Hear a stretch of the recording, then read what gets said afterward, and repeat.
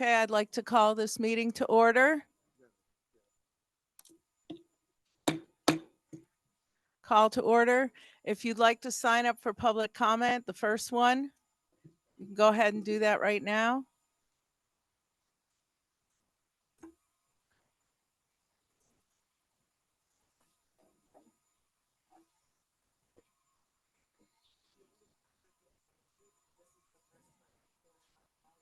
Go ahead. So public comment will look different from this meeting moving forward. So there's 2 sign-up sheets. The first public comment will be for any items on the agenda, and you will have 1.5 minutes to speak to those items. And then the second public comment will be at the end of the meeting, and that will be for anything not on the agenda. They are labeled. Okay, everybody please stand for the Pledge of Allegiance.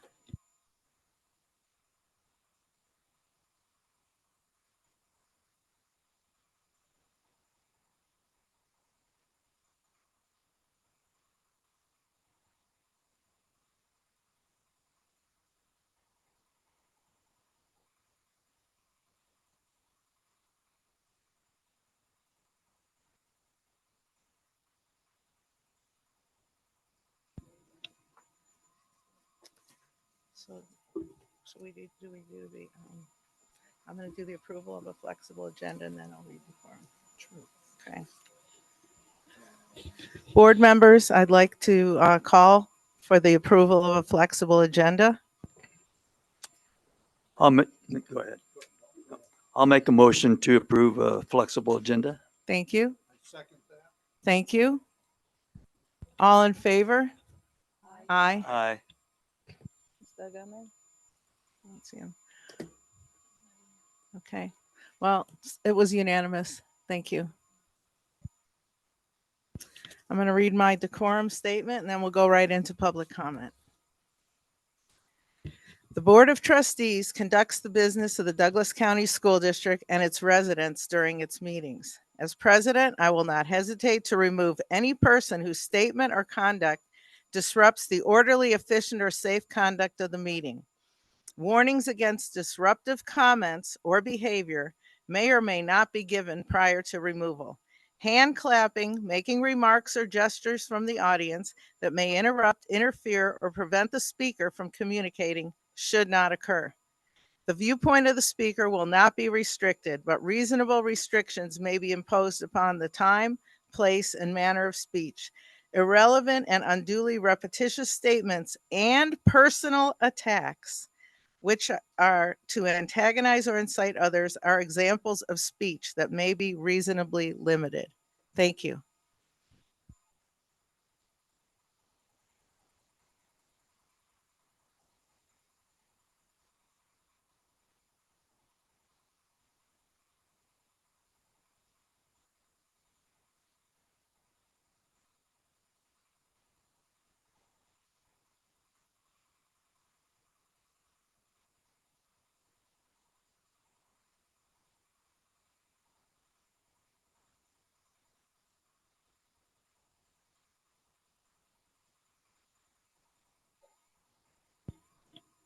Cheryl Blostrom.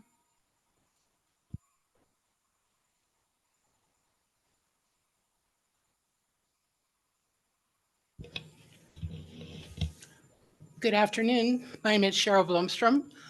I'm addressing 4 agenda items. Mr. Gilbert's bill totals $40,326.61, which includes his $7,500 retainer. If you apply simple math to the numbers at Mr. Gilbert's hourly rate, the total comes out to 124 hours of Gilbert time or 179 hours of Sears time. You can apply the same formula to the other individually claimed amounts. I think when watching fiction, it is important to suspend disbelief in order to enjoy it. This is fiction. I think we should disbelieve it nearly in its entirety until Mr. Gilbert provides proof for his claims. Keep in mind that public records are just that, public. Any exemption is to be construed narrowly. The legislature declared it thusly in NRS 239001, in particular subsections 2, 3, and 4. With respect to Mr. Magnotta, I am so very sorry to see him go. He brings a measure of business sense and a lifetime of experience to this board. He will be missed. Godspeed, sir. Budget augmentations include legal increasing by $450,000 for December. What classroom expenditures will be forfeit to fund this excess?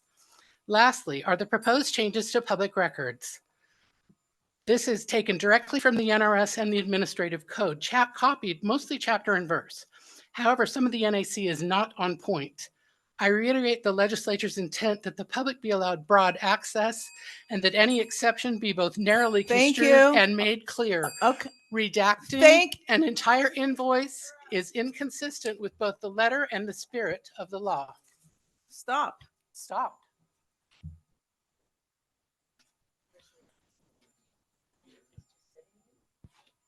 If anybody is going to go over their time, they're going to be asked to leave. Everybody gets the same amount. Thank you. Dave Brady.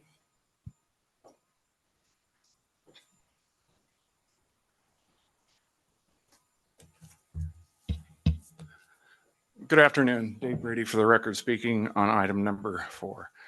With the advent of the new school board members' one-year tenure, I would like to congratulate the 3 of you on the following accomplishments. You have successfully dismantled one of the best leadership teams in the state, namely Keith Lewis and Joe Gardner. You have successfully replaced competent legal counsel with incompetent, inexperienced, and expensive paralegal representation. You have successfully alienated parents, teachers, and students by ignoring public comment and limiting public comment to 60 and now 90 seconds. You have successfully ruined the district's reputation as a lighthouse district within the state, and you have successfully prompted the resignation of one of your own trustees. Let's be clear, without a doubt, you're on a roll. The only real solution to the damage you have collectively done to this school district is for Susan Jansen and David Burns to resign as school board trustees.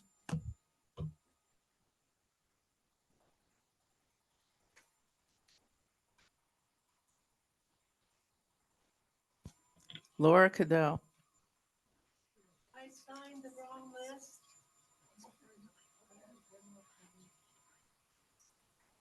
Debbie Silva. I'm waiting for general comment. Thank you.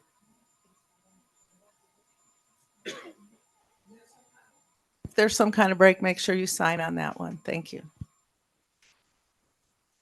Casey Rogers.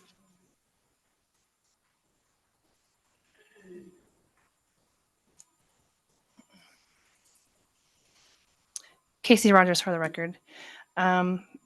It's coming to an end for your presidentship. And I just wanted to personally thank you for everything you've done and for all the acts that you have made to create a better Douglas County School District.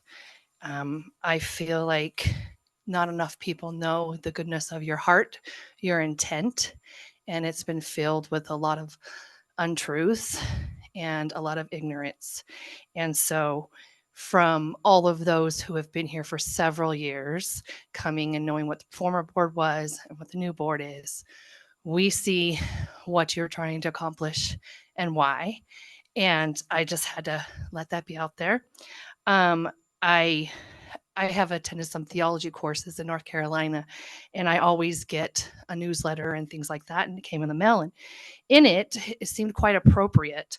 It says, and I quote, "Pray as if everything depended upon God, and work as if everything depended on you." And you do that. You embody that. And I just want to say thank you. Thank you. Virginia Neese.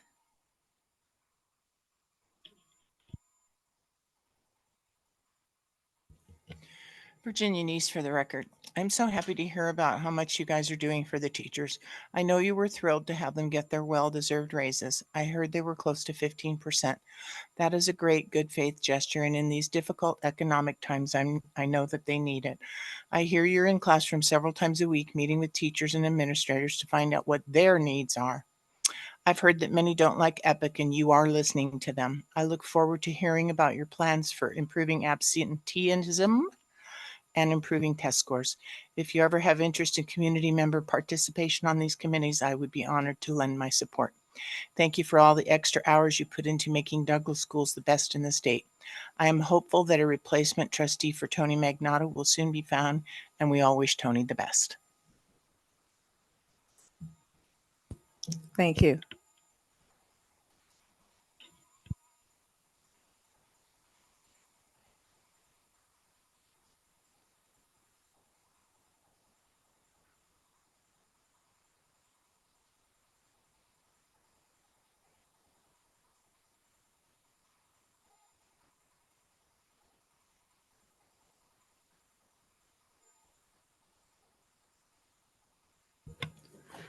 Adrian Sawyer for the record, parent of 3 DCSD students. I have emailed trustees my questions on legal invoices and asked that they be pulled from consent for discussion. I did speak with Ms. Sears before the meeting, and I do appreciate you answering questions. I also had emailed all the trustees, and thank you, Trustee Burns and Trustee President Jansen, for replying. I do appreciate it. I disagree with any changes on policy 815 public records request and changes to bylaw 505. Again, this board has decided to take action on policy and bylaw changes that insulate the board from public transparency and make committee selections popularity contest. The missed opportunity of discussing a student representative is glaring. The board is pushing off actions that give the board a student perspective in order to act on personal agendas of the board members. Lastly, I want to thank Mr. Magnotta for his service to this community. Thank you for listening to parents and representing the board with dignity. Mr. Swisher.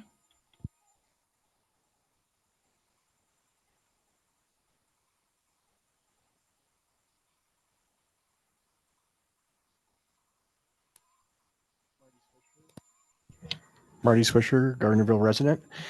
I want to thank those folks who read my long email concerning the public comments that I'd like included in the record, and I've asked for that. First of all, for consent item 3B, we've already talked about the total amount for this past month for Gilbert Law Firm. I have a question about the retainer. I'm still not clear. The $7,500 retainer should be charged against until we exceed that, and then the rest of the bill should come after that. So I'd like that explained. And I think the board needs to consider being transparent. You don't have to share confidential information, but you should share the kind of work that Mr. Gilbert and his associates are doing for the school district so that the public knows, because it's all lumped into general administration and public records request. We need detail, please. Mr. Magnotta, as far as that's concerned, we thank him for his service. I pray that we'll have a clear process. There's been processes used in the past. I hope that you would go back to that. But please consider a clear process before you leave this meeting tonight so that everyone knows, including the people out in Area 1, how they can apply and be considered for that position. On the screening of the superintendent, the document that's included is job description, superintendent of schools. I would like to know where that came from. So as you discuss it, I'd like to know where that came from. I don't believe that the motion that was made that Mrs. Gilbert and President Jansen should work together to come up with a process. Thank you. David Waller.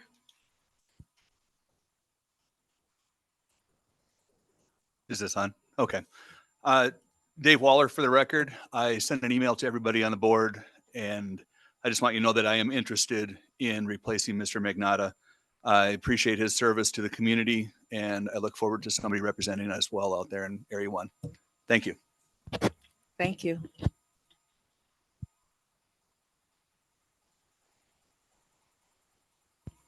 Anybody online? Okay. Lauren, it's your turn to speak. Hi, this is Lauren Larson, DCSD parent. I am speaking in regards to agenda items 3A and 6, specifically in regard to the district's legal fees. President Jansen and board members Burns, Dickerson, and Engelkirk have irreversibly harmed the school district through the hiring of Joey Gilbert Law Firm. We had an experienced law firm that was charging us significantly lower fees. I went back to the last 5 budgets and saw that our legal fees have consistently been budgeted about $120K. We could never get that back. We are now stuck with inexperienced legal counsel and are projected to pay over 3 times as much. This is not sustainable. A much better way forward is for this board to consider adding in-house counsel for the district, which will be considerably less expensive, and the district can have access to someone who is working full-time for the district. Thank you. Thank you. Anybody else?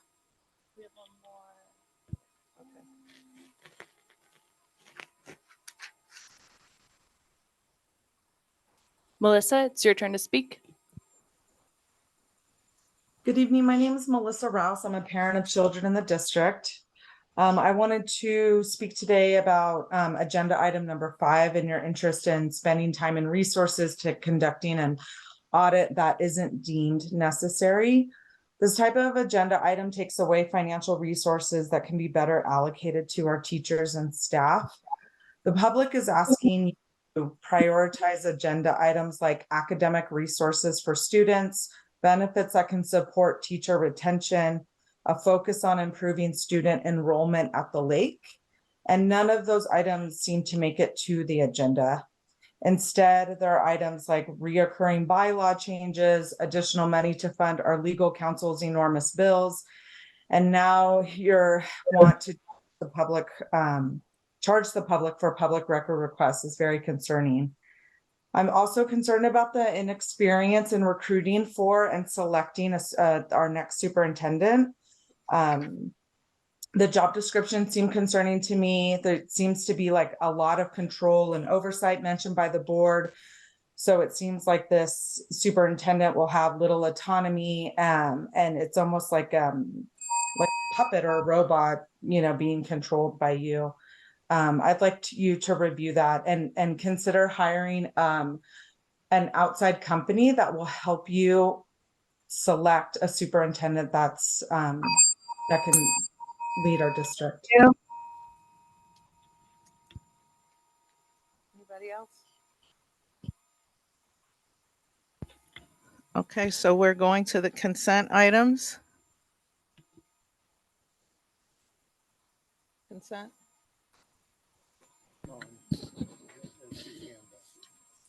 Well, we don't do that.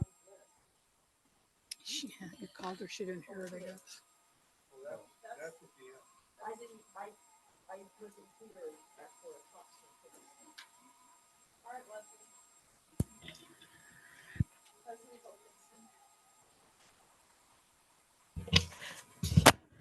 Leslie Hokinson for the record. It's very sad that Tony has resigned from the school board, especially for the reasons he stated. Many on the board, not all of them, appear that with their political agendas, they want to eliminate anyone who doesn't agree with this agenda. Tony said that valuable time has been wasted, and I couldn't agree more. Meetings have become vituperous. Name calling from Susan Jensen, calling people pieces of shit. Doug Engelkert. You're done. Quoting you. You're done. That's closed item. Officers, if she continues, take her out. So we can't quote anything that any of you on the board or not on the board have said. Is that correct? Disruptive, repetitious, inciting others, an example of speech that may be reasonably limited.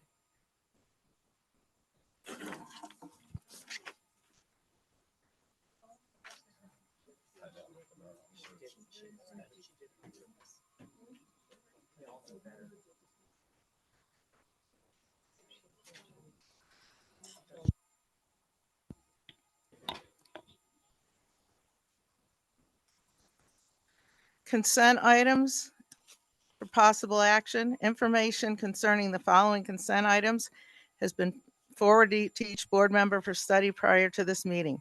Unless a trustee or individual organization interested in one or more consent items has any questions concerning a particular item, the items are approved at one time by the Board of Trustees. The board president may defer action on such particular matter or matters at his or her discretion and may choose to place the same at the end of the regular agenda for separate consideration. Trustee Burns? Yeah, I asked for questions on G, which is Senate Bill 231 funds. I have not had clarity given to me. So I'm asking for that to be pulled until we have a clear understanding of how this money is to be distributed. I know how the state requested it. It requested it under FTE, which is, yeah. So I'm pulling 231. Thank you. Okay, anything else? Do you want to ask questions now about it, or do you want? Would you like to? I can, sure. Okay. Senate Bill 231, requested by the state. The information from the district was based on FTE. That's full-time employee. There's two frames of that. There's hourly, 40 hours is full-time.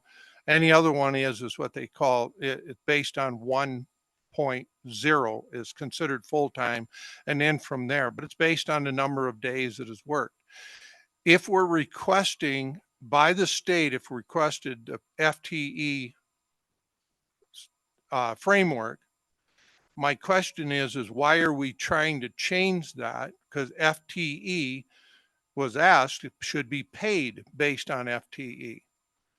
Until somebody can give me a clarity of the state, from the state on that actually details and says, and requested on 4 point, whatever it is, percentage wise, unless I get a clarity, I can't accept it. It's just not clear. And the reason why I'm asking this and want to see this is because if we don't do this right, and I'm going to give you a hypothetical, and that's exactly what it is. If we don't do this right and we pay under percentages and somebody comes in and decides to sue us as a district based on that, and being paid on the percentage and not FTE, stating that the state requested that information under FTE, we will wind up, if we approve, we wind up paying that money out. We get sued and it then is proven that it should have been FTE or any other thing. We're going to wind up with, as a district, to come up with, I don't know, could be a couple $1 million in order to settle it. I'm not willing to agree to that. I want clarity on it. I don't want to put us into that position again or at all. So unless somebody can show me and help me understand that if you pay it by percentage, that we're not going to have any repercussions on it, well, then it's a different story, but that's where I'm at right now.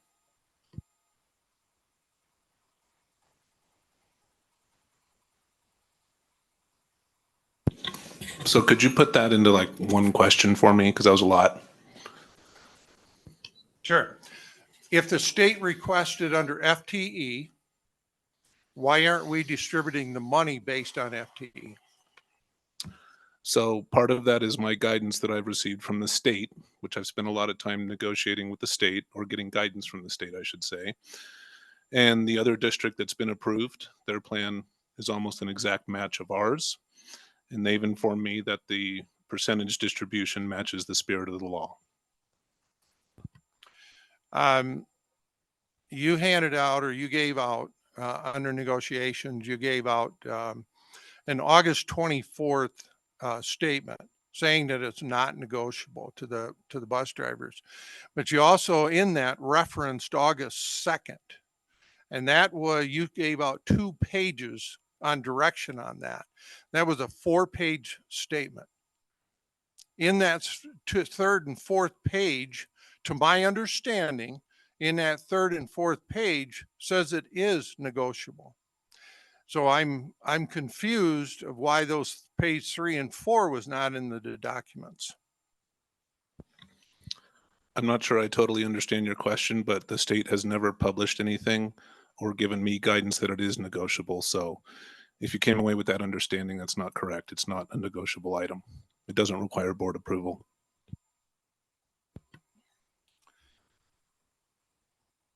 Okay, I think there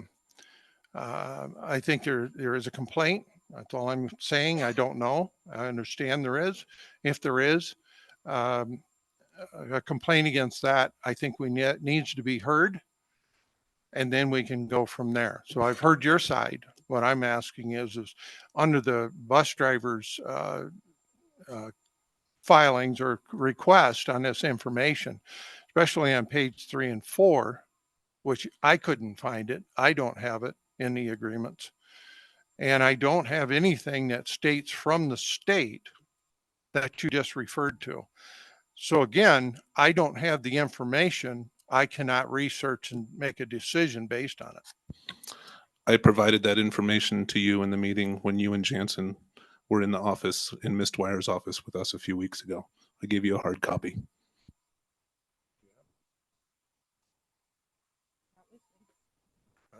I'd also like to add that SB 231 monies are not available to districts until after negotiated agreements have been settled.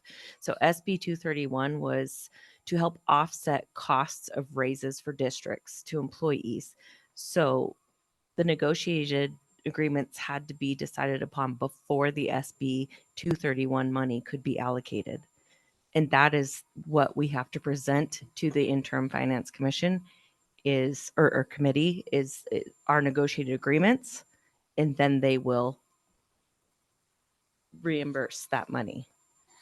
Do you have signed agreements on all bargaining committees? You have every one of them that is signed to agree to the distribution of SB 231? No, it's not a negotiable item. Right. We have signed agreements with all the bargaining units.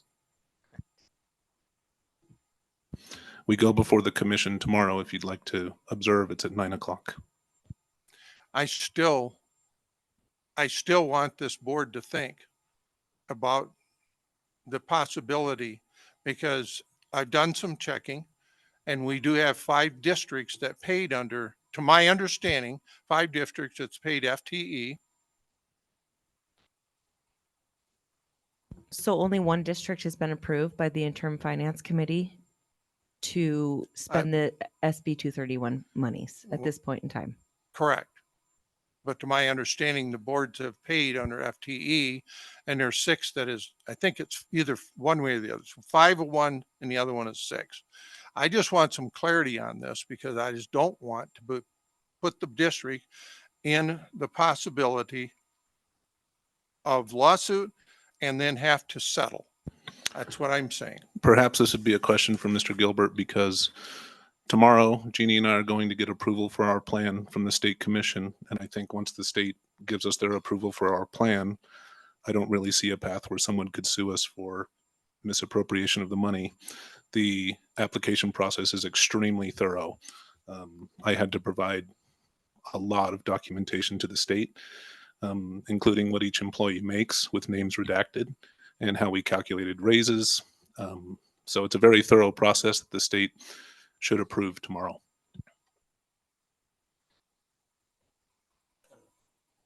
I can simply say that, we've spent quite a bit of time on this in all areas, speaking with Mr. Dedman, with Jeannie, obviously with you, Dave. I do think that while it might be up to and may be a matter of interpretation. I mean, I've spent time with the legislative history. I've spent time with what is being done. At the end of the day, I don't think it's fair to say someone can't sue you. They can always sue you. But I think what Mr. Denman is referring to is accurate in the sense that the one school district that has been approved by the state, I believe that's Humboldt County. Our plan is similar to that. I do know that, you have pointed this out. It is something that you have been a staunch adversary against it because of the way it's being done.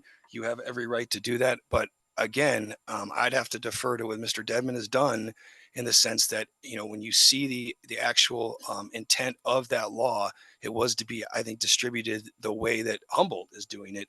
And no one can prevent this bus drivers from suing. If ultimately they don't agree with what we're doing, they could sue. It doesn't mean they're going to be successful. Lawsuits happen every single day that are not going to go anywhere or do anything. And again, I think that the guidance Mr. Dedman has received from the state, has been sound, because the only school district that I do see a final plan approved for Humboldt County is exactly what we're trying to do or saying we're going to do here. And I've, gone back and forth over this. And again, this is something that was new for everybody. So it wasn't something that anybody had, sound background understanding of. But in my reading of it and in my times, spent with talking with many people, I do think it's a matter of interpretation. I think Mr. Burns, with his background and where he's coming from, has an absolute right to have the opinion he has, and that it should be distributed a certain way. And I believe that the district and what Mr. Denman has done and what Jeannie and I have talked about, they have an opportunity to do it the way they want to do it. And again, I would encourage you to perhaps go with them tomorrow. But I don't see where, that anybody's in the wrong. Doesn't mean someone can't be sued. So I think that your point is duly taken, that you are calling out that, hey, if this is not done this certain way, we're going to face a lawsuit from the bus drivers. We very well could. And I do think that it's not as easy as, some of the stuff we discussed, that they're going to prevail on it only because of what the legislative, intent was and what's being done through Humboldt County. So that's what I would say. But again, let's wait and see what tomorrow might bring, and we can revisit it. But I would just say that Mr. Burns, does state a very valid position, that these guys feel that they're not getting a fair deal or a fair shake, and they absolutely can sue, and they probably will. But that does not mean that they're going to be victorious. And I do, like I said, there's definitely a matter of interpretation on how it can be distributed, and that is subject to a decision at the district level. So that's what I would say. I got an idea, which I'm sure nobody's going to like it. If we approved it, we get sued, we lose. Can we pull the money back from the higher paid ones in order to recoup, in order to balance this out according to the lawsuit?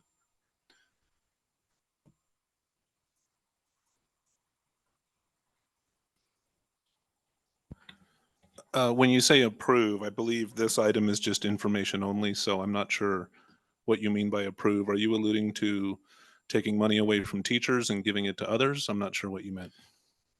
I'm saying if you base it on percentage, of course, the teachers are some of them are they get 4 times the amount of money, even over 100 or 230 day full-time.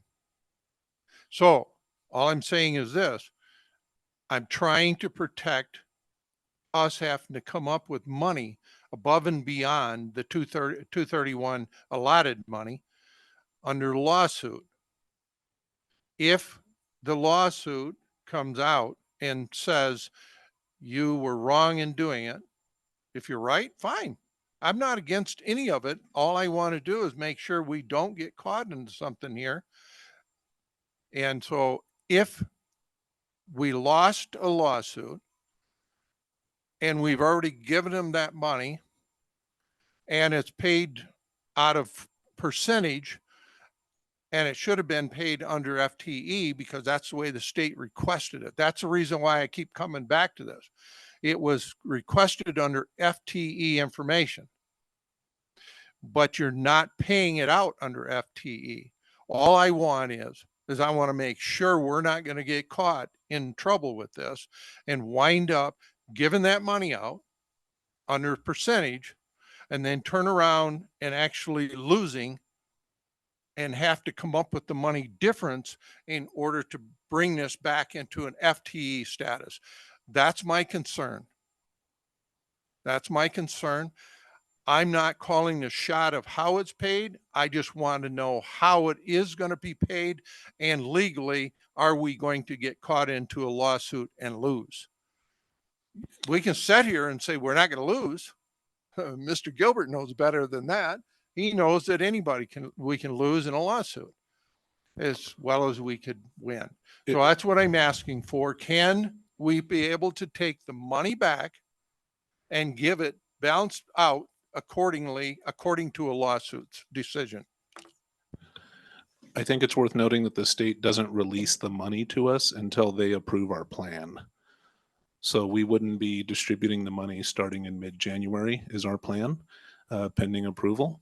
So the state wouldn't even give us the money to give out unless the state approved the plan. You're not answering my question. I think you're asking me if we would win a potential lawsuit that you've created hypothetically. That's not a question Well, for me I to have to answer. create hypothetically because it's possible. So then my answer is maybe. Well, you tell the teachers if they get 4 times as much and you're going to take it back, what do you think they're going to say? I just don't want to put us in a bad position. That's my position. So you can all, I'm making my statement here of what I see. Bottom line is we were requested under FTE from the state. Why aren't we paying it under FTE to the employees? That makes sense to me, but I could be wrong. Yeah, so under your proposal, a part-time employee would get the same SB 231 as a teacher or a counselor. We don't think that's fair. We think the salary reflects the work that people do, and so that's why we've adopted the percentage. I hear your concern. We've done all the homework and all the research on this, and I'm optimistic that our plan will be approved by the state tomorrow.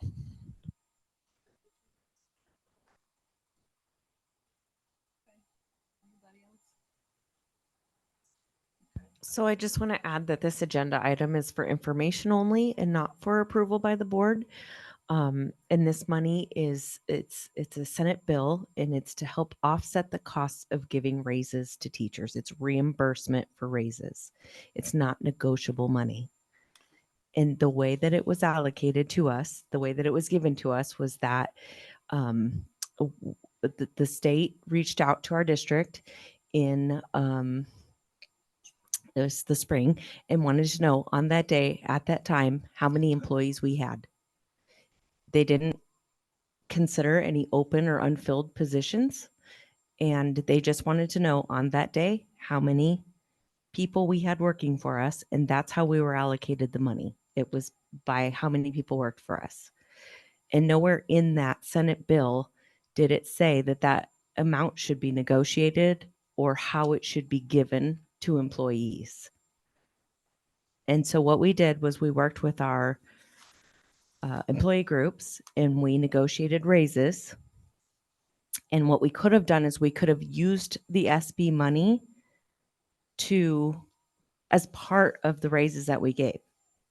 So what we could have done is we could have said, we're going to give you a 14% raise and 4% of that money is going to come from SB 231. But we chose not to do that.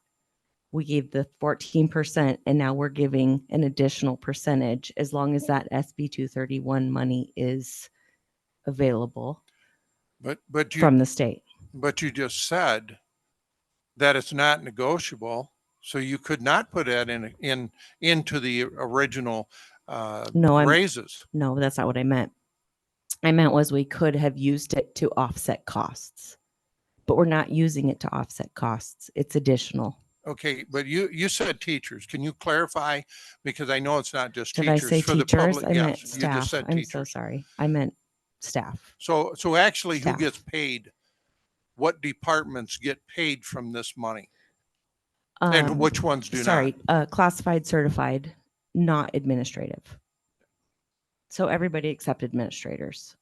Yeah, I'm just saying that because I'm sure the public's going, Yes, what are thank you you. all talking about? Yes.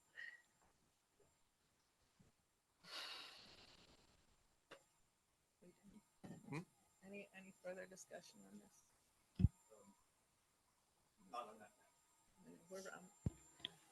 I know Linda has.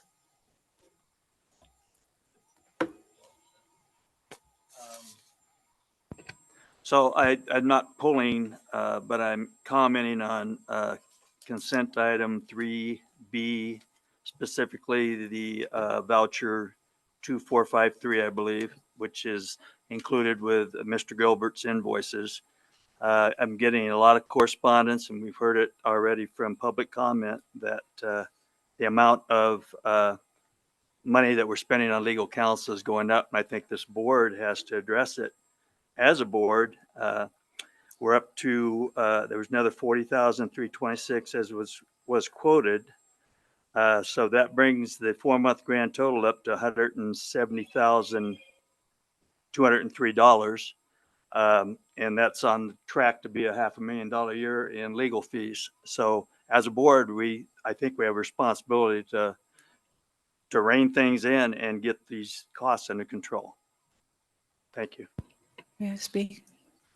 Okay. I stopped by the office the other day to talk to Karen, and I was shown a stack of papers this tall. I mean, you can't believe how tall it's unbelievable. Well, yes, Karen goes through those, but that has to be gone through by legal counsel as well. This Sue thing going on and these legal whatevers is, this is happening on both sides, but legal counsel isn't going to do it for free. You need to know this is big. I mean, how many legal actions now are against us that are frivolous? Oh, 6,000 pages was that stack of papers. That's a lot to go through. So you need to keep that in mind is all I'm saying. Thank you. And yes, I do, Ms. Dickerson. Then I would think, honestly, then we should break it down. How much is going towards that and how much is going towards other legal advice? I do understand they have those obligations, but that's, it's called public transparency and it's public money that's being spent. Thank you.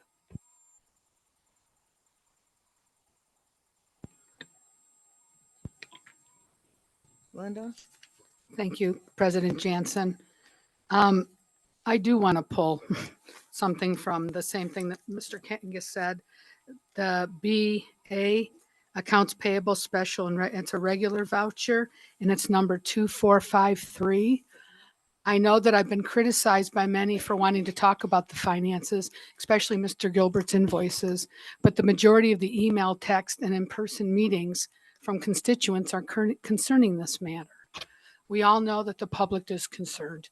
I truly mean no disrespect, animosity, or want to disparage anyone. But instead, what I'd like to do is to educate our community a little bit on these costs, in hopes that we can have, as a board, more dialogue and therefore bring the anxiety level and the anger down. The item that I want to show or talk about, Mr. Gilbert, is this one here. And it's what the public sees, right? This is the combined detailed listings. It's on page 157 of that huge document that we get.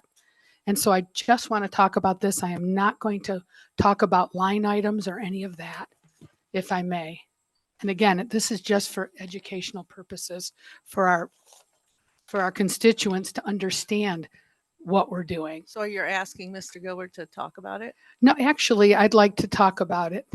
Well, Linda, we're not doing that. We're not But pulling legal counsel invoices. You had plenty I of am time. not going to pull invoices. Okay.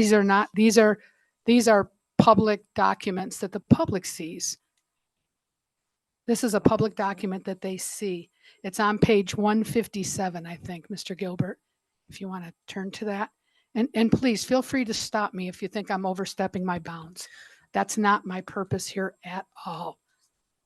And if I can give you an example of what I want to say, let me know what you think. So, Can you just wait a minute? oh, of course. That's the document that's emailed to the whole board because it's almost 300 pages. You have it, and the public has this. I was told by Sue Estes. She told me that they get this, and I've talked with people, and they do get this. They've told me. I know they have a link this in the agenda. It's a link. Thank you. It's a link in the agenda. It's a supporting document. Okay, so they get all 300 pages too. Yes, they do get it. Okay. That's all. Yeah, I think it's just important, and obviously you've gone over this several times, that Mhm. it's important that legal invoices are privileged information. Absolutely. And I get so that. I know. And so when you start talking about the legal matters and asking questions about it, that's why we went into. I'm not going to ask questions. I don't have any questions. I just want, this is for educational to try to help our constituents understand when they see this document, when they see general administration, department of the superintendent, outside retainer. Which is how What- Sue Estes lists it on the voucher Yeah. because she finds that appropriate. But you've seen the invoices, so you know. I'm not going to talk about invoices. I Ms. understand Kara. that, but you've seen the invoices, so Mhm. you know that on your end, when you see the totals and the invoices, you see all of the work that's done. There's a lot of work done. There is a lot of work I done. agree. And I'd like to share some of this in your in the favor of what you were talking about, Ms. Dickerson, about the stack of papers. You know, Mr. Gilbert doesn't do this for free, nor should he, right? He should get paid for the work, as should you, whoever else. All I want to talk about, if I could just, let me do one, and if it's not okay, I'll stop. All right? I don't want to, again, I want to throw that. I'm not zapping you. I don't want to embarrass anybody. I don't want to do anything. I just want the public. I want to bring it down if I can. That's all. So for an example, when it says check group, okay, it says general administration, department of the superintendent outside of retainer. So what does that mean to anybody? It doesn't mean anything to them. But what it is that item is just the charge for the board meetings. That's all. Okay. So when you see 6,067 on that, on this voucher, you know that that's for the board meetings. But now you're getting into what the invoices are. You don't think they should know how these are broken out? Do you think that's a problem, Mr. Gilbert? I know it's not. I'm just trying to let them know. So when they look at this, they can go, oh, okay, that's the board meeting. I think that information should be provided anyways to the public so they know. So when, and let's go to item number 1, 2, 3, 4, general administration, department of the superintendent. No, I'm sorry. I take that back. The fifth one is public records request. Okay. And that's $10,392. And guess what? That's where that stack of paper comes from. So those are public records requests. That's how we're spending a fourth of our money this month on public records. I think they should know this, that when they file a public records, it costs the district money. I also think that the general administration, department of superintendent outside retainer, the second one, that's for $715, that's listed under employer-employee organizations, and that's just strictly negotiations. It's just, you'll see. I'm not going to go into any more detail. The next thing is general administration, department of superintendent outside retainer, and the amount of $11,467.50. So I'd like you to know that that's the general board administration. Okay, that's a pretty big one, but there's a lot of work being done in there. There's a lot of phone calls. There's a lot of drafting, emails by different, all of us. These are also public records requests. Could be under here as well. The other one is the $795 one that you all saw under general administration, department of the superintendent outside the retainer. And this is the Office of Attorney General and the open meeting law complaints. Okay.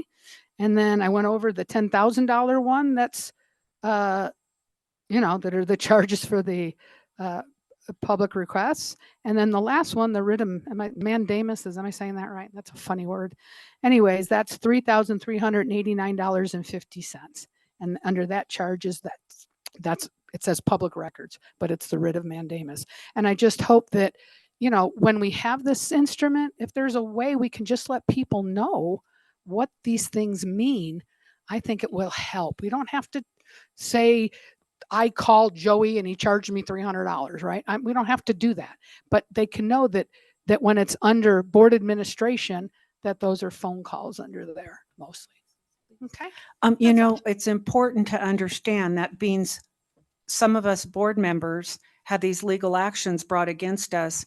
There's going to be communications that are not nefarious. Oh, absolutely. They have to be had.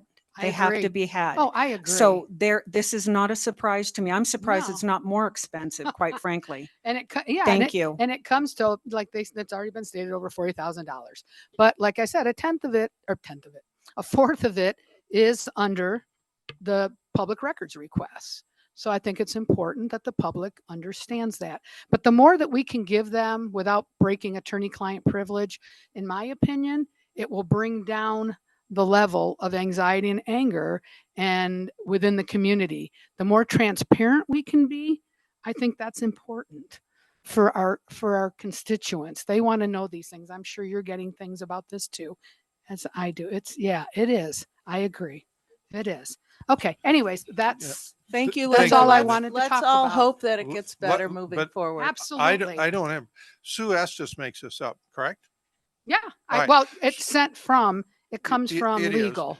Do She you- only prints do what you- she Do gets. you have a problem of Sue making that identity of what, like she just voiced?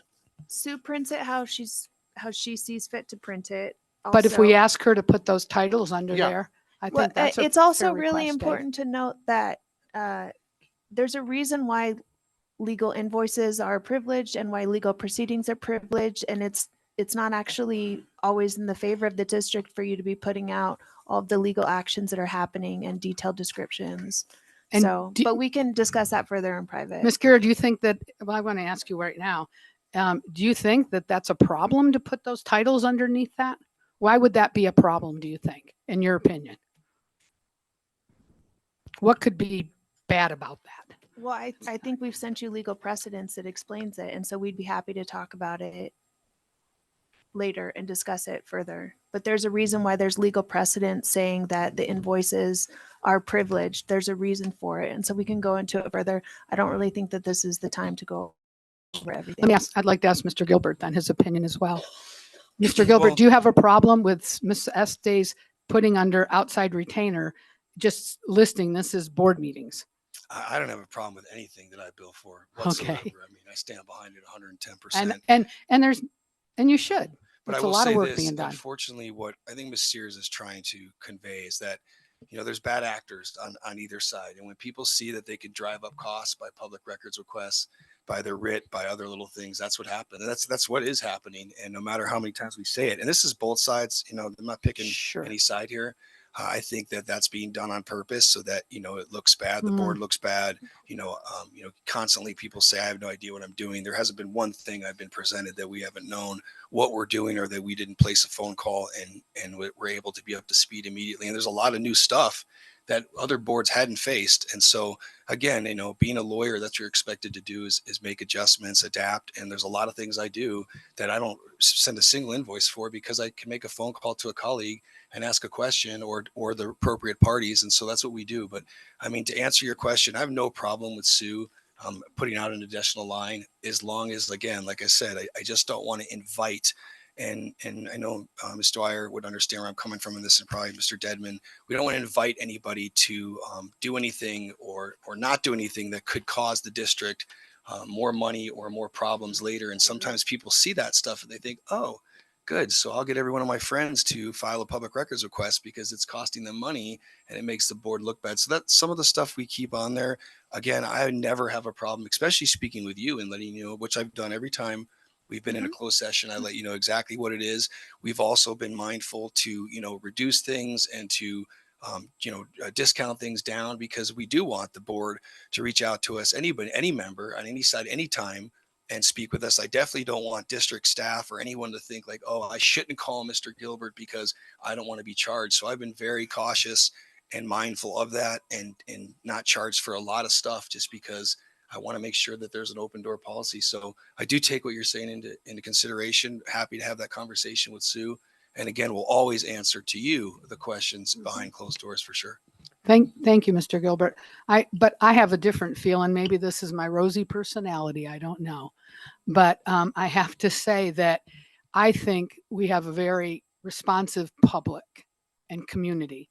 And I think if there's a way that we can convey how to lower these costs, whatever that is, right? Whether it's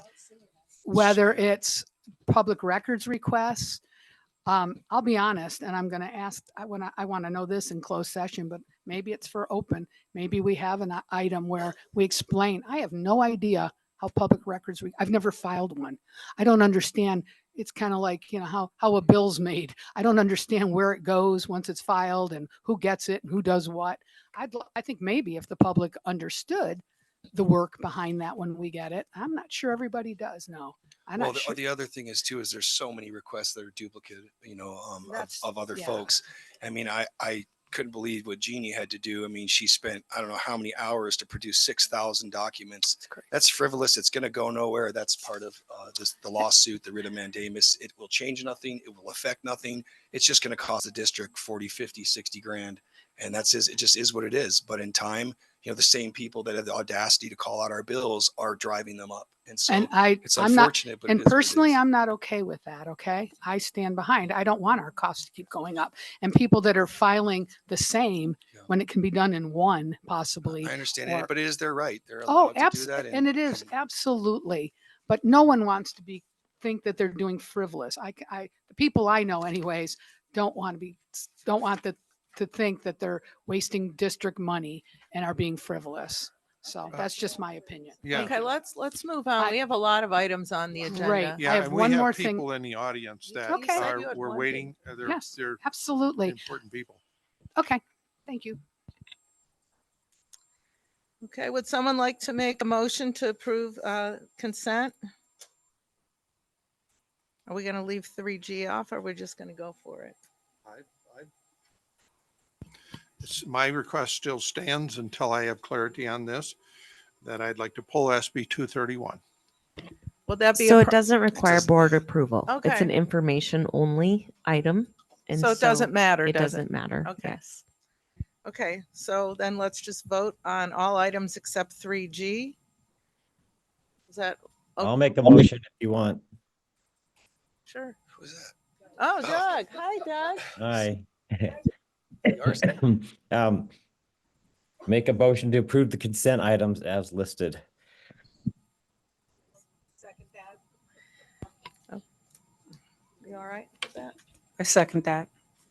Yeah, I just see G, H, and I are all information only. Yeah. So those are really not to be voted on. Okay, so we've got a motion on the floor. Okay, any other comment from trustees? All right, all in favor, say aye. Aye. Aye. Okay, unanimous. Thank you. We're going on to number 4. Since we have a flexible agenda, there'll be some movement of some of the agenda items, but we are going right to number 4. On behalf of trustee Tony Vignata, as president of the board, I hereby present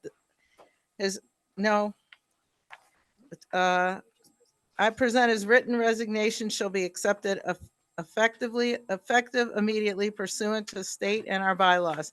The board shall immediately begin the process of appointing a new trustee pursuant to NRS 386270, which shall require that we publish in the newspaper qualified pursuant to the provisions of NRS 238 beginning tomorrow, at least once each week for the next 3 weeks. A notice of the next regular meeting of the board whereby a new trustee shall be appointed. Here now we shall discuss the questions to be included in the posting.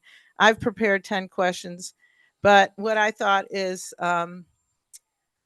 we should meet and we should all put in 4 questions and then discuss it. And not have the questions included in the posting. I don't want to have them included. I want when our candidates come, they should be, surprise questions, not to trick anybody, but just to get sort of an authentic view of their understanding. So is that okay? Everybody comfortable to coming up with 4 questions each? Yes, I think. I have a question. Go ahead. 4 questions, I think, is a lot when you put all the board members on that. So I would say maybe 2 questions. That's what we did the last time. I'm pretty sure it was 2 questions that we had. Well, that's fine. I thought maybe we'd all put in 4 and then we kind of narrow it down to 2 each. But we Okay. can do 2 each. I don't Well, know. I'm fine. I'm just throwing out, that's a lot of questions to Yeah. try and, depending on how many people we have. Yeah, and if we do 6. 4, I could be writing the same question that Linda or Carrie is, and that would eliminate one of them. So I kind of like 4 just because I think there's going to be a self-elimination to it. Okay.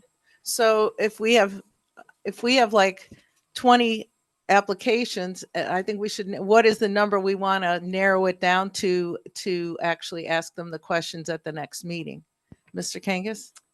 Yeah, if you're talking about 6 board members, that's 6 questions. If you pick a question from each board member, that is a lot when you're doing the interview process. I agree. So if we all have 2, then we could decide that day which one we'd want to ask.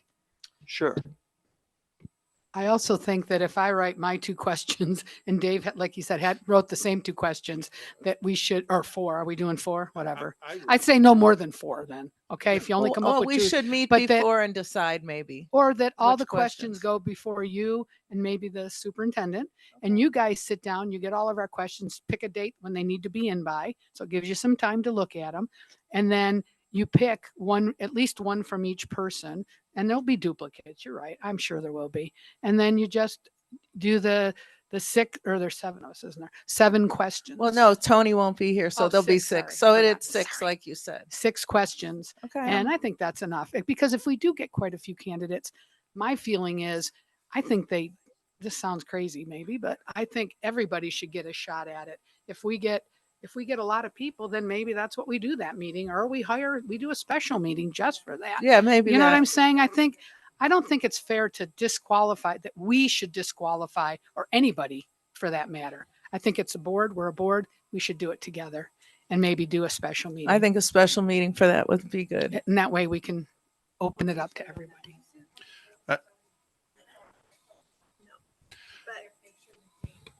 Yeah, so Karen has a template of and we were going to work on it, of what needs to be posted. The statute and the bylaw mirrors the statute, but the statute says that a notice has to be placed in a newspaper, a qualified newspaper, for once a week for at least 2 weeks, and it has to notice the meeting that you're going to have. So if you're going to do it at the next regular meeting, the notice we would need to say that it's the January 9th meeting at 4 p.m. wherever. If you're going to have a special meeting, then we can't post it in the newspaper until you know the date of the special meeting, and you have to be able to do it at least 2 weeks in advance. So that's just something to take into consideration. I just want to make a comment. I think that we can all do 4, put it in, but I think it should just be put in, put it on a sheet, each one of them, not knowing who they came from. Because honestly, if Kerry has better ones than mine, I'd just soon go with his. And it doesn't have to be mine. So I would think we just threw them all on a sheet, don't know who they came from, it'd be better. And then we can pick from there. And Jeannie and I'll go through them. Yeah, Okay, absolutely. sounds good. Okay. So I don't even know how to word this. Who would like to put this? Hey, Doug. Where's Doug? So What do you need? What do you need? I would suggest that the trustees email their questions to Karen. Karen will compile them, and then we will Have go a from there. meeting. You Yes. and I'll have a Yes. meeting, and So then let- we'll schedule. Do we want to schedule a special meeting? I mean, it's kind of hard to do it this far out. What do I you think we should get the question. You should post it and get an idea how many people there are. And if there's not that many, maybe we do it at the next board meeting. And if there are too many people, then we schedule a board meeting, a special. I think that's a great idea. But the posting has to have the day of the Date of meeting. the on it. meeting on it. You have to Hmm. put the meeting on there. So you could count out, if we look at what the date is today, the 12th, right? Let's say you post it tomorrow. Is that feasible? Yes, we have winter break. And so, but that doesn't mean that they can't send their applications in, even if it's winter break. But it has to be A special meeting, right? So So should just- we just put the date of the next board meeting, and then if we have to change it, can we change it? As long as it's in the 2 weeks. As long as it's in the 2 weeks? I don't think you'll move it forward. You have to probably move it Right, back. right. It'll have to be like the 19th of January or whatever, something in January. Is everybody good with that? Yeah, we'll shoot. Okay, so let's shoot for the next board meeting, January 9th. So somebody's going to have to make a motion on this. As soon as I'm done chewing, sorry. Yeah, there's one in it, kind of the body of it that says that you'll move forward with the process. I can make a motion. Shall immediately Hold on. begin the Let me process see of if I- appointing a new trustee pursuant to the statute. Okay, right here. Would someone like to make a motion to approve agenda number 4 for the board to begin the process of appointing a new trustee pursuant to NRS 386.270 at the next regular board meeting, assuming we have adequate candidates, where the board shall hereby direct Karen Harper and legal counsel to draft and publish said notice, and once a week for 3 weeks, including the final questions we will decide upon. Also, the date of that meeting will be January 9th, unless we have so many candidates that we need to push it out. Okay, so do I?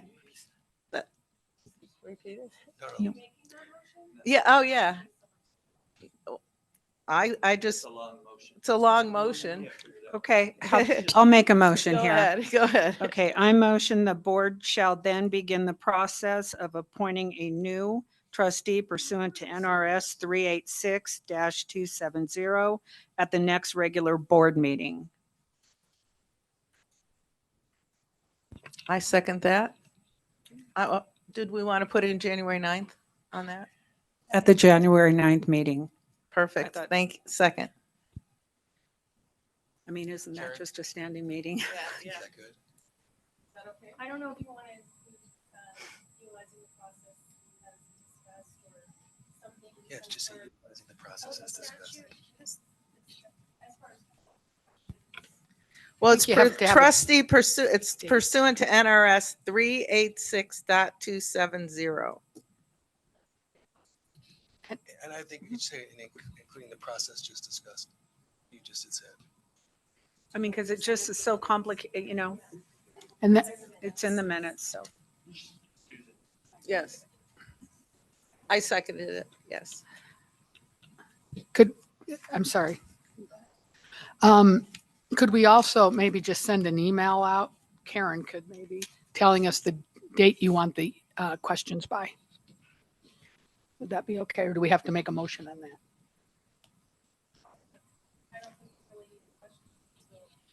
Well, but we want to have them gone through and printed up and given back to us. Well, why not do it as soon as possible? I mean, goodness, let's just Let's do it by Wednesday. Yeah, how about before the break, before the 22nd of December?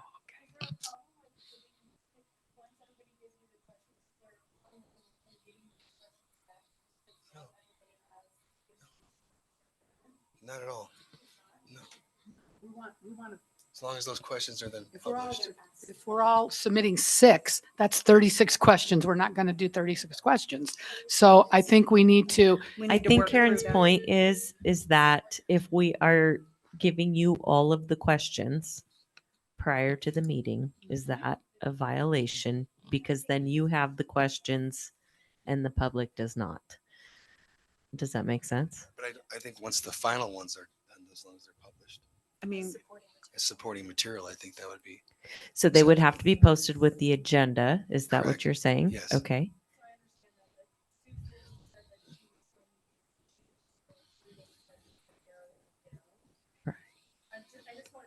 Right. You're right. You're right. And Right. then, so the only questions we're going to actually ask are the 6 that we decide on. Right.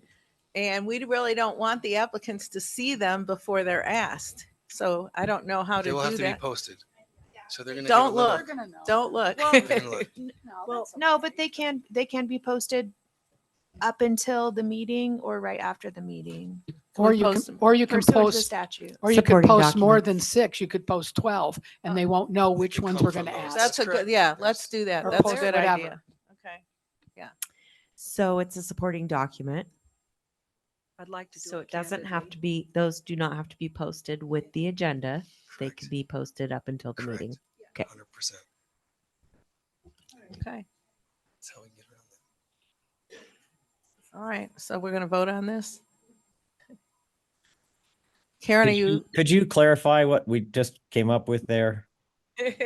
I was going to ask as well in the motion if we is so are complicated, accepting Tony's resignation. Is that part of the motion? Yes. No, No. No. no. Well, the motion was on the process to move forward, but the statute is automatically triggered, right, when he submits his written resignation, and it's effective immediately per the bylaws as soon as it's presented. Perfect. Yes. Which it was. Okay. Thank you.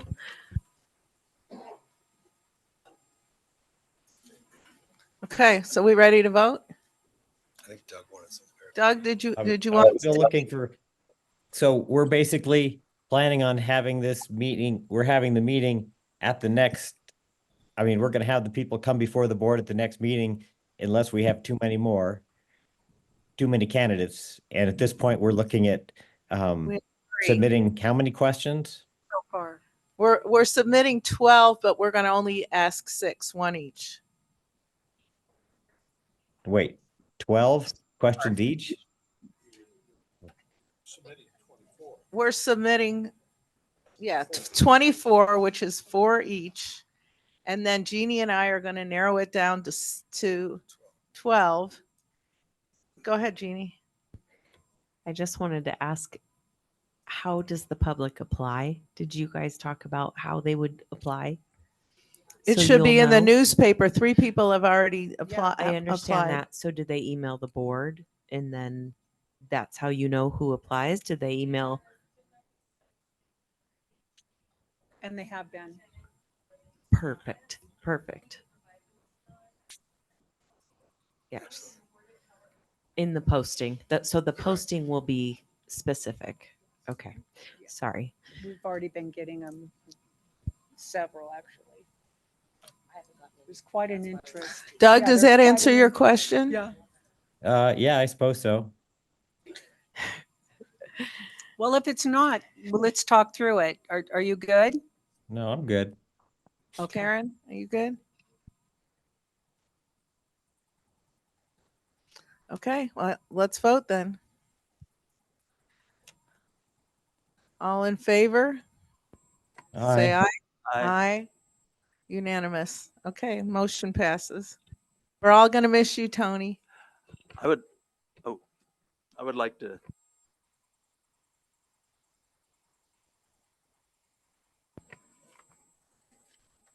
Before we move on, I have a statement. Okay, so I have to say I'm saddened by Mr. Magnotta's resignation, and I also need to say that many of the reasons he gave for his decision to resign echo the feelings I've had experienced over the past years. For 28 years, I've been a stakeholder in our community and in our school district. I want this board and the public to know I have a conviction to, and I passionately care about improving the education and well-being of every student in our school district. And Tony, if you're out there, I want you to know you've been a common sense voice on this board. I'm proud to have served with you, and we'll never forget your efforts to help the school district. Thank you, Tony. I also echo Mr. Kangus's sentiments, and I'd also like to thank Tony for his service as well. You will be missed.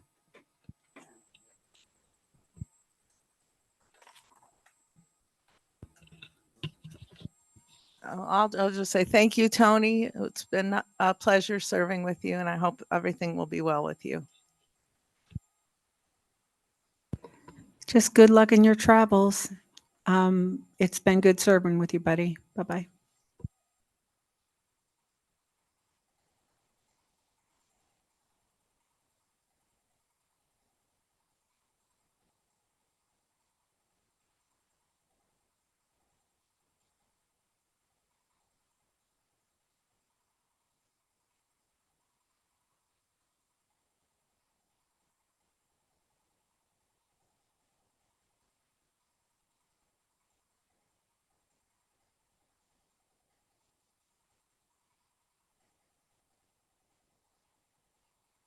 Mr. Morgan, would you like to come up? And Scott Morgan from Douglas County Community Service Parks and Recreation will present an opportunity for a study at the Lake Schools to analyze need for paid parking due to the elimination of the parking on Highway 50. We're trying not to hold you hostage, Mr. Morgan. Well, thank you very much. President Jensen, trustees, I am Scott Morgan. I am currently the interim assistant county manager, but for 30 years I have been the community services and parks and recreation director. And I am here to discuss the feasibility of a paid parking program at the Lake Schools, Zephyr Cove and Whittle High School and Zephyr Cove Park. What has happened, and I'll give you a little perspective, currently we have been inundated with tourists and visitors at our lake facilities, more impacted than we ever have been with trash, sanitation facilities, with NDOT possibly pulling or saying they are going to pull the no parking or post no parking on Highway 50. It's going to further impact our facilities. There is an opportunity to, what I would hope, to offset our cost and provide additional sanitation facilities with a paid parking program. Traditionally, there have been uses, either parents clubs or student clubs that have used parking as a fundraiser. And so we are recognizing that. And if we have seen this opportunity, we have worked with our Park and Recreation Commission Advisory Board, of which Trustee Gilkerson is an active member in that. And I want to thank you very much for appointing her to our Park and Recreation Advisory Board, because she shows up and she contributes. And she has been a valued member of our advisory board.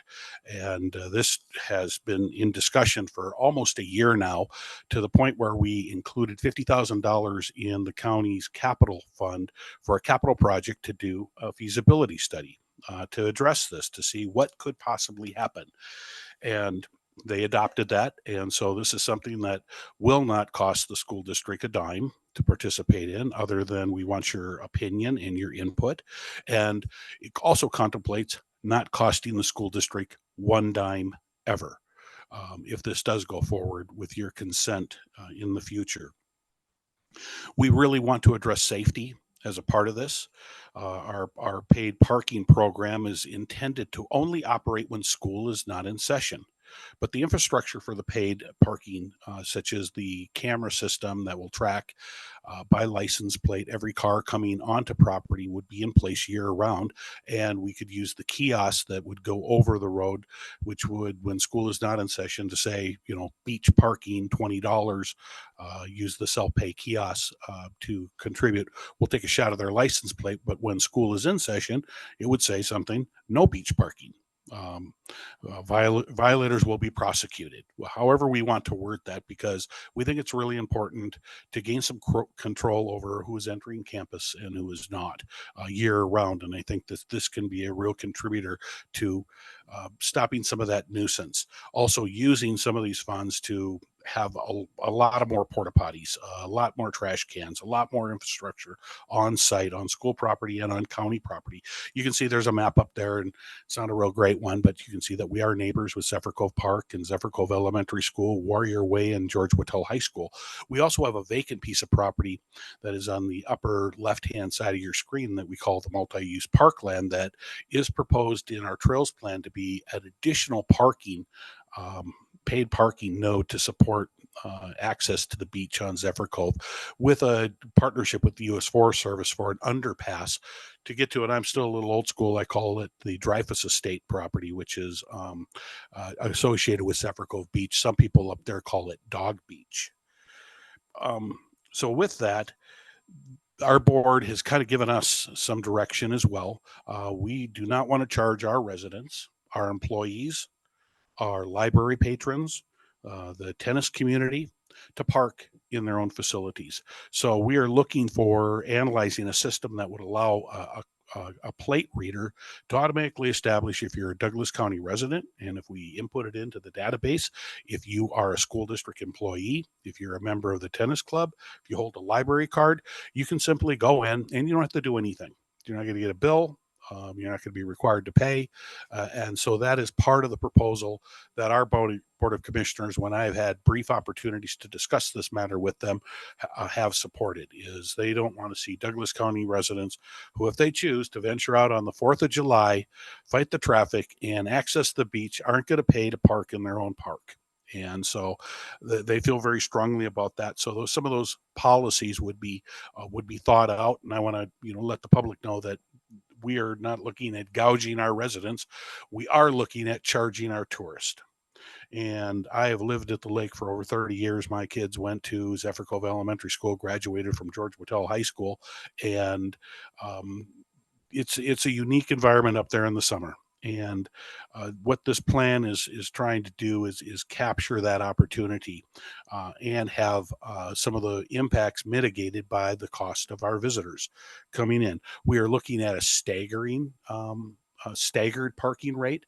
For example, 4th of July may be $25, where on a Tuesday in August it could be $5. So it'll be demand parking. I'm part of a working group that manages the paid parking program for the state line to state line bike path. And we have had enormous success with the paid parking modules over in Incline Village, staggered by them, $20,000 per weekend net revenues coming in as a result of that demand on a sliding scale parking rate as well. So I think there's an opportunity to pay for the infrastructure, increase security, and share some revenue.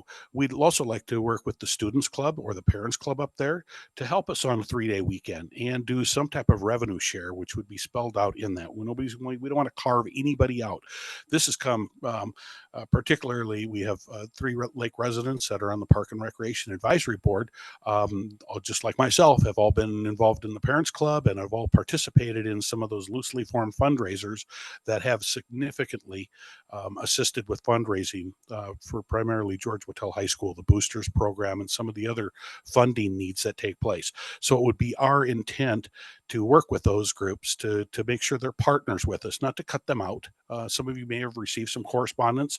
That is not our intent. This is a feasibility, and at the end of the day, we're going to come back here and we're going to say, here's what we're thinking, and maybe we're going to come back and go, it wasn't feasible.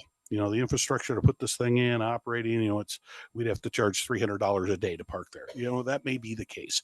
But if it does come back positive, we will have worked with all the groups, the administration up at the lake, your school administration, the parents clubs, the students that are interested, our Park and Rec Advisory Board, and staff at Douglas County to modify some code, which would be required as well. Right now, you can't close down Warrior Way.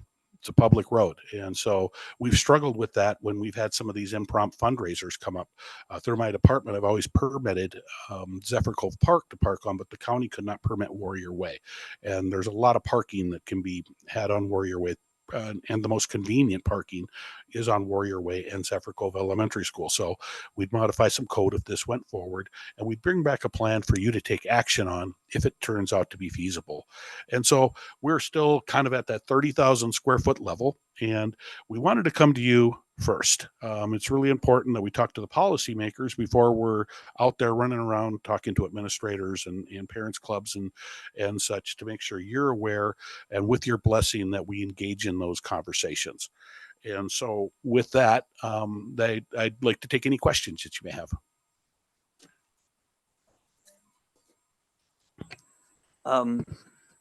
Nice to meet you. So I'm going to play a little bit of devil's advocate here. And the only reason I'm doing that is for, school district property.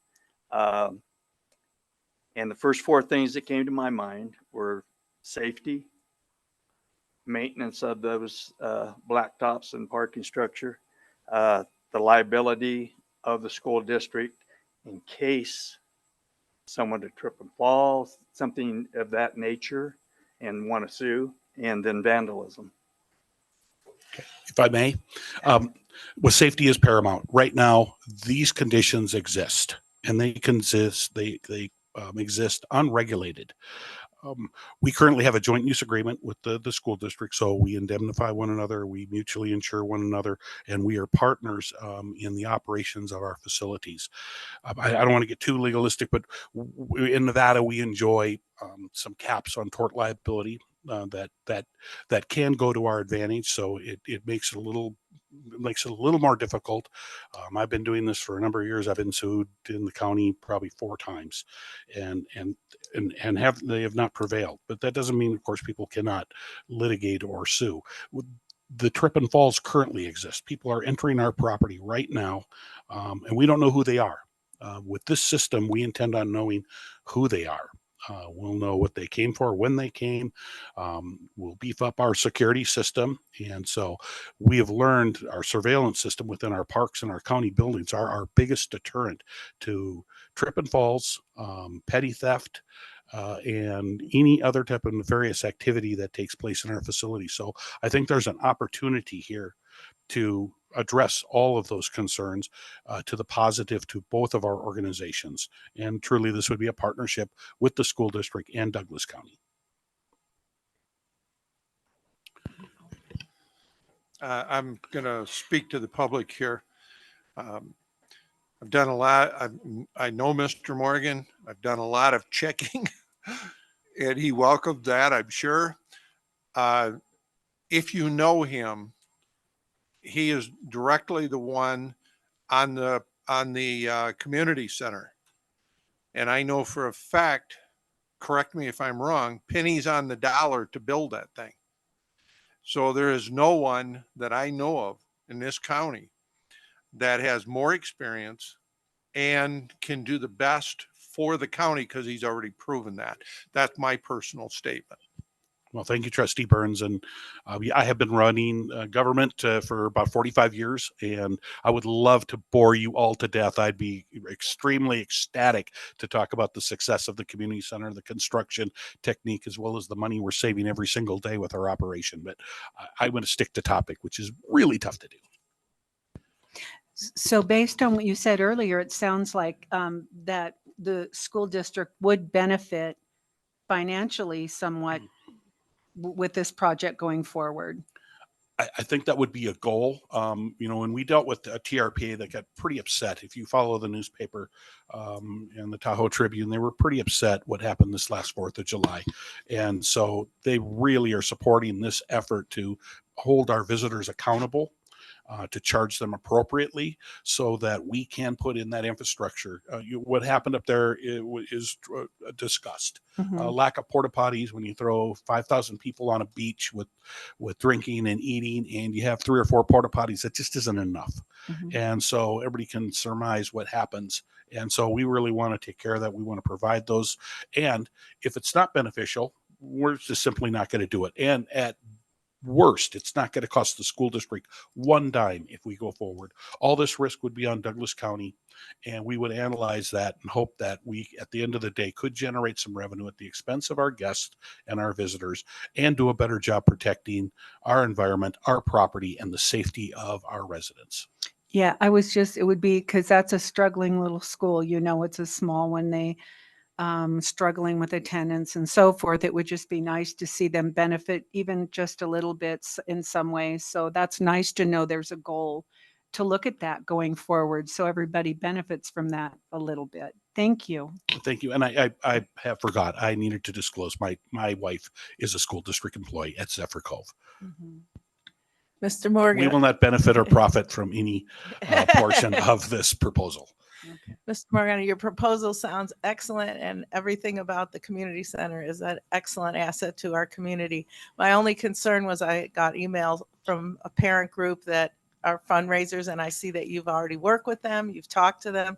So if they're happy and you're happy, it sounds to me like a really great plan. Well, thank you. I do want to make a point of clarification. We have not talked to them. We wanted to talk to you first, but we fully intend on talking with them, and we really want their support and plan on engaging them with some type of percentage or something that's going to help support the students and the parents up at the Lake Schools. Thank you. I love that. Dave? Could I ask? Mr. Morgan, we have parking lots up there, of course, and are you planning to do anything of resurface as part of your plan at the high school and the Zephyr Cove? I mean, I'm not sure what the condition is up there. Be honest with you, I don't remember seeing it. Well, Douglas County manages its pavement. We have a pavement management plan, and typically we seal or slurry Zephyr Cove Park or Warrior Way on about a 3-year cycle.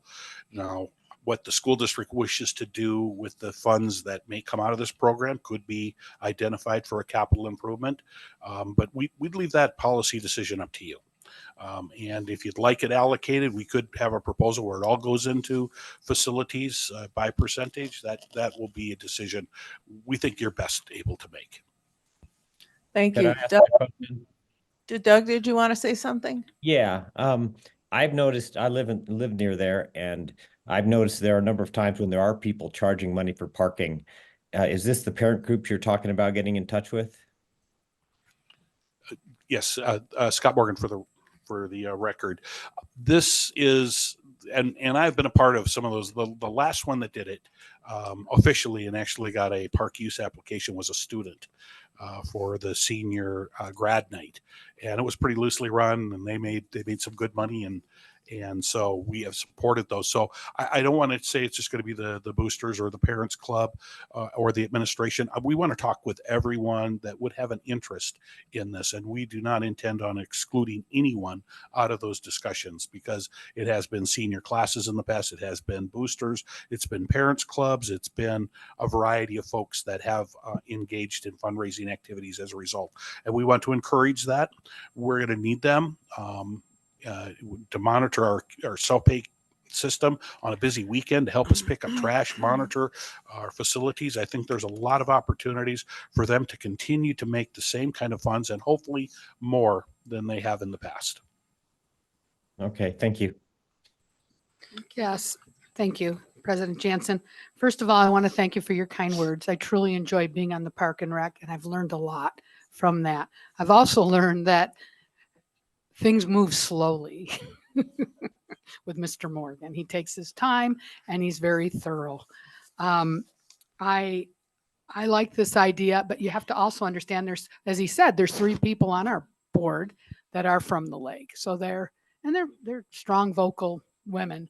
And so I think I would like to see this feasibility study move forward.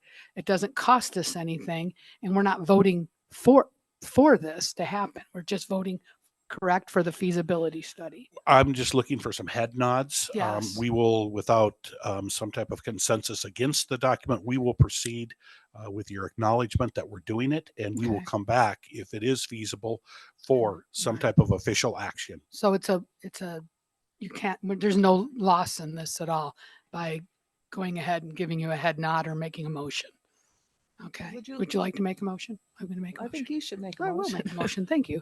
I'd like to make a motion that we approve the feasibility study for the Lake School parking that's being provided by the Douglas County Parks and Rec Department. Second.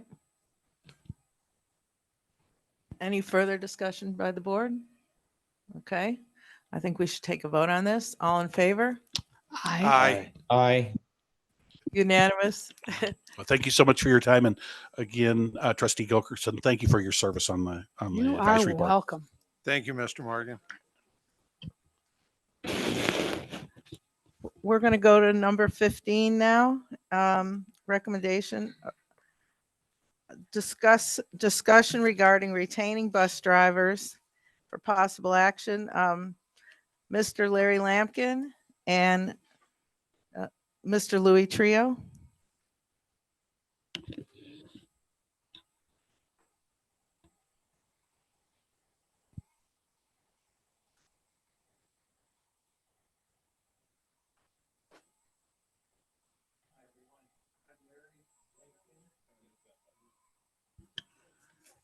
Hi, everyone. I'm Larry Lampkin. I've been a driver for the district for 6 years. And this year, thanks to Louis moving up to a state office, I have moved in and became the president of our local Chapter 6 bus drivers. I've participated in 4 negotiations as a team member. This was the first time that I did it as a team lead. And we don't get the opportunity to come in front of you very often. And I just wanted to take the opportunity to thank Adam and his team for the district, because I think that this was by far the smoothest negotiations that we have experienced. And I give a lot of credit to Adam and to Jason Reed, Leslie Peters, Sue Estes, Mark Walling, Mark Rhodes, and Blair Hines.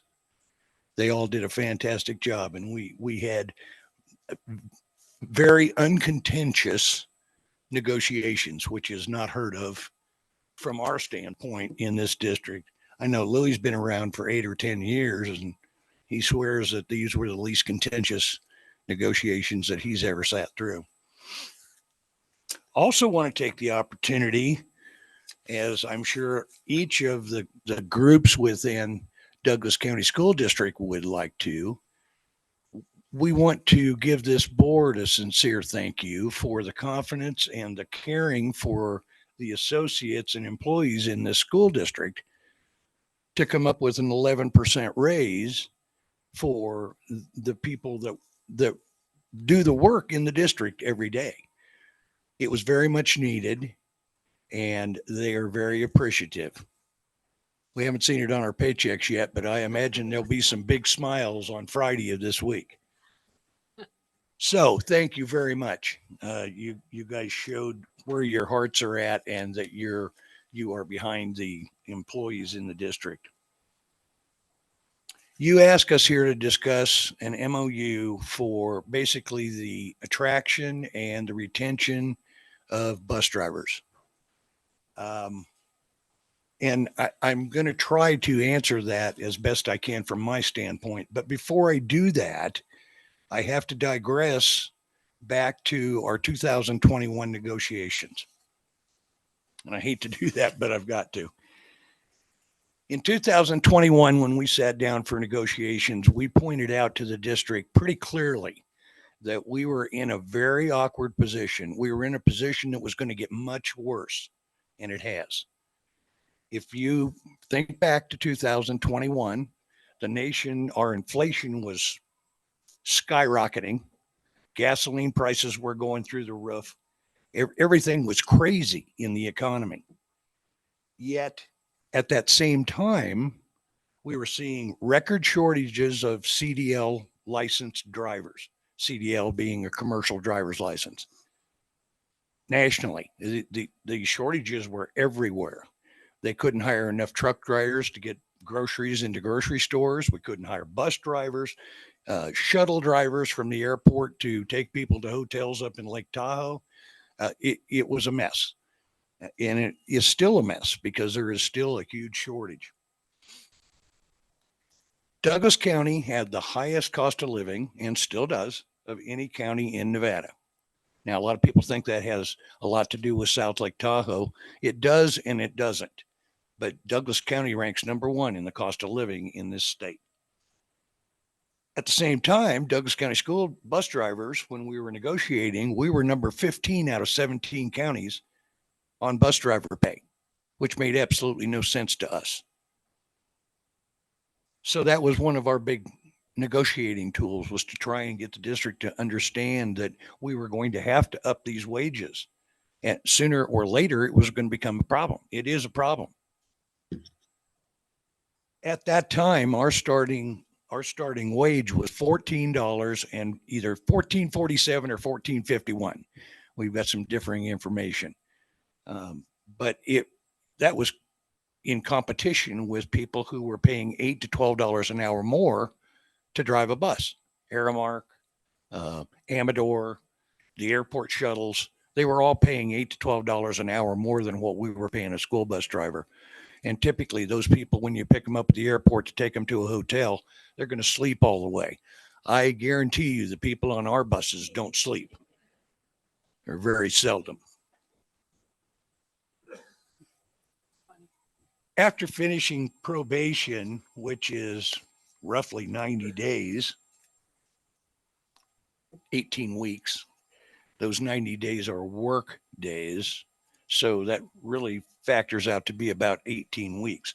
When we hire a new driver, we're talking about a driver who's going to be on probation for 18 weeks. They're not falling under our CBA. They don't fall under our collectively bargained agreement at all.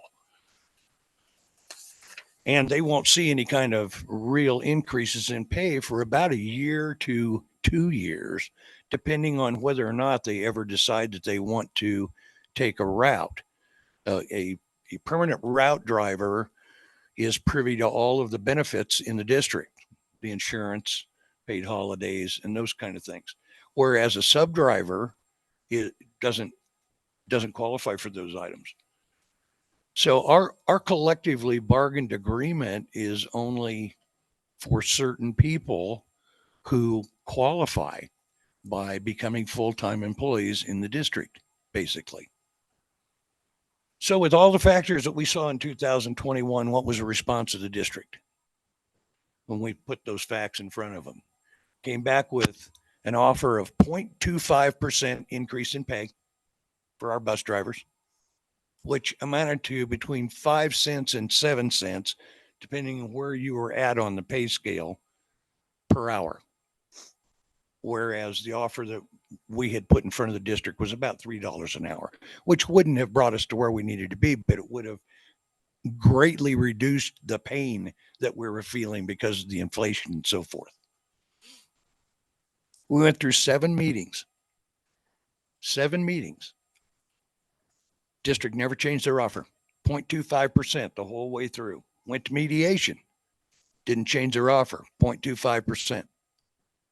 So we went to arbitration. Now, if any of you have gone to arbitration before, when you go to arbitration, you present a best last offer to the arbitrator. So does the district. And then the arbitrator goes through both offers and determines which offer they will go with.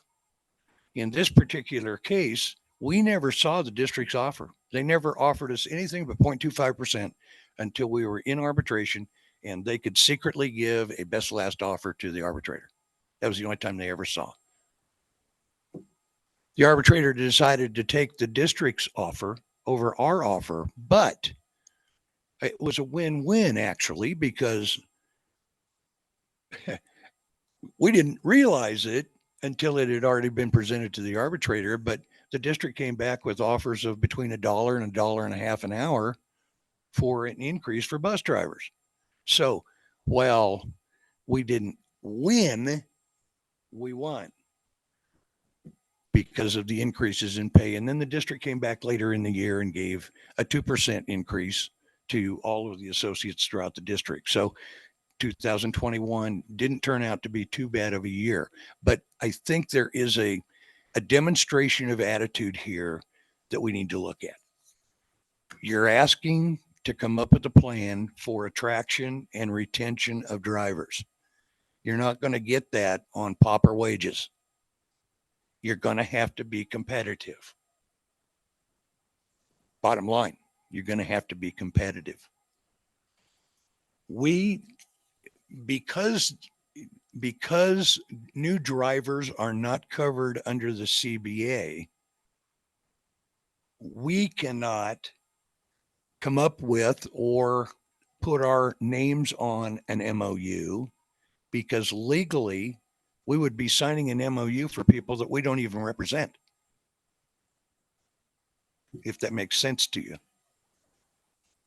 So when we're talking about attraction and retention, we're really talking about what steps can be taken to find those people that would do the job for Douglas County School District as a bus driver. We can't put our names on an MOU, but we can give you ideas on things that we think would help to attract and retain our drivers.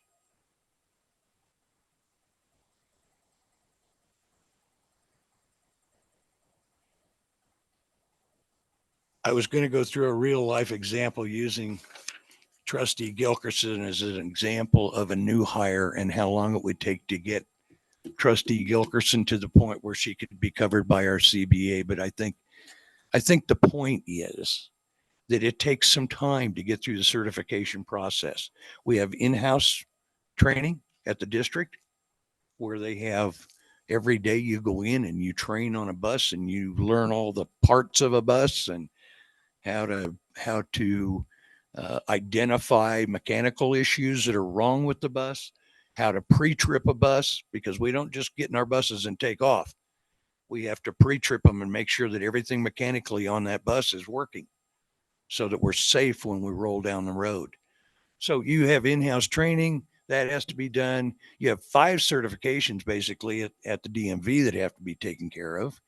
The first is you have to determine whether or not you're going to be intrastate or interstate. And that makes a difference to us because one allows you to take field trips out of state and one doesn't. So you have to make that determination when you go into the DMV. Then you've got to be certified, of course, with the general driving tests and have a driver's license.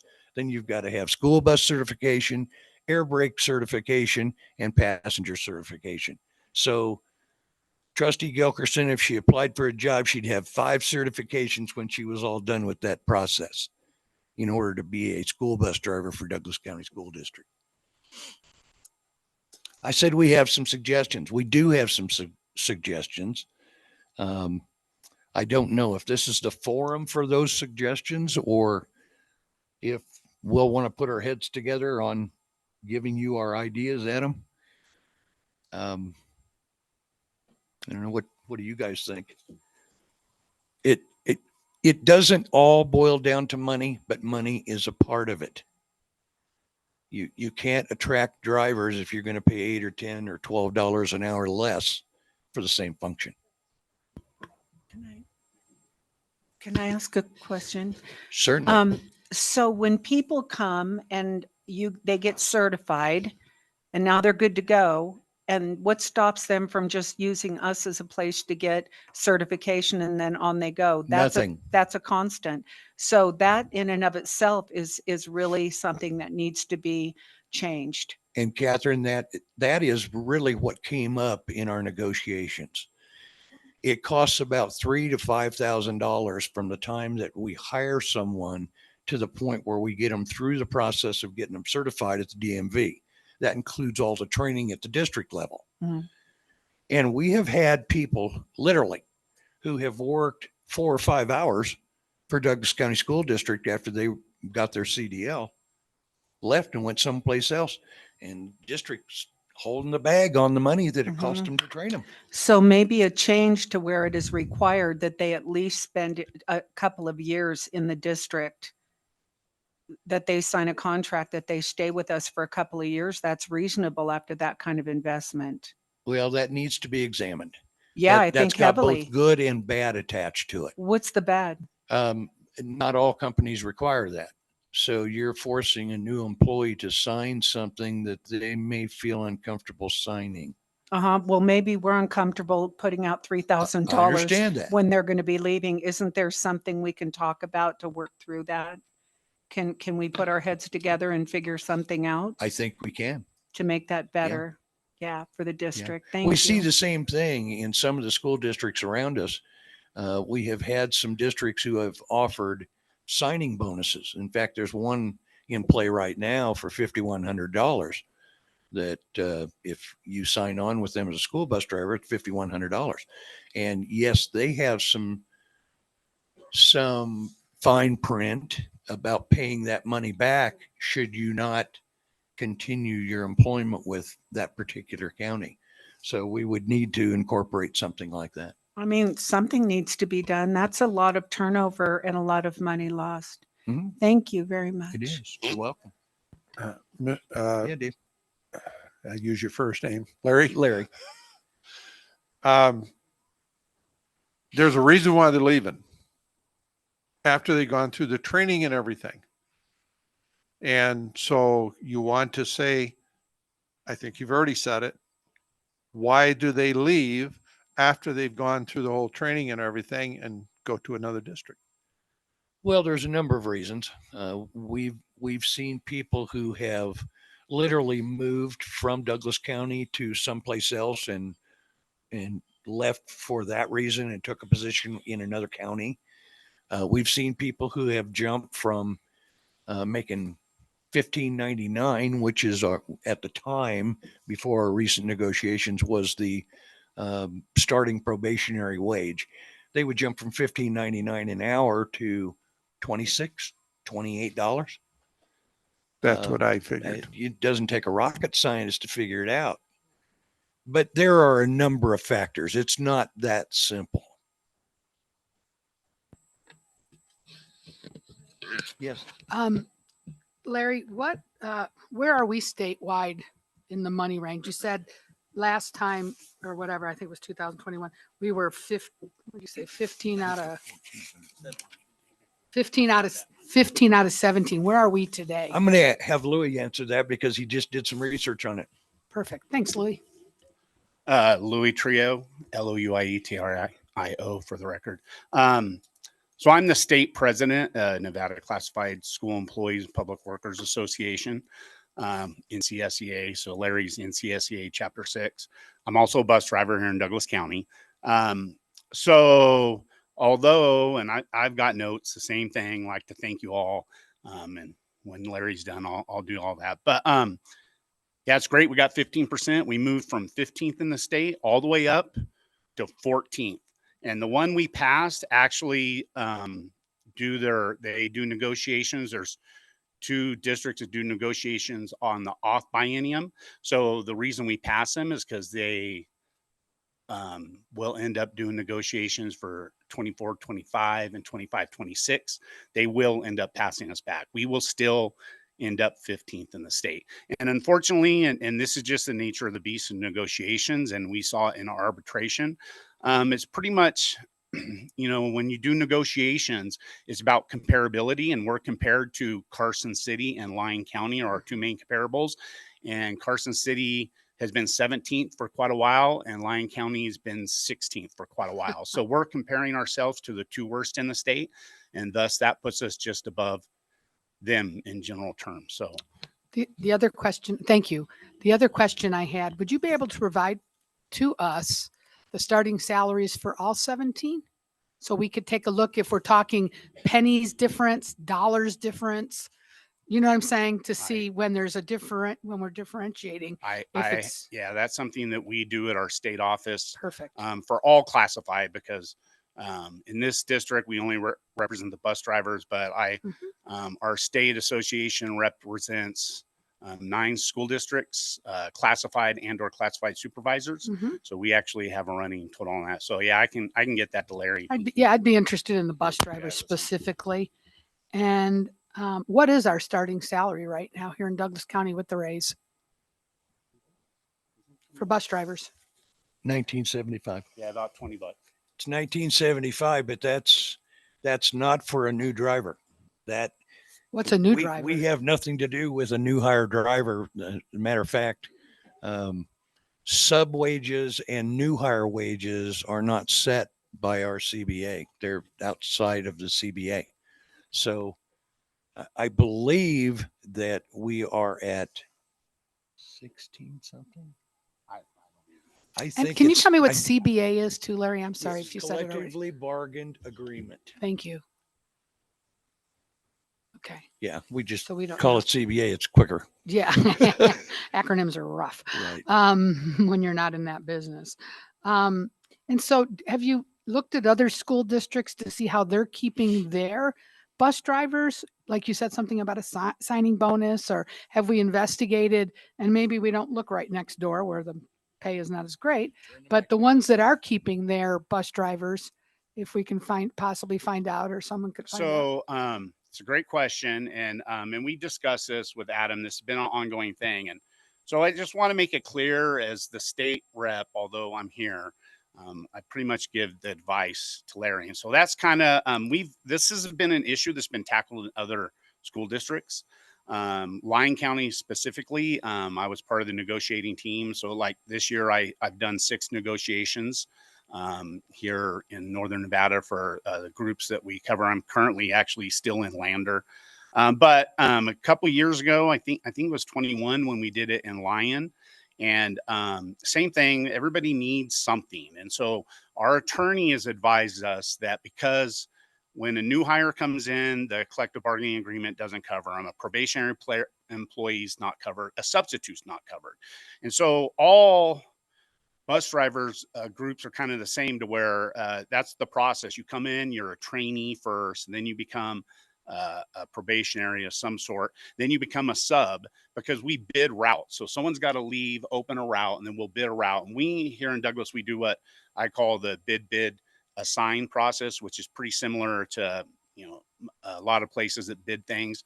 And that's where by seniority, people put their name, whoever gets it, that'll open another route, and then it's bid again. So everyone's there, you bid, and then eventually there's a route open, and then the management gets to then assign that driver, and then they go through probation another 90 days, and they become, that's when we start to cover them within our CBA. Everything else is all management decision. And so it takes generally 1 to 2 years. For me, when I started 14 years ago, 12 years ago, whatever, it took me almost 3 years to get a route. And so with a route, you don't, when you're a sub, you don't have benefits, you don't have insurance, you're on the lower end of the pay scale, you get only hours that you get, right? There's nothing guaranteed. And there's a slippery slope. When you don't have enough subs, all the subs are working a lot. When you have a lot of subs, you got to spread the hours so they start to make less. And so that retention, you know, is really the thing. And we are a declining enrollment school district. So, you know, when I started, I think we had 48 routes. I think we're down to 44 classified positions. We only have 40 filled. And so we're, you know, which is capable to do because we're less. So in other districts, what Lyon County did, and so we've advised all the way through, this is not something the association participates in, but we fully support whatever means management decides to do. And there's two main ways that have done it. So Larry hit on one, it's bonuses. So in Lyon County, I don't have it in front of me, but I believe at the time, and I think it's still the same, they have a $4,000 signing bonus. They'll pay you $1,000 up front, sign on the dotted line, and then they give them $500 every 6 months for 2 years. And then that last time, because you've made it and you got it, they give you another $1,000. So it's $1,500, and that entices you to stay. And obviously they use a lot of ESSER's money to do that. They've now built it into their budget to do it. So that's one way. And there are others. Story County, I think, is another one that does something similar. The overriding way is exactly what Trustee Dickerson said, is you figure out a cost of what it costs. And I believe Washoe County does this. You figure out what it costs to train them. And then you take that cost, you determine how long you would like them to stay. And if it's 2 years, then you prorate what that cost would be per month. And if they leave before the 2-year time frame, then you charge them whatever that is. And that's a condition of employment when they start. So that again would be managerial rights, and they do it. That is pretty much the overriding way most people seem to do it, because that's how they did it before ESSER's money came in with bonuses and stuff. And so it is, I can tell you, we did a little research on this. Adam brought it up in negotiations, and it's something we've talked about because we know internally we see a lot of turnover. And I'm telling you, they don't leave to go to other school districts. They leave to go to other jobs. And just so you know, with our licensing, you know, we can work $100,000 to $150,000 jobs. And so people will come in, and what we tend to see, and so the last one we got, there was 3D Concrete was in town, and they put an office in, they started hiring. And so what they do is they send their people to the school district where you get paid to be trained, you get the licensing, they get you done. It's almost a guarantee because you're going to DMV with a school bus. Then you get it, and then they bail and they go over to where they're offering them $65,000 a year plus 401k and insurance. And we don't make anywhere near that.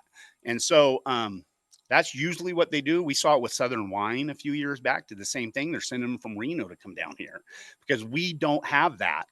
And we are one of the, from what I could find of our groups, we're the only school district that doesn't have that condition of employment. So I've got it in my notes later when I talk to you. And Larry, our position is it's not something we sign an MOU on. We don't put it in contracts. It doesn't cover our people, but we are 110% behind whatever condition of employment that our district wants to do to get these individuals to stay, because it's a waste of money, it's a waste of funds. And the reality is, if you have 10 people leave, cost $5,000 each, that's 50 grand. And we're a small group, 50 grand to the bus drivers could be 0.5% in COLA, in the next negotiation cycle. So, we are for, trying to keep that cost down. So you got anything more? No. So, and I just got some notes because we don't get to talk to you very much. Well, yes, Miss Trustee Burns. Louis, what is a long-term top driver gross a year, roughly? So, it's interesting, and I just looked at our Transparent Nevada for some research I was doing, which hasn't been updated.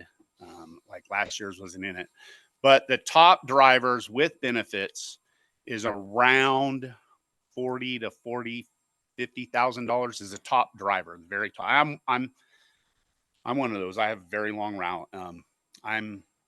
This year I'll be with benefits over around 50,000, and benefits is 10 to 15.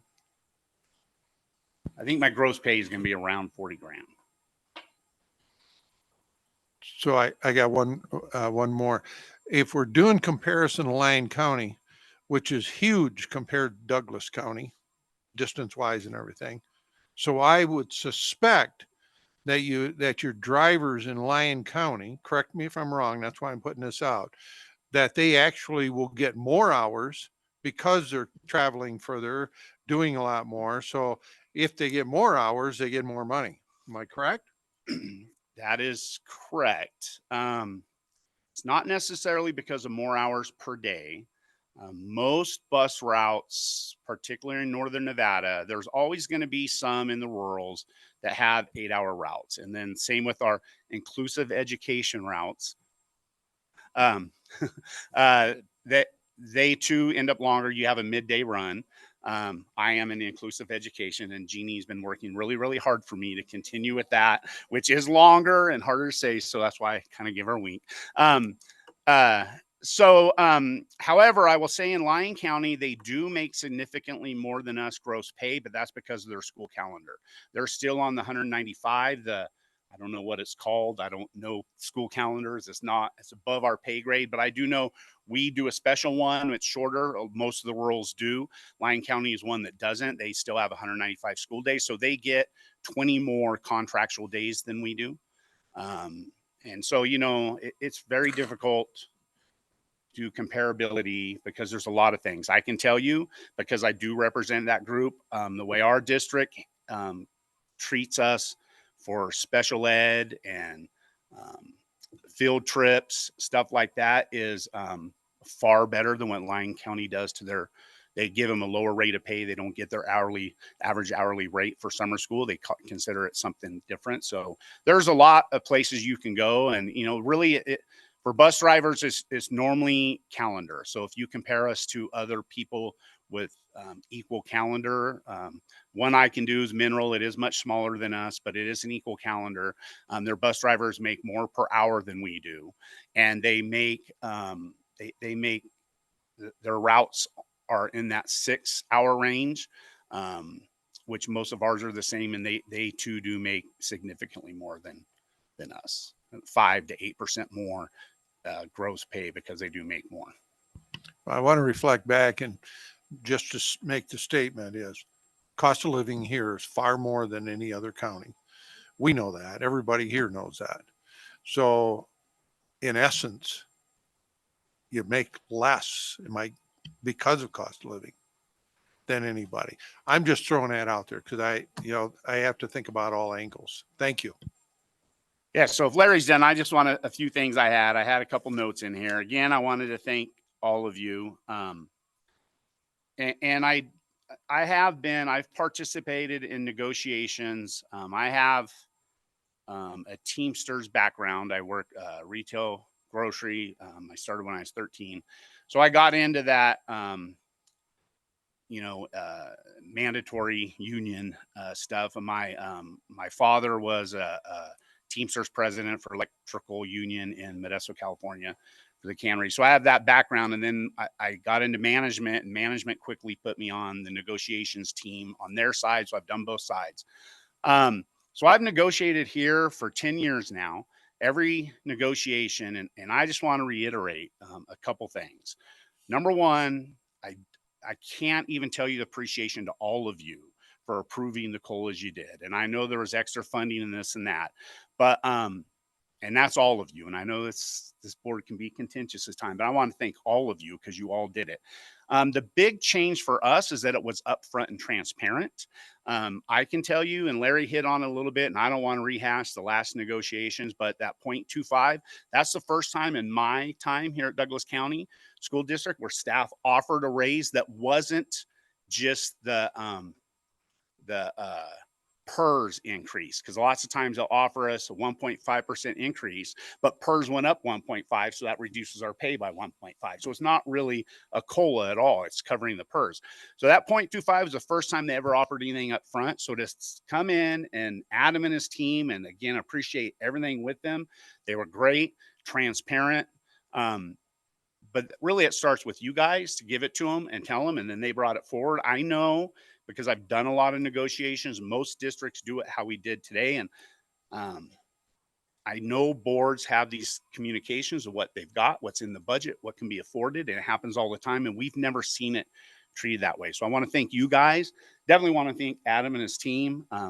I kind of want to give, and I don't know if this is 100% true, but I just got this feeling because there was a lot of similarity.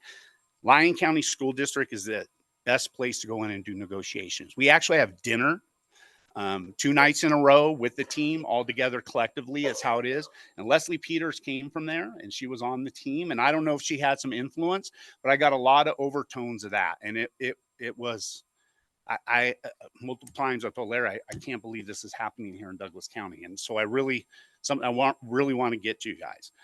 Also on that, it was kind of, said that, there's oversight that you're watching, which we assume there is. So one thing a point I wanted to make to you guys is most districts have board members participate. Don't want to say participate. They are in negotiations. And what I see a lot is 2 board members. Because I think there's something where it can't be more than 2. But usually what will happen is they'll sit at the end of the tables. They're there to watch, and they have 2. So one is with the district staff, and others with the association. So when you caucus, there's one in each room. They're not there to give input. They're not there to really say anything. They're there to watch and listen and just see how it goes, right? And so then that way they're able to hear what's being talked about in the caucus, right? And go back and forth. And I don't know if they go and talk to each other later, but it is very commonplace. This is one of the few districts where there are none. There are other ones, Churchill County, they have 1 member, and they'll sit way on the side and they say nothing. They just sit and watch. So I did want to let you guys know that I find it, those negotiations with board members in the room, I've never had to go to mediation. I've never had to go to arbitration. It rarely goes past 4 meetings. It seems to be, I don't know if it's just the groups where they are, but that's something, I just wanted to point out to you. I don't know if you guys have talked about it, but there's something out there. And then I had 1 more item, but now I have 2 because Larry asked me on 2. And it's just a point I would like to make because I'm not sure you guys are aware. But Douglas County School District, with paid holidays for hourly employees in this school district are not paid for all federal and state recognized holidays. We have had to go in and negotiate for them each and every time. And I believe when I started, the bus drivers got 3 paid holidays, which did not include Christmas, Martin Luther King's birthday. I can't remember what other ones. We've had to negotiate each and every year to get that, and we're up to 10. We still don't have, we're the only group that doesn't have, I guess it's now the Monday of spring break. It was Easter at one time. Yeah, we don't have, and then obviously with our group, we don't necessarily work in the summertime. So 4th of July, that kind of stuff. I would say most, considering the entire state, hourly employees, which what we are, a recognized holiday is in our minds, a recognized paid holiday. So just going again on comparability, Lyon and Carson pay all holidays.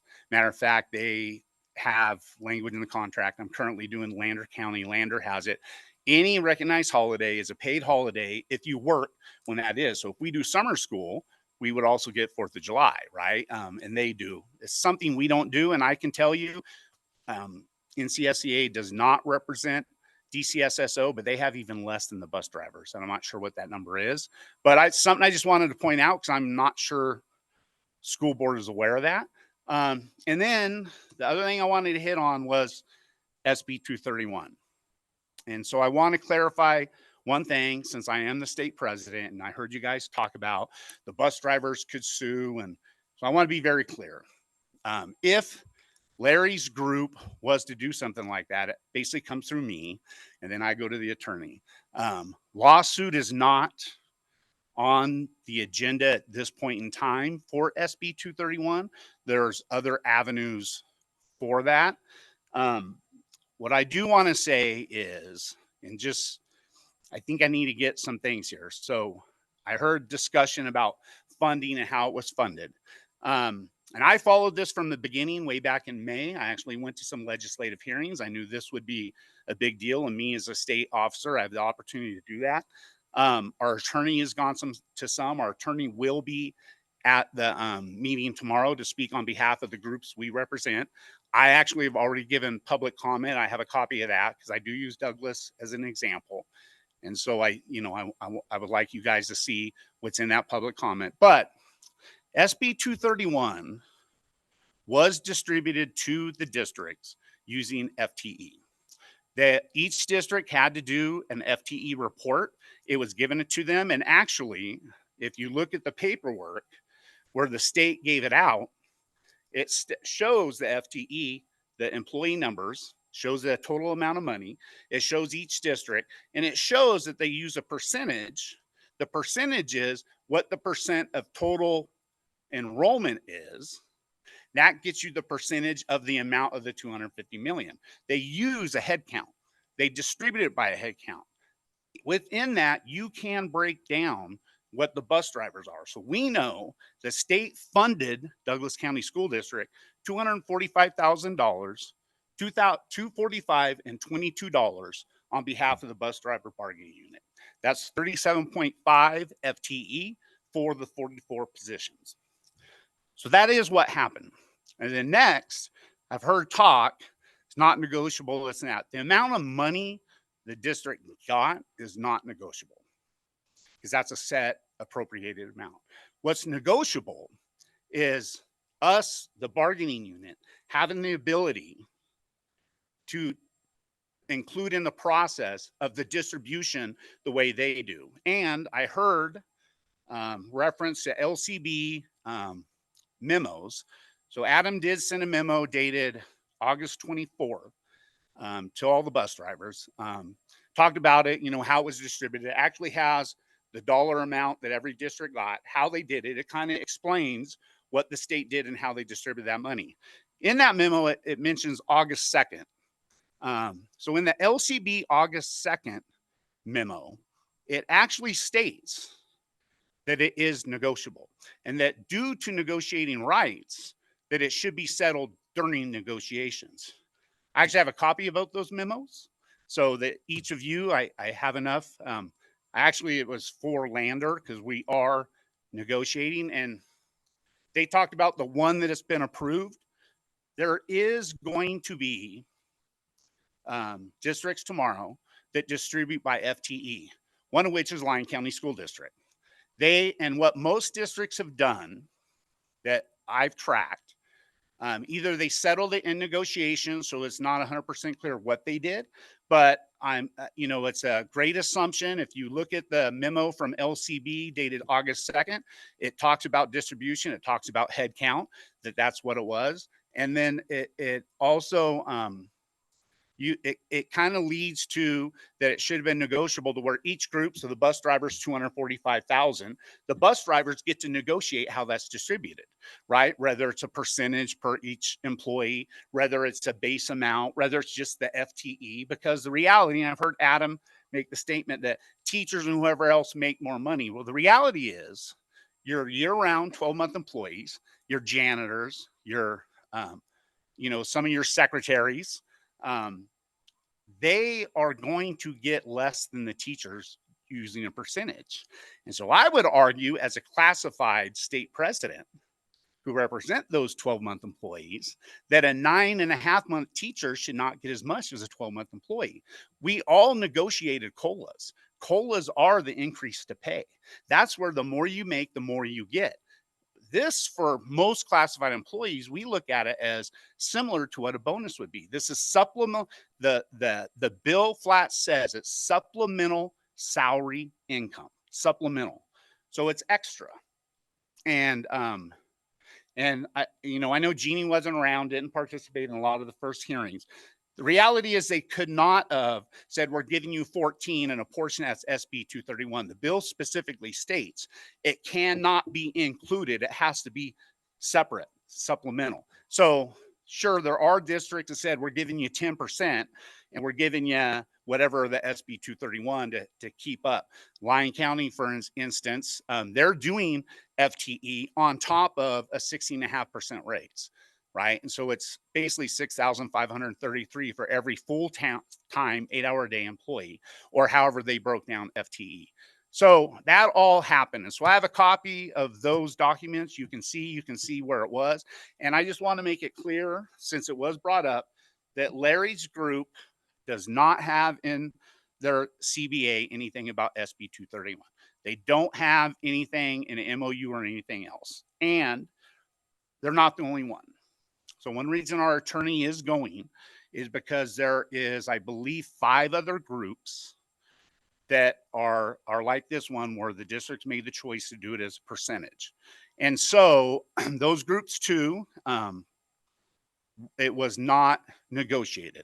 The terms were not negotiated. So per NRS 288, we would anticipate that the contract would be reopened so that we can then negotiate, which you'll see in the documents I have, should happen. And if it doesn't, the proper course of action from that point would not be a lawsuit. It would probably be an EMRB, which is Employee Management, EMR Relations Board, state of Nevada. That's probably where it would be. And it would be, for us, we would group them all together and take that action. And just so you know, in one place where Trustee Burns might got the thought of a lawsuit, is there are groups that did not do it by percentage, and the state teachers union has flat threatened lawsuit, including at a Lyon County School Board meeting, for not doing the percentage. So the teacher, and this is what I told Larry's groups, what I've told the others, my opinion is this SB 231 distribution will be settled by attorneys, because the teachers union is probably going to sue. Classified, we're going to go through the EMRB, some point somewhere that all involves attorneys. So it'll all hash out in the mix, right? And so, but I wanted to make it clear, they're not looking to sue the school district. That's not going to happen. We're not going to incur those kind of costs. But it is an EMRB filing if it's not reopened and negotiated, as the documents say could be happening. So I just want to be clear and transparent on that. Nobody's suing anybody. The teachers union maybe, but not us. It's just not going to happen. Okay, this was a really good negotiations. And it's not, these are legal things. I'm not a lawyer. He's not a lawyer. Adam's not a lawyer. We don't hold any, we would like better transparency.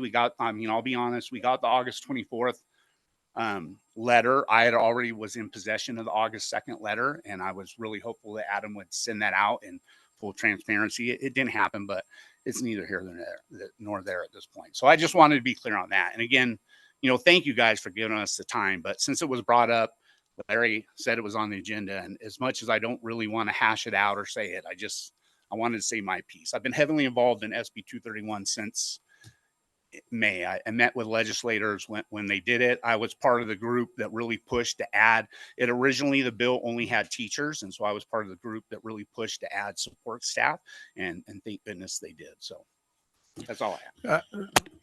Louis, thank you for giving correction to my statement. So, because I didn't know, we wouldn't have any discussion on that, but what?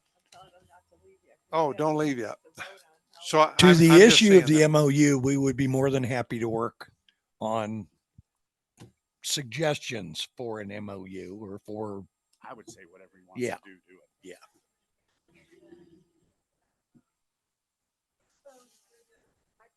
Sorry.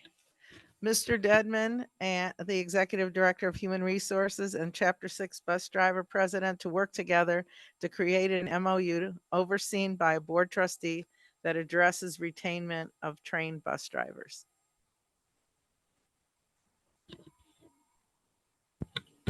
Can I have a question about that? Sure. Do you mean an MOU like in addition to their negotiated agreement? I'm just reading what it says on the, Well, right, but I'm asking you what you mean. Like, because I feel like, I well, don't know, I think, wading back into the contract there? No, Or what are you looking I for? think about the terms what they spoke about, right? I'm just seeing it as ideas and suggestions to retain bus drivers, that we'd Yeah. all work together to come up with some kind of a document that everybody mutually agrees upon so that we can have incentives that we all like to hire and retain bus drivers. Oh, I'm always ready for ideas on how to any employee group, and especially the concern about people using us for the training. The district definitely shares that concern. So, I don't know. Maybe we don't want to box ourselves in and say an MOU. Right, we could I take think that off. probably some research and looking at what other districts are doing, and Louis and Larry definitely have some expertise there that we can use. I can do my own research in terms of what's working in other places. So So instead of to create an MOU, how about just to create A Sue- draft. a draft document? President Jansen, can I speak? I would Sure. agree with Adam. And like I said, to me, this is not a contractual thing for this group. This should be a management rights, and they have the right to write whatever employment agreement that you would have. I'm not sure. I mean, if they want to ask suggestions, I gave a few, but I would advise Larry to have all the confidence in Adam and his team and Jeannie and their team to come up with what's right for them. And if they involve you, we will support it. Larry will support it in anything that happens, but I don't think it's not something that I would advise, our attorney would advise against putting on contract, which would include no MOU, because that's contractual. Yeah, I don't think it would be between you guys, but I think you being here and presenting some of these ideas and the issues that your organization faces, right? So an MOU is obviously legally binding in Nevada, but the terms are important, and you presented. Oh, that is true. No, I did find that, yes, recent case law, maybe that it's not enforceable in Nevada. So, but talking about the terms, right? And I thought you guys had some good terms to present. And Catherine wanted to say. Just that this is clearly a revolving door and it's costing money and it's affecting the district. This needs to be addressed like ASA say, quickly. This can't be just like, oh, we talked about it and let's just keep doing the same thing for years to come. I think it's something that needs to be looked at wholeheartedly and quickly.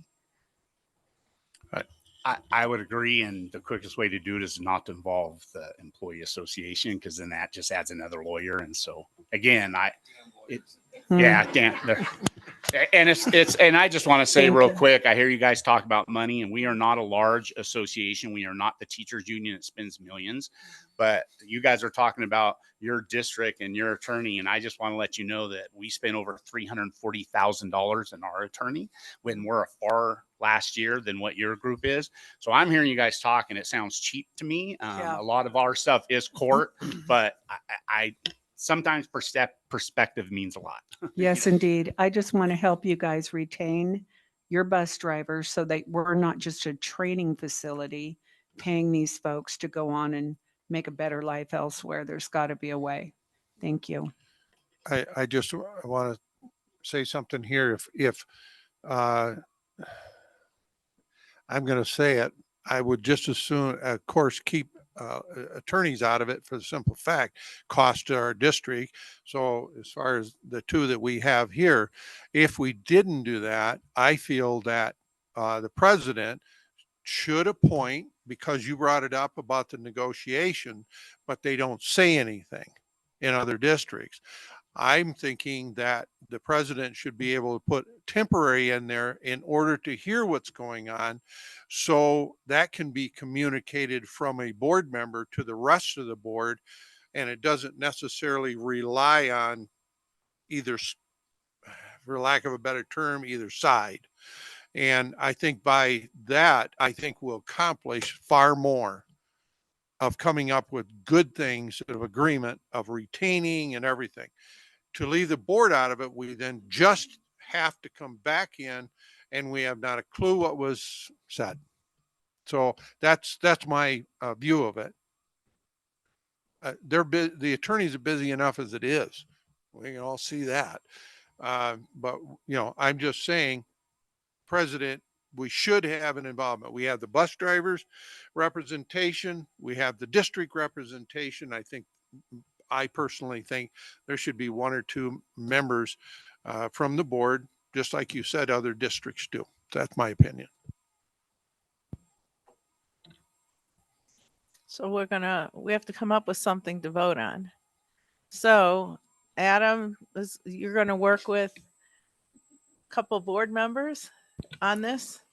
I mean, I'm happy to work with anybody who has a good idea. I don't know if you need to pass a resolution to do that. I'm happy to meet with Larry and Louie and come up with a plan and share some ideas with the board. I don't know how the guys feel about that. Fine with me. I don't Yeah. think we need to do a formal resolution. Is everybody And, okay and with my that? only concern there, President Jansen, is you might pass a resolution, then we come up with an idea that's outside of that, and then we're back at square one. So Okay. this And- is and something that's- we do in HR with all of our groups. We're always trying to come up with new and fresh ways to keep our people. So Okay, And that's all the more reason why, if we can monitor or see it, then if it goes outside of realms, you know, we will know that in order to be sharing with the rest of the board. I'm not saying the board member has any part, no voice, unless of course, if you ask a board member, that's there, what's your opinion? But for the most part, no. We just want to be able to hear the information and to be able to see what's going on so the board knows what's going on it. And you know, maybe fresh eyes, no one's going to say anything, just observation, because this has been going on for a long time and nothing's getting done. No, no one's bad on that, but nothing's getting done. So we work it through. We have our ways. It's not working. Let's help you guys out so that we can retain some bus drivers. Anyway, thank you. Okay, thank you very Hey, much, before you go, Larry can and I say Louie. something? Go ahead, Linda. Don't leave. Go. I want to, first of all, yeah, there you go. No kid, no, it's my bedtime too, Louis. But I do want to say, do want to point out that a few years ago, I did a mental health first aid training with the bus drivers. I don't know if you were part of that, but it really opened my eyes because you guys really play an important part in our district. You are the first person to see that kid in the morning. So you're watching to see if they're getting out of a car, if they're in the same clothes. I mean, you really are the eyes and ears. And you're also many times the last person to drop that kid off. So you see that as well. And I think I got the feeling when I worked with the bus drivers, I was so impressed. You guys had your finger on the pulse of what's going on with our kids. And I want to thank you for that, for being those eyes and ears. Thank you. Thank you so much. Thank you, guys.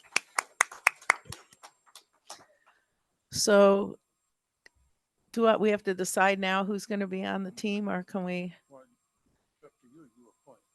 Who's interested? Okay, so Catherine is interested. Dave, you interested? Catherine and Dave are interested in being on the committee with Adam to try to figure out and whoever else Adam appoints to figure out how to keep and to attract and retain bus drivers. Should it doesn't have to be a motion, does it? Okay, it's agendized, so yes. So can I make a motion? Possible. Well, I'll just try to keep it as open as possible so that nothing gets excluded. So we're creating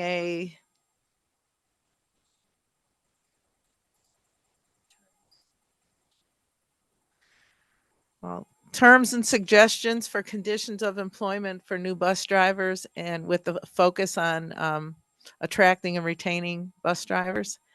And it'll be Mr. Dedman, maybe another member of the administrative staff, and Dave and Catherine. And representation from the bus driver. And representation from the bus drivers. I don't think, no, they said they didn't want to be represented. They said that they didn't, right? Well, I think what Louis said is don't necessarily do it through the negotiation process. Oh, no. More we're of not. just, we'll invite them as drivers. Okay, perfect. yeah. Perfect. And All right, so should I, how do I make that into, do we have enough of a motion or redo it? Redo it? So I'd like, let's see, I'd like to make a motion to create a bus driver task force and to create the condition of hiring and retaining bus drivers. So Mr. Dedman and other administrator, Mrs. Dickerson and Mr. Burns will be on that committee. Okay, all in favor? Aye. Unanimous. Thank you.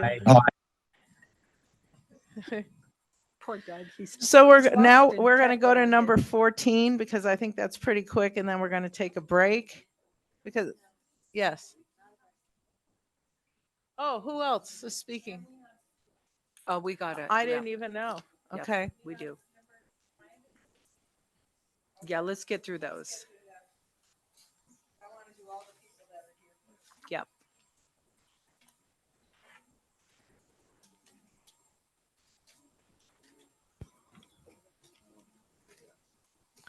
So, Ms. Estes, acceptance of financial audit for fiscal year ending June 30th, 2023. That's number 5.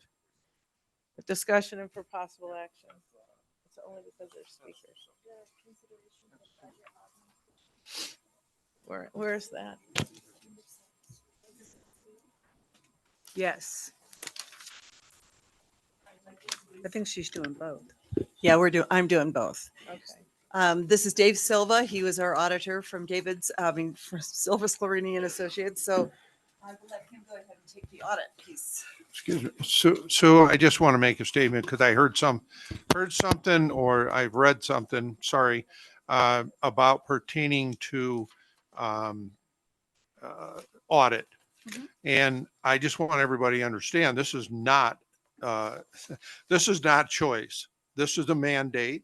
And I want to make sure it's clear to everybody that we're not spending money because, gee, we just want to do this.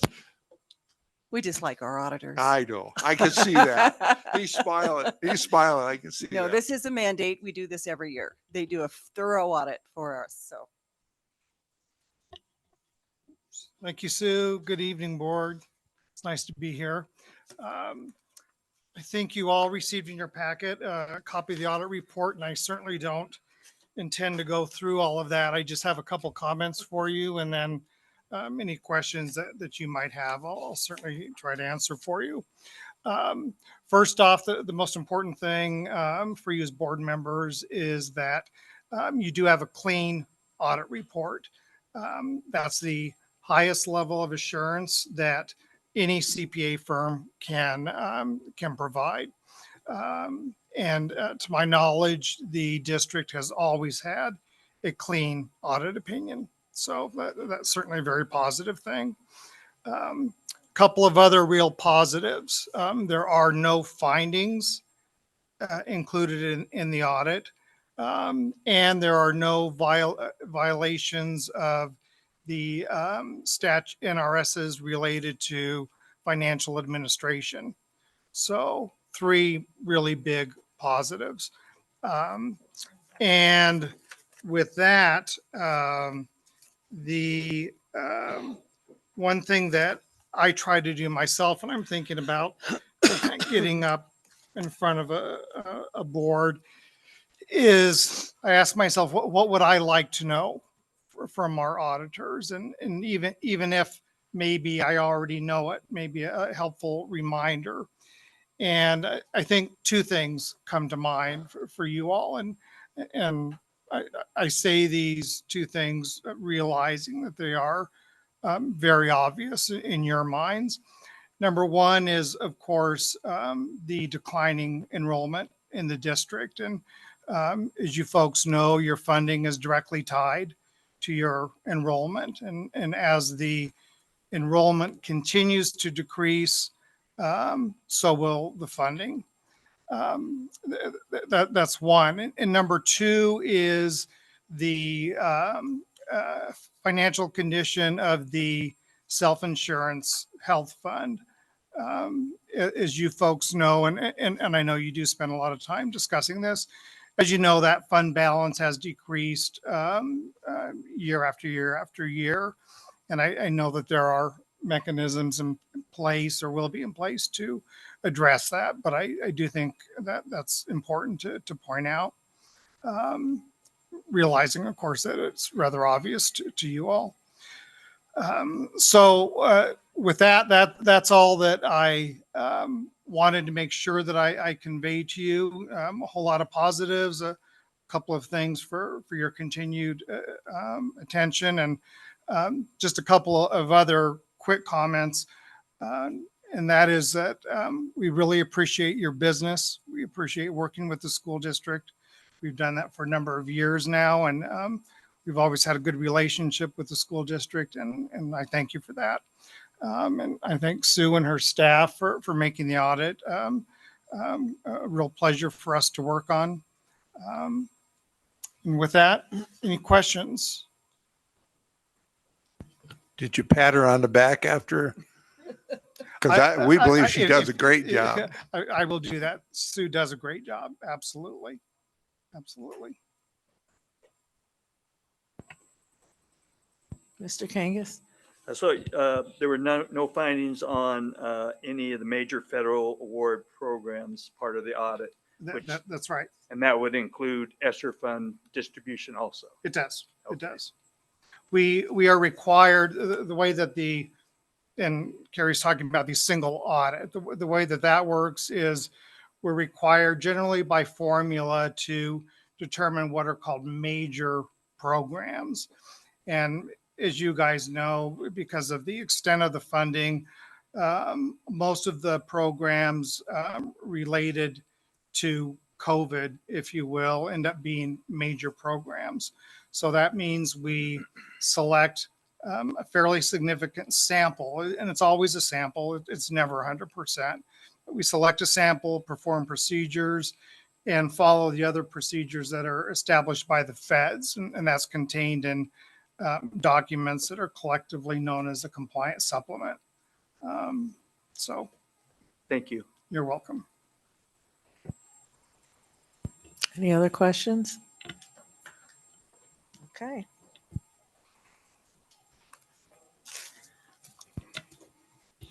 The recommendation to approve the 2022-2023 independent audit report and direct Sue Estes, Director of Business Services, to file the report as a public record in accordance with NRS 354-624.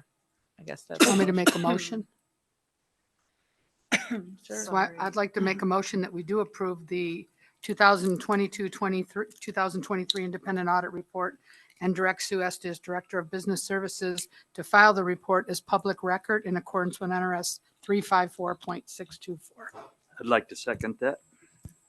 Okay, any other comments by the board? Questions? Okay, time to vote. All in favor? Aye. Aye. Unanimous. Thank you. Sue, you want to go ahead to Thank consider? you, board. Happy holidays to everybody. Thank you. Same Thank to you. you. Appreciate Thank you, Dave. Thanks. Thank you. And just as a point of, Dave has just been our auditor now for several years, as he indicated, but he is very thorough and, he's just a real pleasure to work with. So I just want him to know that. Thank you, Dave. Sue, okay. Consideration of the 23-24 budget augmentations and amendments, SGG, discussion and for possible action. Okay, you've seen the resolutions. We have 2303, 04, and 05 that augments and amends all the funds that we have based upon our enrollment, based upon current revenue that we know, based upon our current expenditures, and all negotiations have been finished and filed, and those are in this particular budget. The one thing that we like to point out is the highlights page, which is the very first page that looks kind of like this. This is the general fund. This is the piece of it that, is our bread and butter right here. And so this is the piece that actually indicates all the changes we've made.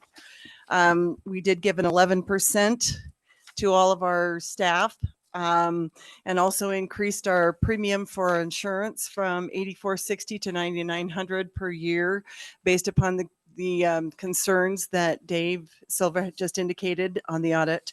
And we're hoping that generates enough revenue and that our claims, heaven forbid, finally do go down just a bit. There's several variables that are involved in that. And so we have actually had a transfer of $1 million from our general fund to our insurance fund now this is the third year. And I don't see that going away anytime soon unless we can have a couple of really good years, and then perhaps that will be something we address. The $3.1 million is the increase because we had already put a little bit of an increase in the May final projected for the current year. So that is not the full 11% because part of that was already in the May final. We have a couple of other things. And I think you can see that. Maybe you just give me some questions if you really have a question about a specific item. Otherwise, these resolutions are going forward with the projected revenue that we have and the projected expenditures that we've actually indicated on the resolutions. So, any questions, Mr. Burns? So I just have a question. You mentioned we're declining enrollment. Yes. Every year for how many years? I don't remember. We declined about 250 students this year. Yeah. Our kindergarten is coming in about half of what our seniors are that are leaving.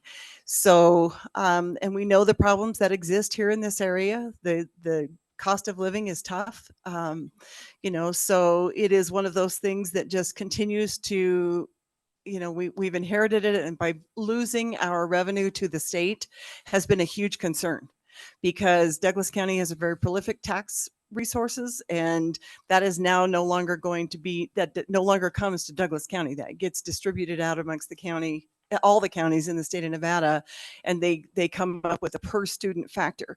So where we lose is truly in the revenue source of enrollment. And we've managed to balance this budget with a 4% ending fund balance, a 4.3% ending fund balance, and hoping that we'll have a little bit of underspend to go into the next year. But what is going to happen, and is going to happen actually in the current year, because we did not reduce staff when we lost the 250 students, but our administration has really made a commitment to not try to hire a lot of the vacant positions that are out there.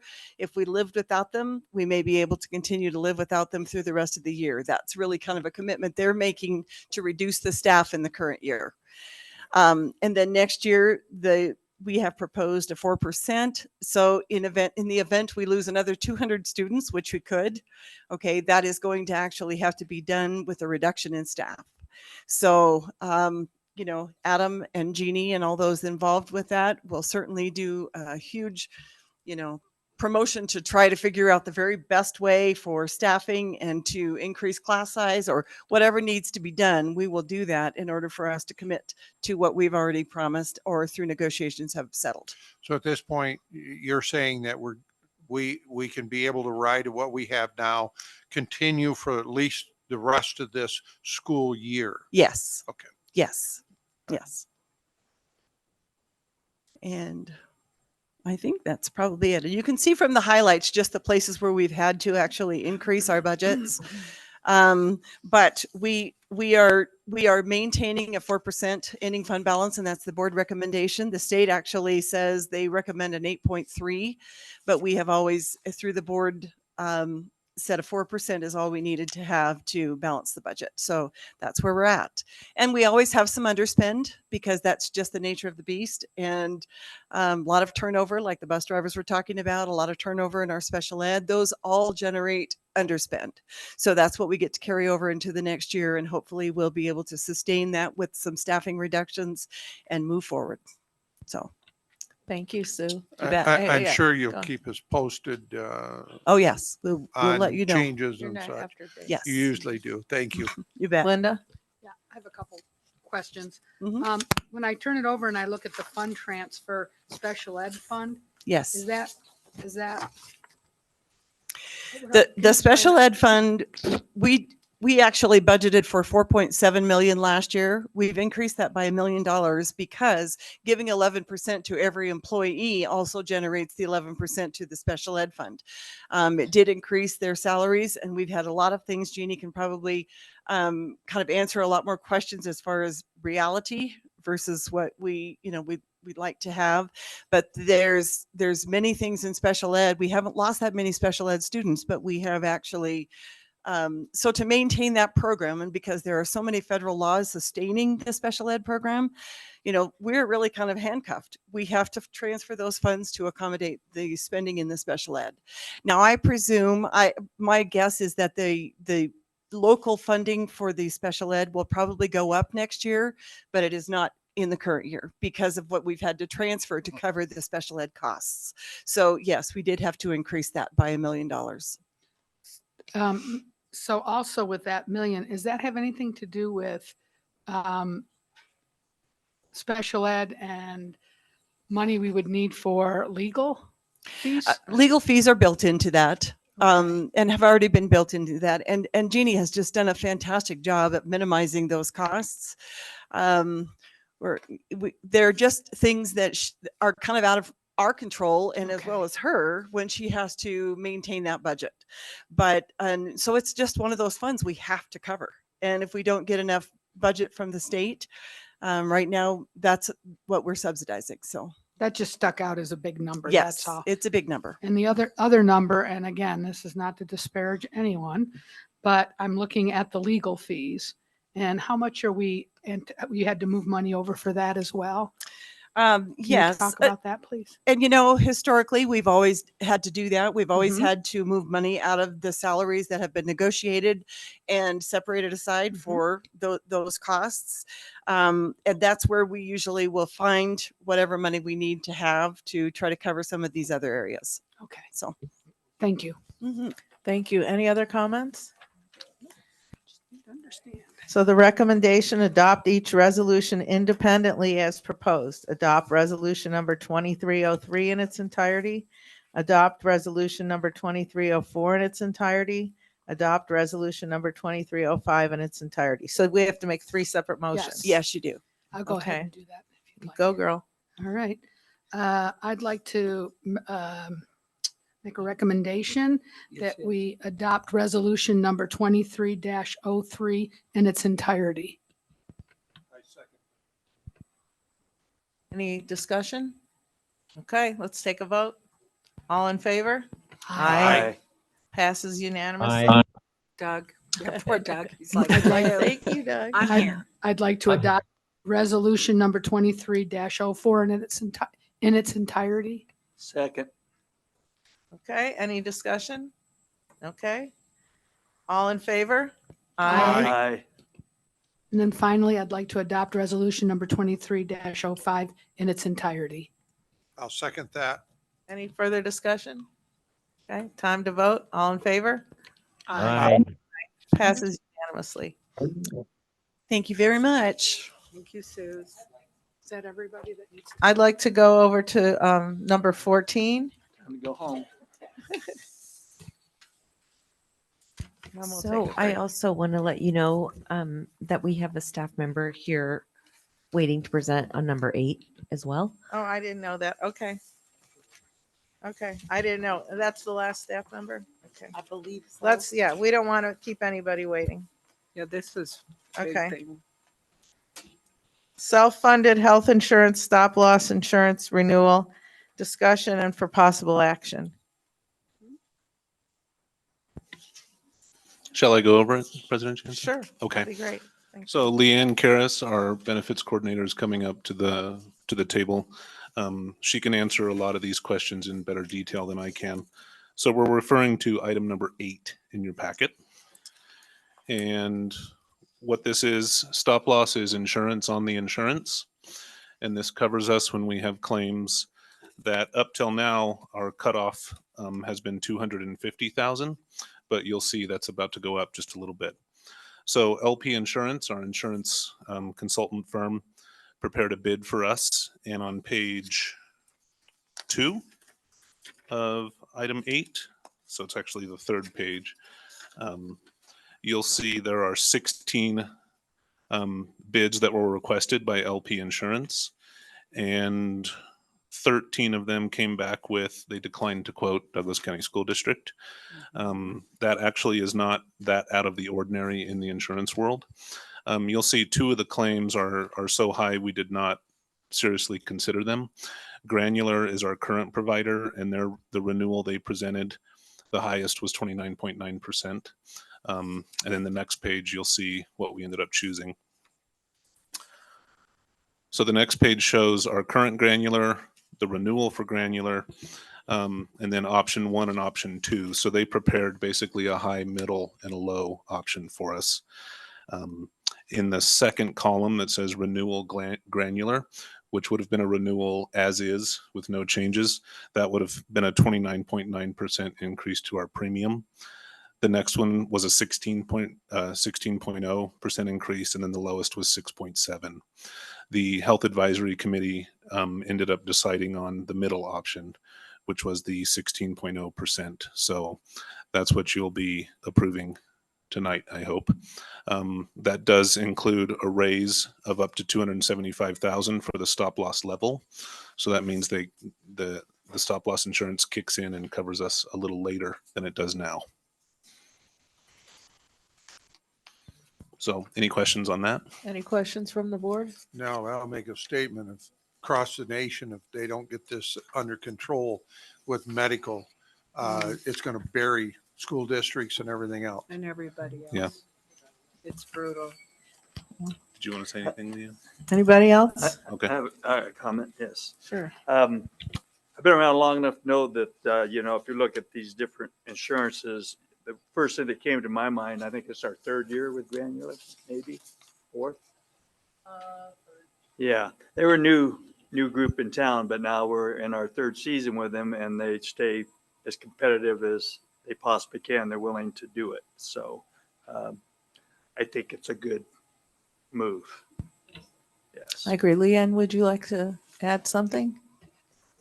I have one more. Go ahead. Who's on the committee? The Health Advisory Committee is, we now have a classified staff member, a bus driver, 3 teachers, an administrator. Adam is also a voting member, and I am there as the secretary, but I am not a voting member. Thank you. Thank you. So we ready to make a motion? Sure. I'll read what's here. Authorize Adam Dedman, Executive Director of Human Resources, to approve the contract for excess stop loss insurance for the district's self-funded health insurance plan with Granular at a stop loss deductible level of $275,000 with a $500,000 laser as presented on 24/12 contract basis. Funding to come from the self-insured health insurance fund.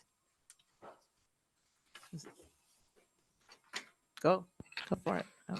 Repeat what you said, but I make a motion that we authorize Adam Dedman, Executive Director, Human Resources, to approve the contract for excess stop loss insurance for the district's self-funded health insurance plan with Granular at a stop loss deductible level of $275,000 with a $500,000 laser as presented on a 24/12 contract basis. Funding to come from the self-insured health insurance fund. Second. Any further comment?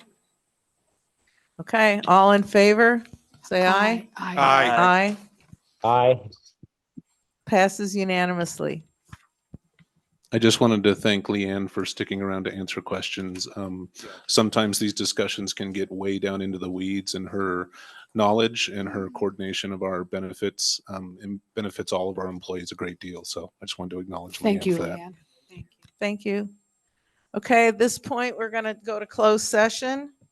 So I'd like someone to make a motion.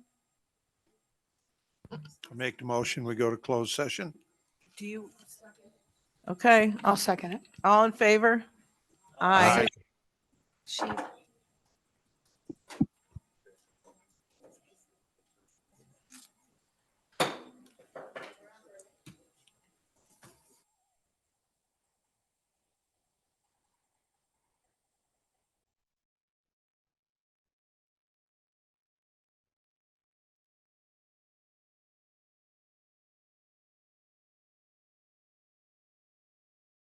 No additional, yeah. Because it's green, I can't see it. Okay. I have two, these are like such strong glasses too. That's what anxiety does to you. To me, anyway. Okay, I still can't see. Okay. Create a board policy for parental opt-in for student surveys. The board will discuss and possibly take action to create a board policy on parental opt-in for all student surveys. Okay, we'll look up, discuss, deliberate, come up with final versions of these questions. Okay, so we'll talk and then someone will make a motion. So let's. It's on here. No, it's only on here because there's no additional documents.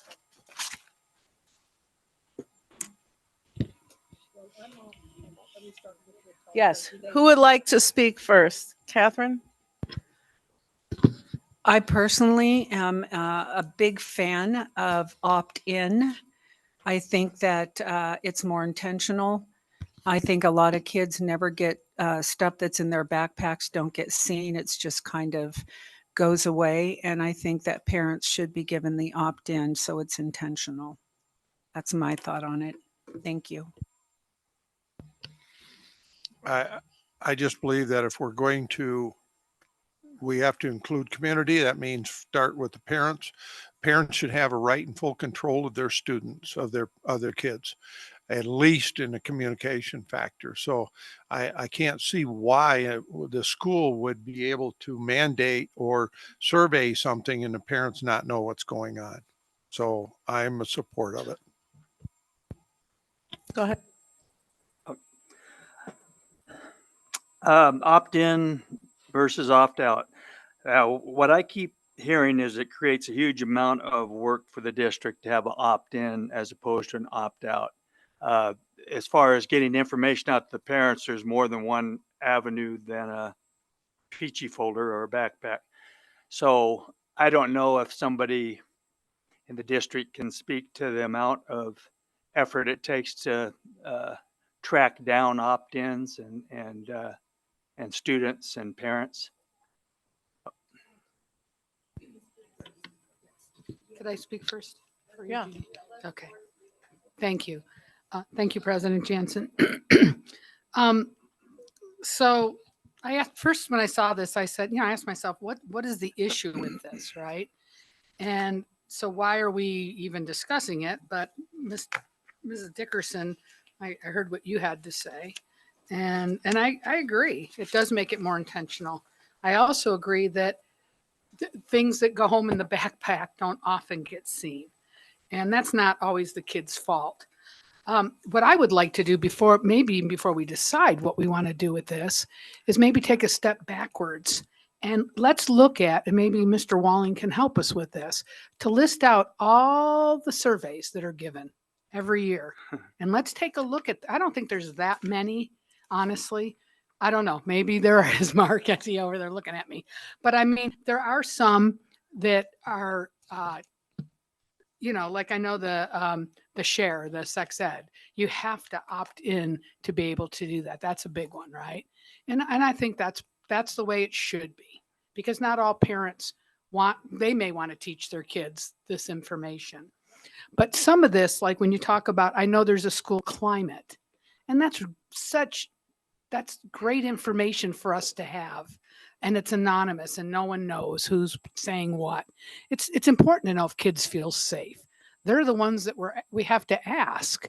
And I think if we have to have an opt-in, we're going to lose. We won't even probably have enough to make a sample, because there will not be. And we know our kids, I think, and our parents, we have those that are kids that go home and their peaches come back. I was a teacher in the school. I could see what kids came back with their peaches and they still had the stuff in it. Nobody looked at it. And that happens, right? And not in a perfect world, but I'm concerned that we will not have a big enough number of people who opt in if we do opt in. I think there are things that we do have to opt in for, like I said, but I think that there are some things that maybe the YRBS, the climate, and I don't know what other ones we have, Mark, that you could speak to. And I agree with Mr.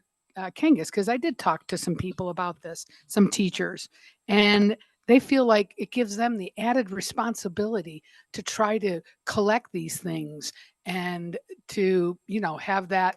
And then what do you do with kids when they're not doing the survey? It creates a big problem for the teachers and in the classrooms because of that. And that's what I wanted to say.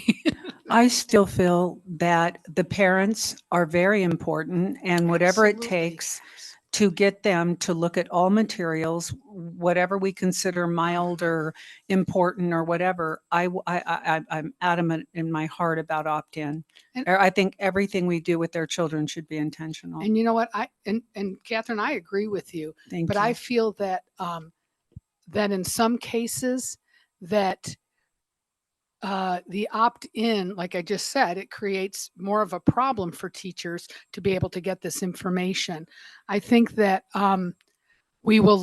parents that have their finger on the pulse will know what their surveys their children are taking. And we could, if maybe there's a way that we can also modify this to where it is put in our newsletter, right?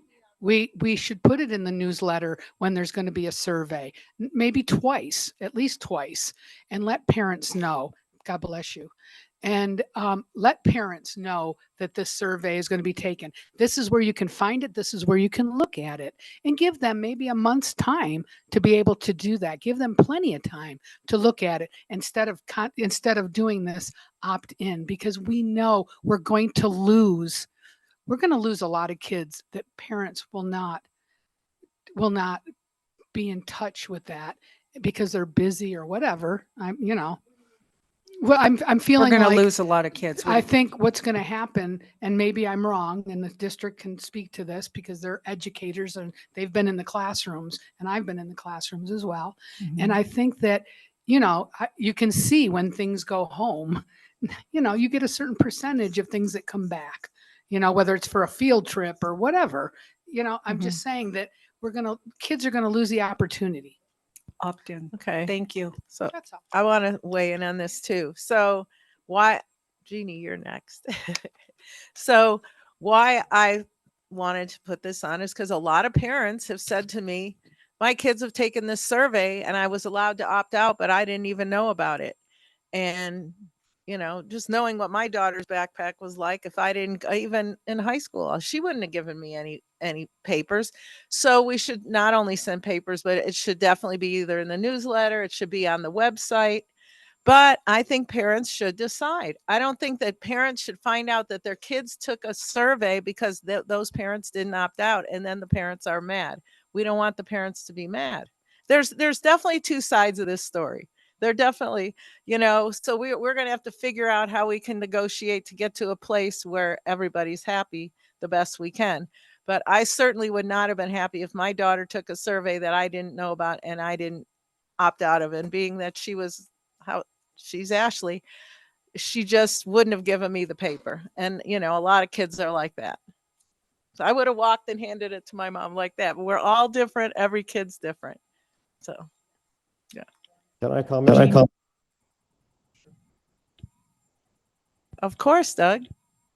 My concern or my reason I'd be supportive of the opt-in is because I think it's the climate survey. I can't remember exactly which one it was, but these surveys are not just asking questions. They're leading questions. and they're trying to influence the kids' behaviors. And I don't think that's right without the parents having the option to say, yeah, I want them answering these questions. I want them to even see this question. So I am supportive of the opt-in.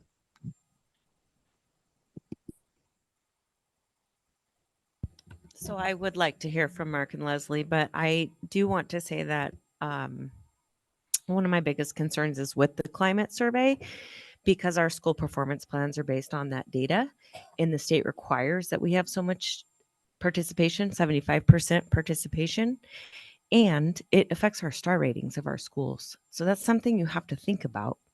And if we don't have enough students that opt in for that, it will affect our ratings of our schools. And so, and I believe funding at some point as well. Do you want to speak more about that? And one more thing, I do want you to speak about that, but I do have to say, as a teacher, you are putting another thing on my plate.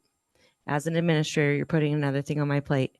So now I have to make sure I have to account for the students who've opted in, and who's not, who's taking it, who's not, who's watching the students who are not, who's managing all of that piece. So that's just from a teacher perspective, it's just something to think about. And those are my 2 cents. Leslie. Okay, so Leslie Peters, I just want to speak from experience. So before I came to Douglas, when I was in Lyon, 6 years as an elementary principal, I was in that position when Lyon County adopted an opt-in policy for surveys like you are recommending tonight. And I can tell you that it did change the number of students, not because parents didn't want their students to take the survey, but because parents just didn't get the form back. One of the things that we were required that maybe is kind of a meet in the middle, I just heard President Jansen say maybe we need to figure out that. In order to make sure that parents were aware of the survey, we did an IC messenger, and I sent several of those home as the principal, sometimes 3 in a week, to remind parents about the survey when the survey was going to be given, that they could certainly let us know if they did not want their students to. And that was more efficient in getting the information out to the parents than sending something home in a peachy with a 5-year-old that probably didn't get seen because the backpack. And they heard directly from me about what the survey, when it was going to be given. They could come in. We had copies of the survey available. They knew that. So I communicated via telephone and email with them, which seemed to be a more effective way than just sending home the form saying we're going to be having this, and if you would like your student to take it, please sign the form. It was a headache.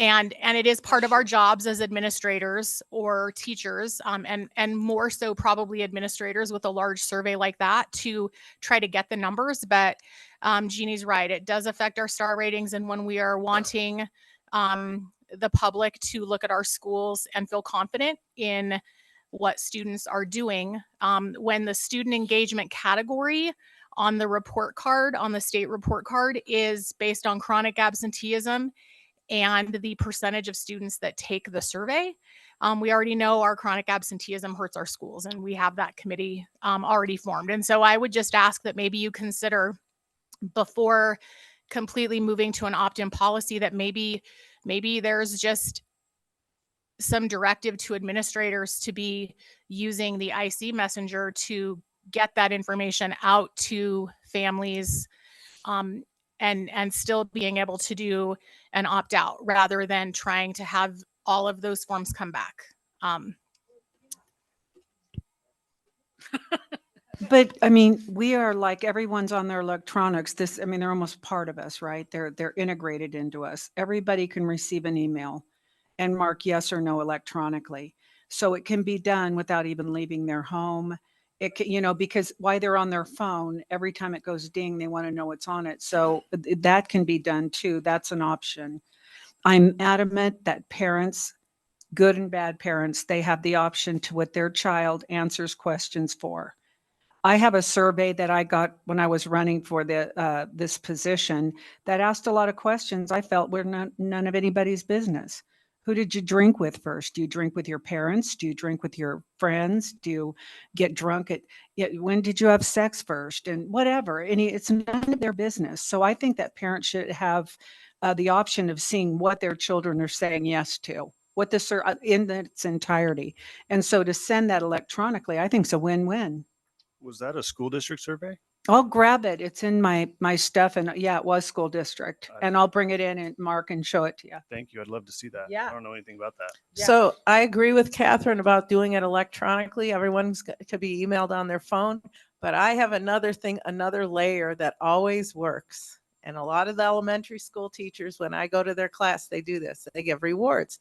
So if your parents either opt in or not, but that they respond yes or no, then the student, if they know that their parents, they get a prize somehow or some kind of a positive reinforcement to make the kids involved, saying, Mom, did you fill that out? Did you fill it out? Because otherwise kids don't even think about it and they're not part of it at all. And they're the ones taking the surveys. So if they know that their parents respond, then they get a prize, then they might be more I'm just trying to think of layers of stuff to make it easier and take the pressure off the teachers. But I also don't want our children being bribed into taking No, no. surveys that maybe no, they no. don't want to be. No, it wasn't. Their parents don't want them taken. No, the prize is not for their parents saying yes or no. It's for their parents responding either yes or Oh, no. just responding. Just Okay, I'll responding. go with that. So the parents are being trained to respond to I'm their all, whoa. emails.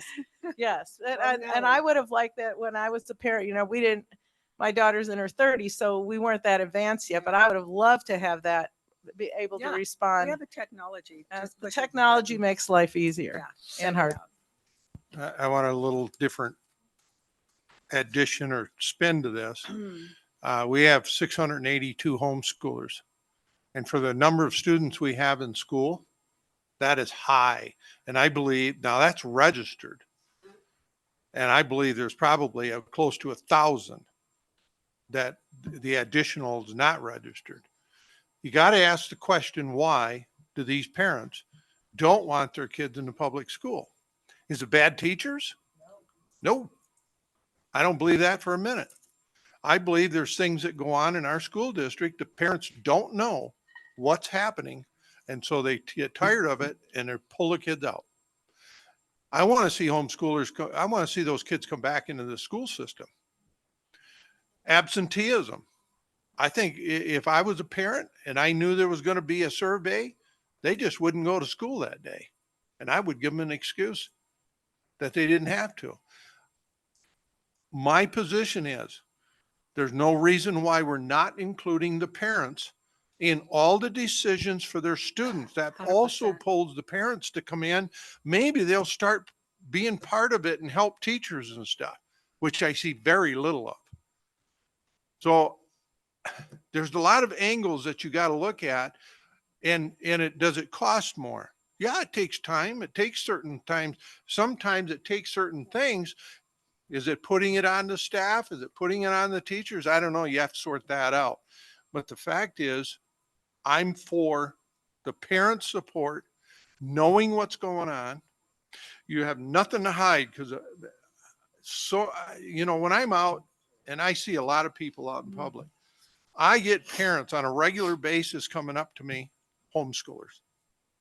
I ask if I'm out and I see the kids not in school, I see them in the store, I'll say, you homeschool or just a day off? They're homeschooling. And then I ask them, why do you homeschool? Well, what do you think I get? I wouldn't put my kids in this public school for nothing because they never tell us what's going on. And I want to know what my kid is doing. So is it I don't trust anybody? No. I want to trust the parents to make the decision for their kids. That's it for me. Any other comments? Mark, I'm sorry. I'm so sorry. It's I okay. had one more. Mark, how many surveys do we have? That's an impossible question for me to answer. So I can go through and list, back to Trustee Gilkerson's question, the ones that we do offer and with the ones that we do kind of see through my office anyway. So we have what you were talking about before with our school climate survey. That is part of our school performance planning. We have to do that. That's a mandated survey.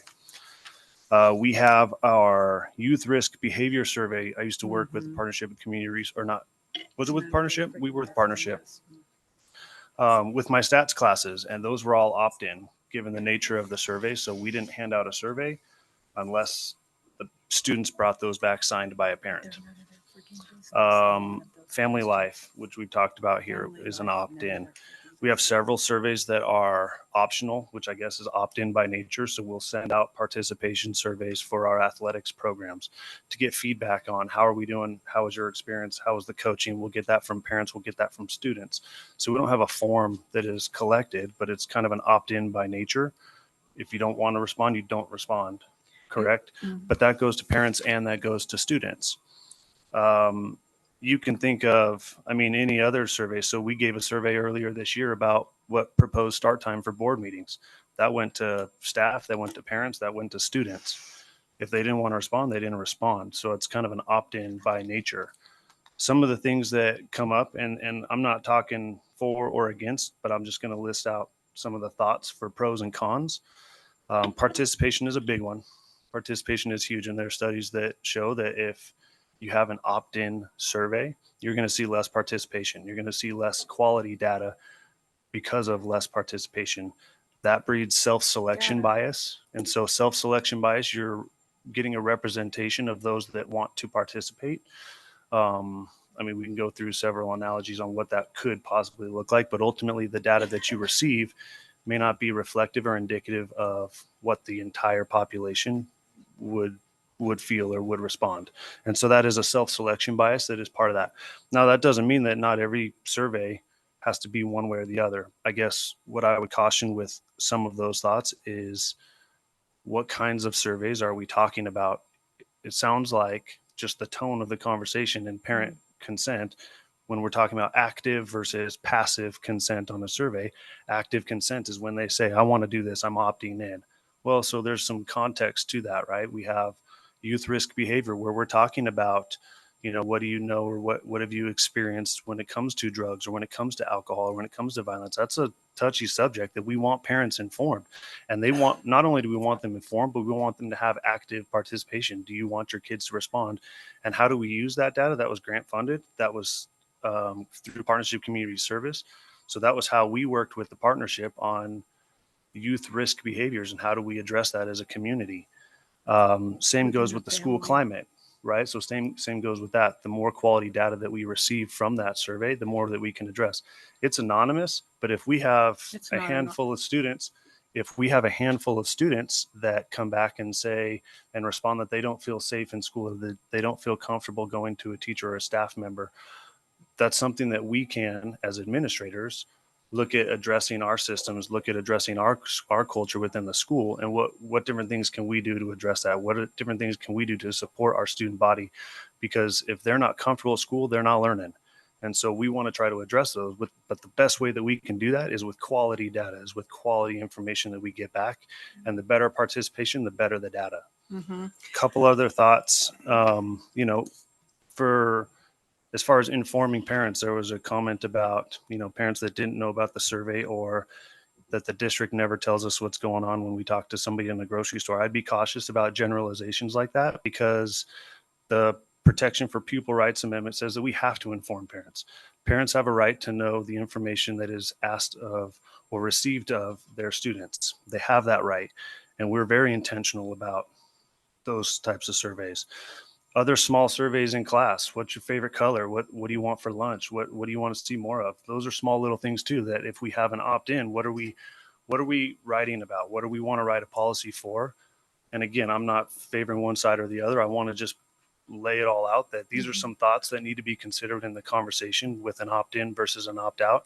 If we blanket opt-in everything, there's going to be a lot of data missed. There's going to be a lot of opportunities missed to improve our school district.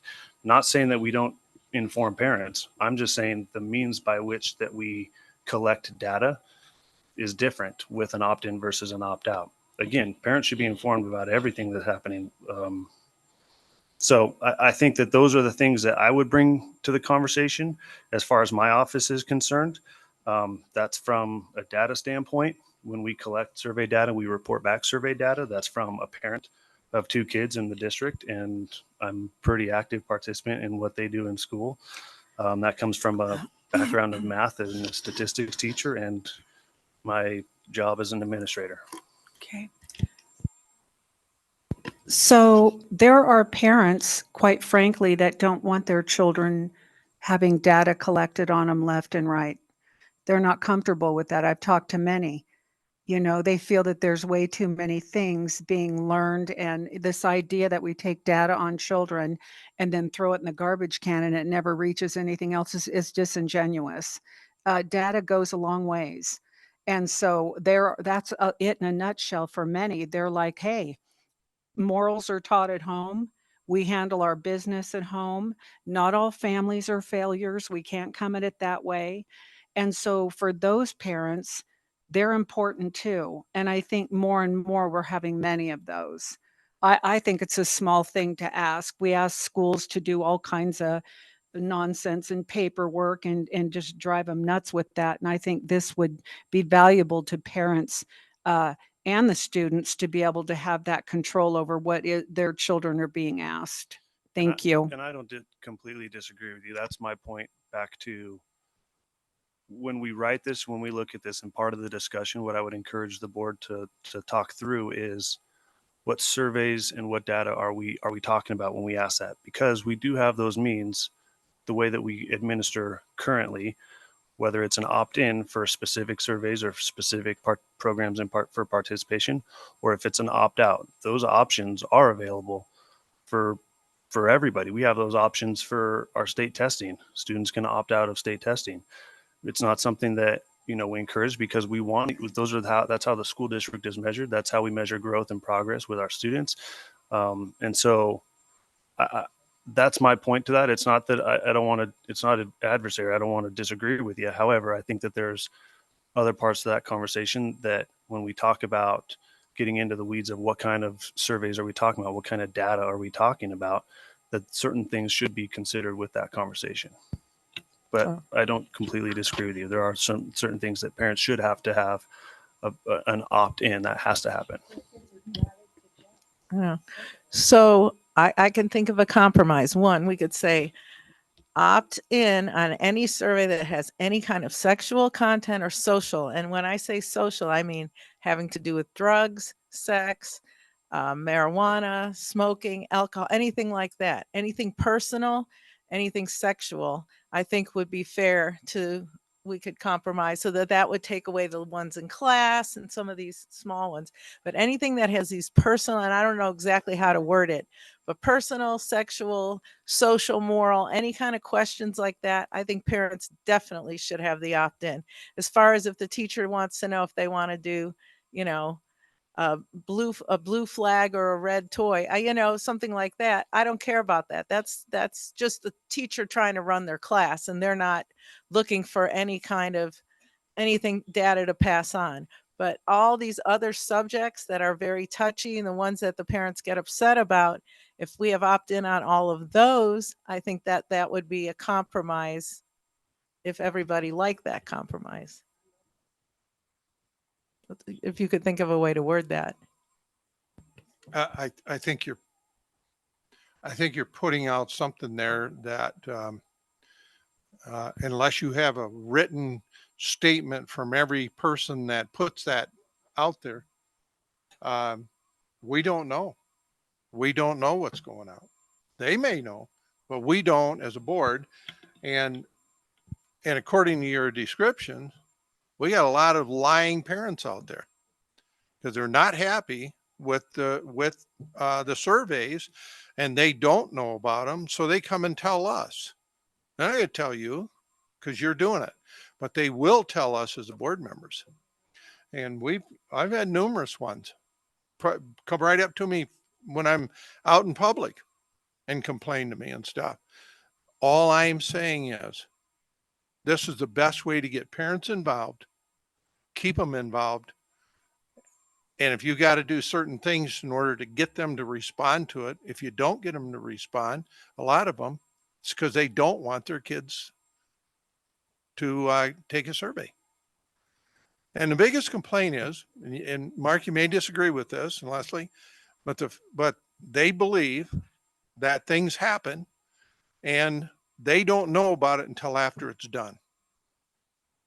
And that to me is unacceptable, because you're cutting the parent out, you're showing the parent they don't count, and you don't want them involved in it.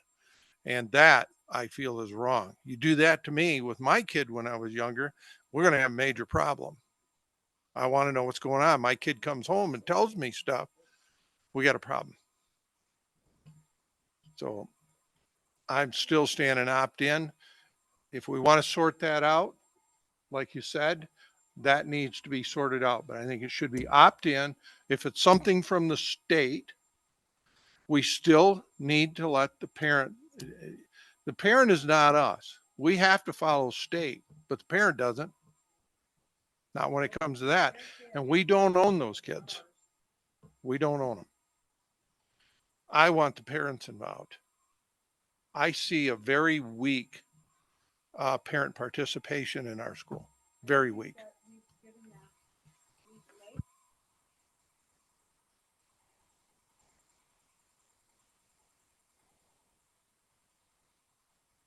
I think it's important to bring parents back into the fold, because I think, like many things in life, we get a little lazy and we let somebody else pick up the slack, and then you turn around one day and go, wow, they're my kids. Why don't I know this? But anyway, that I just wanted to say that I'm pretty well done. I have my views of opt-in, so thank you.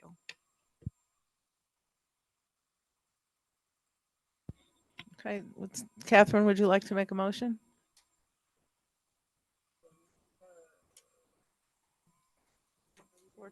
It's 14, sorry. I was so involved in my story. Yes, I'll go ahead and do that. I make a motion that we create a board policy for parental opt-in for student surveys, SG-7, as discussion for possible action. I second that. Any other discussion? Okay. Doug, are you ready to vote? Are you clear on what's going on? Doug? Yeah, I'm clear. Okay, so we're voting either, if you're in favor of opt-in, say aye. All in favor, say aye. Aye. All opposed? Nay. 4-2.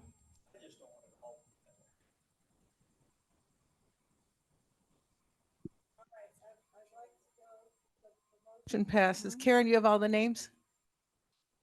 Okay, thank you. Okay, so number 10, superintendent search process. At the November 14th, 2023 regular board meeting, the board voted unanimously to open up the position for district superintendent and begin the process for finding potential candidates.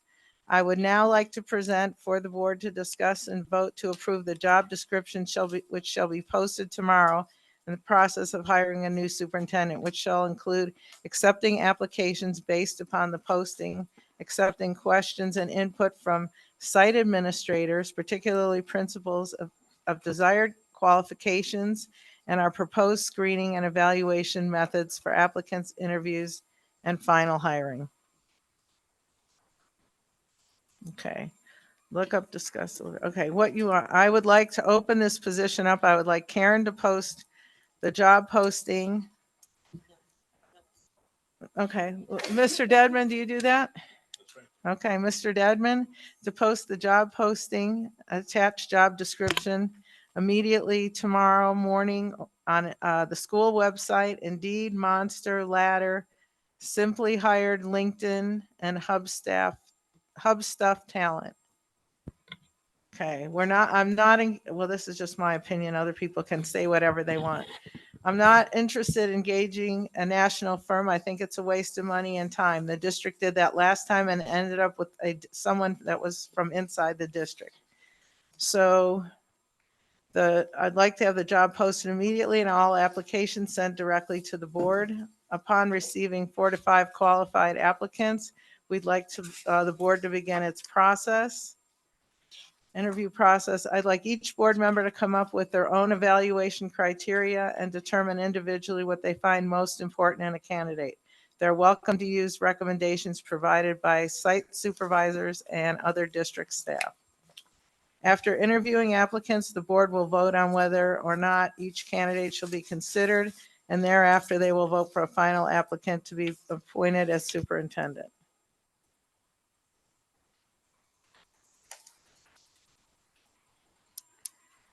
Okay. All right. Any comments from the board? I'm sure everybody has comments. Yeah, that was, you just said a lot, and I haven't Process. yeah, I haven't processed. It's not in front of me. We don't have a copy of what you're proposing, and that's just a lot of opposite of what we were trying to do last board meeting. What number is it on here?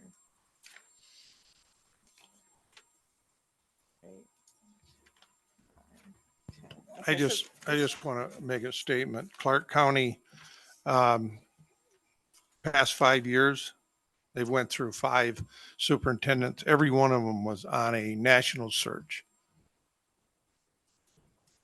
National search cost thousands and thousands of dollars each time, and look where they're at. Oh, and Washoe too. I'm sorry, Washoe. I'm sorry. Thanks for the correction. What'd you say, Jeannie? Oh. Okay.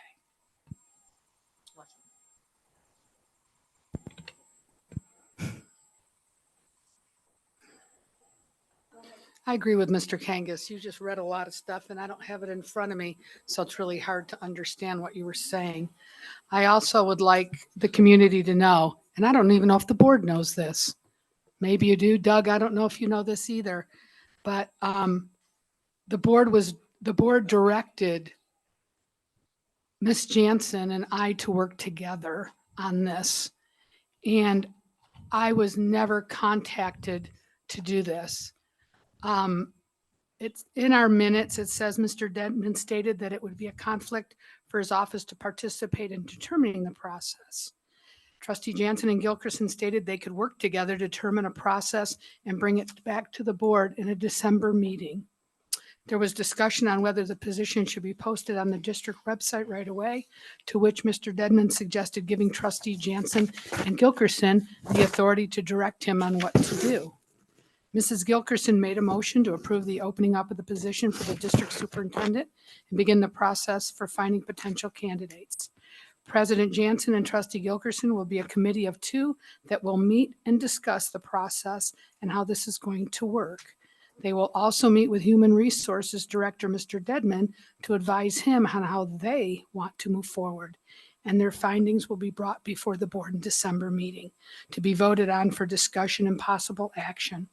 This was seconded by Mrs. Dickerson. Mrs. Sears also stated that they could work on this in anticipation of the next meeting. She encouraged hiring someone in the same manner that they plan to evaluate them. I do want you to know that the motion carried 7-0. And I don't know if everyone knew that I was never contacted to work on this. This was a party of 1 as far as I can understand.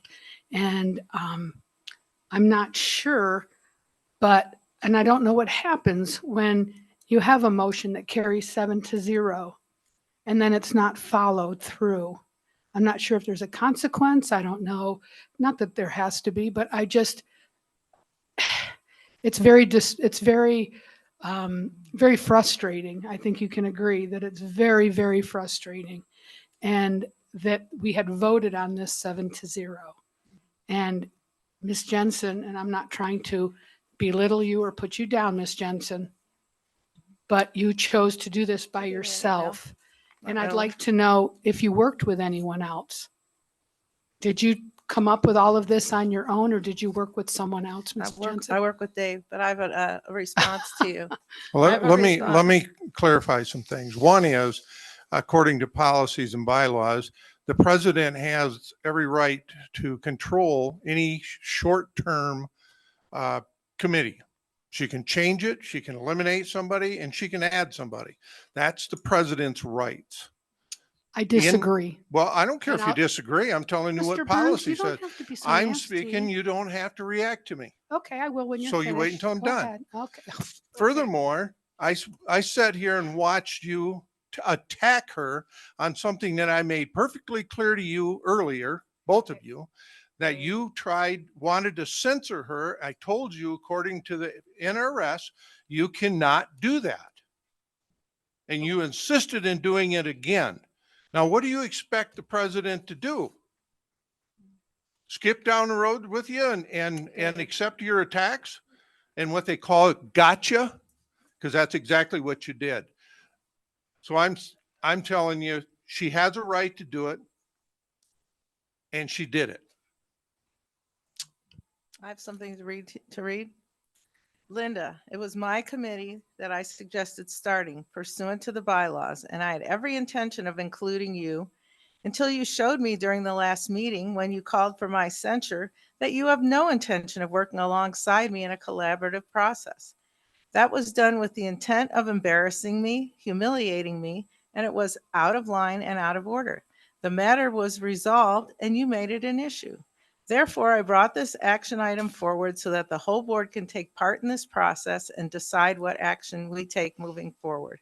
Clearly, you're not interested in working together. So now we're here in the December meeting as planned, and the board as a whole will vote to officially post the job description and to begin accepting applications.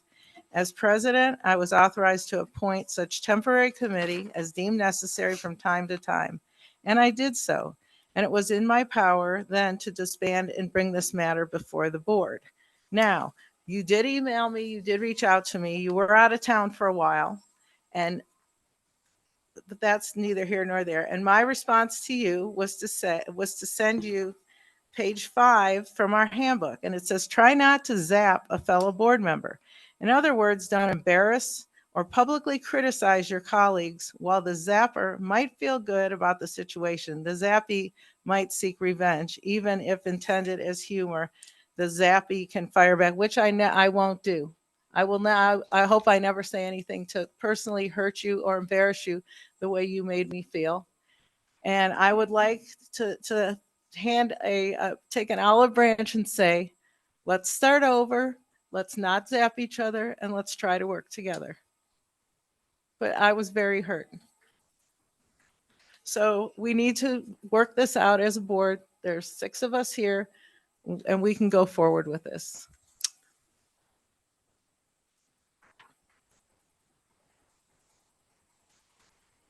Yes. First of all, I'd like to say to Mr. Burns that this censure thing had absolutely nothing to do with the vote that the board made, 7-0. That was everyone agreed that we were going to work together. Okay. I don't know where Mr. Gilbert is, but I'd like to, or maybe Carrie, what happens when you do a vote 7-0 and then it's not followed through? The board decides, or whoever decides, not to abide by that vote. Well, I would say that in the meeting, it's in the minutes, aside from what you're asking, in the minutes, it said that you would come forward and that Trustee Jansen, President Jansen would come forward and present your thoughts. So I think that both of you, or if you're having trouble working together collaboratively, that you can still do that today. So whatever thoughts you have that you'd like to present, and whatever thoughts Trustee Jansen has that they'd like to present, and then the rest of the board can. So I did send Ms. Jansen an email and expressed that I missed her at the attendance and superintendent meeting. I asked her if she hoped she was feeling better. And I also let her know at that time that I was looking forward to working with her. She did, as she just expressed right now.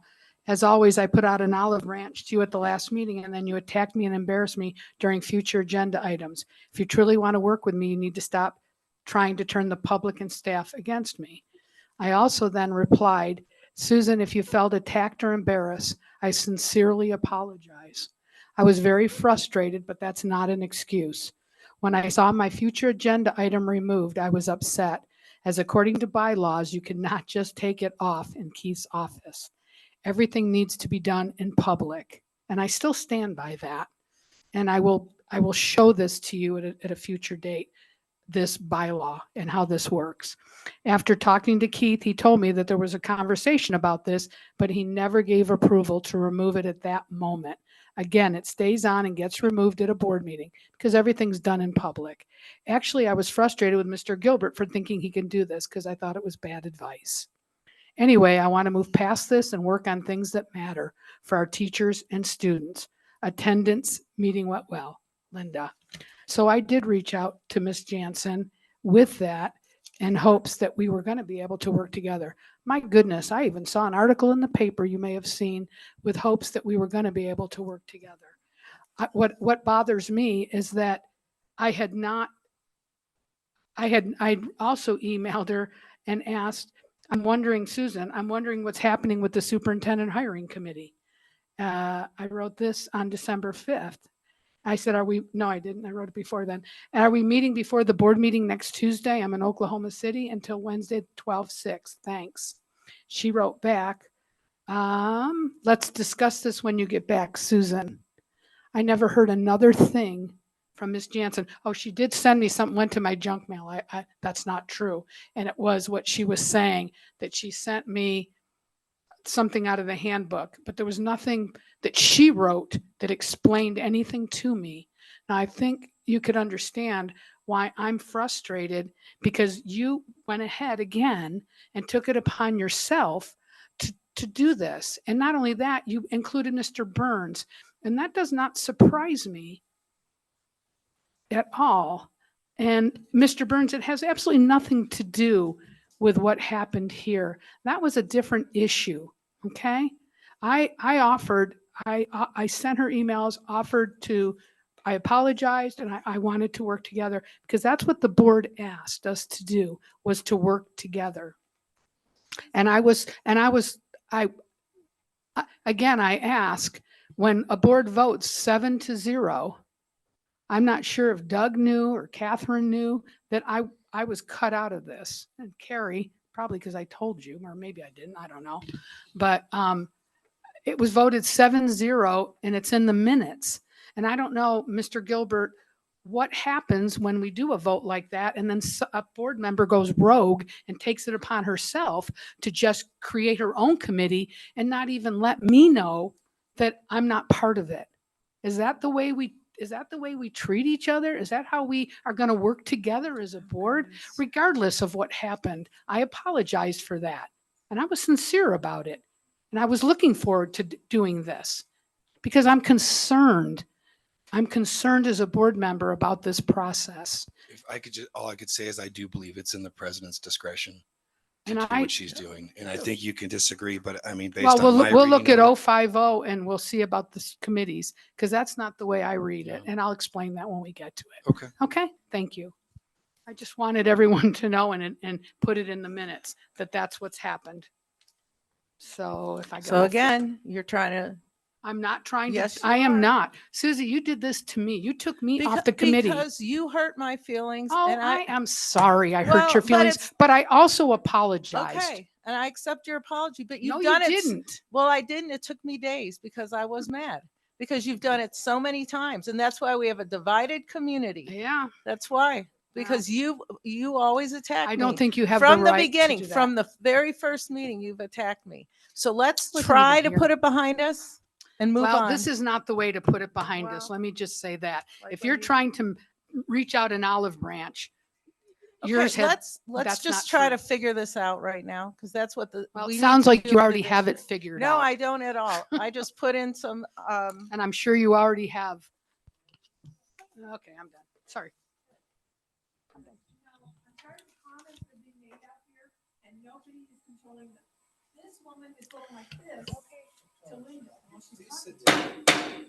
I didn't see it because I don't look at them.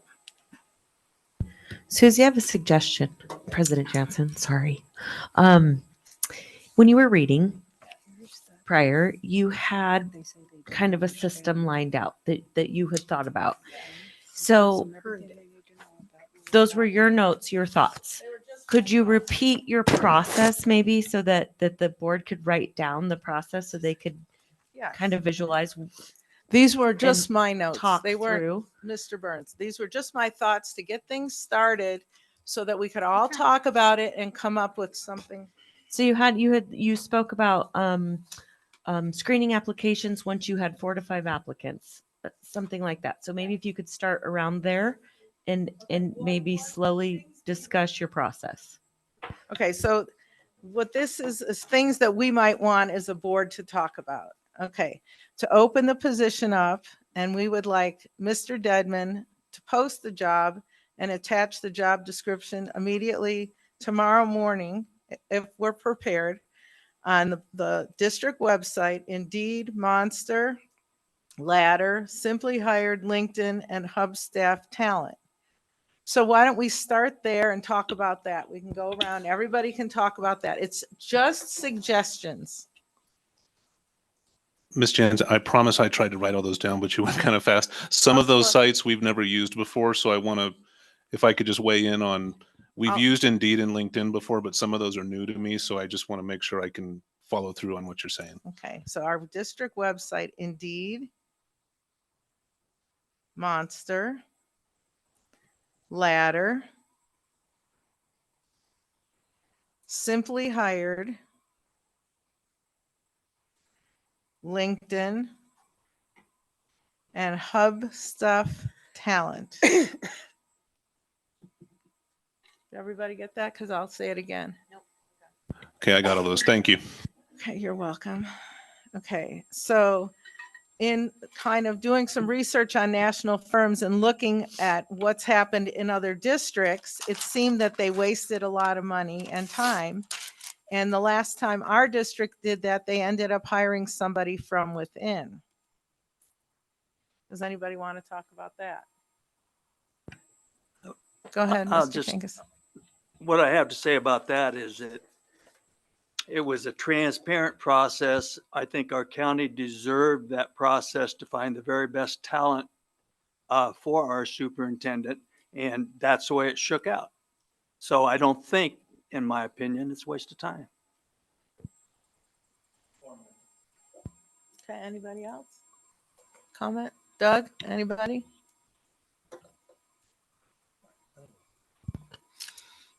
I think if we just go through this process without spending the money out there, if we're not happy and don't see the ones coming in we want, then we can always reach out and get a national. But here's what I'm looking at. We have Washoe County that 5 times they're now looking for a superintendent as well. If we stretch this thing out, we very well could lose the potential good candidate just because we drug it out and they go somewhere else.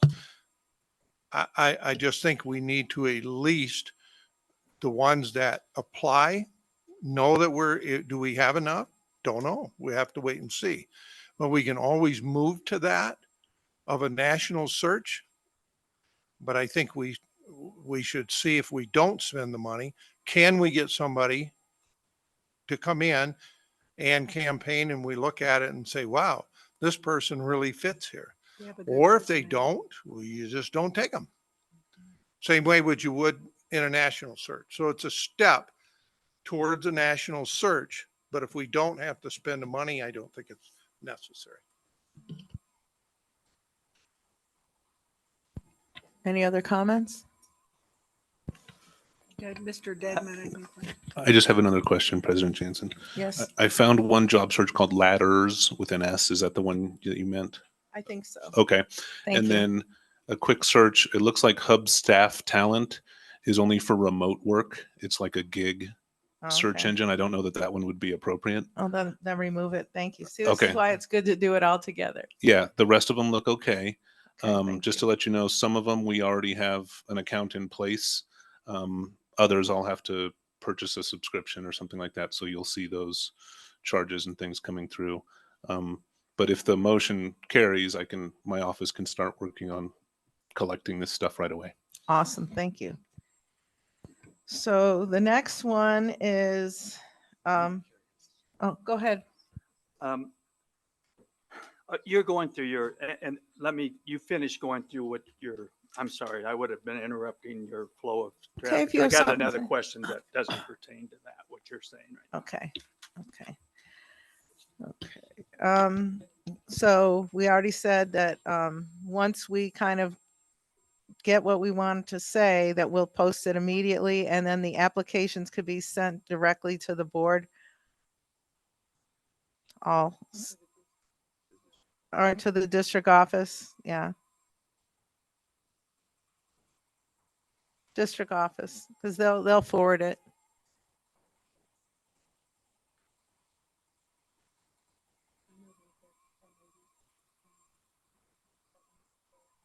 So the next thought, any more comments on the applications being sent directly to the district office? I was just curious if you had a timeline for your posting. So Well, you said you wanted it posted tomorrow, and then do you have a timeline for how?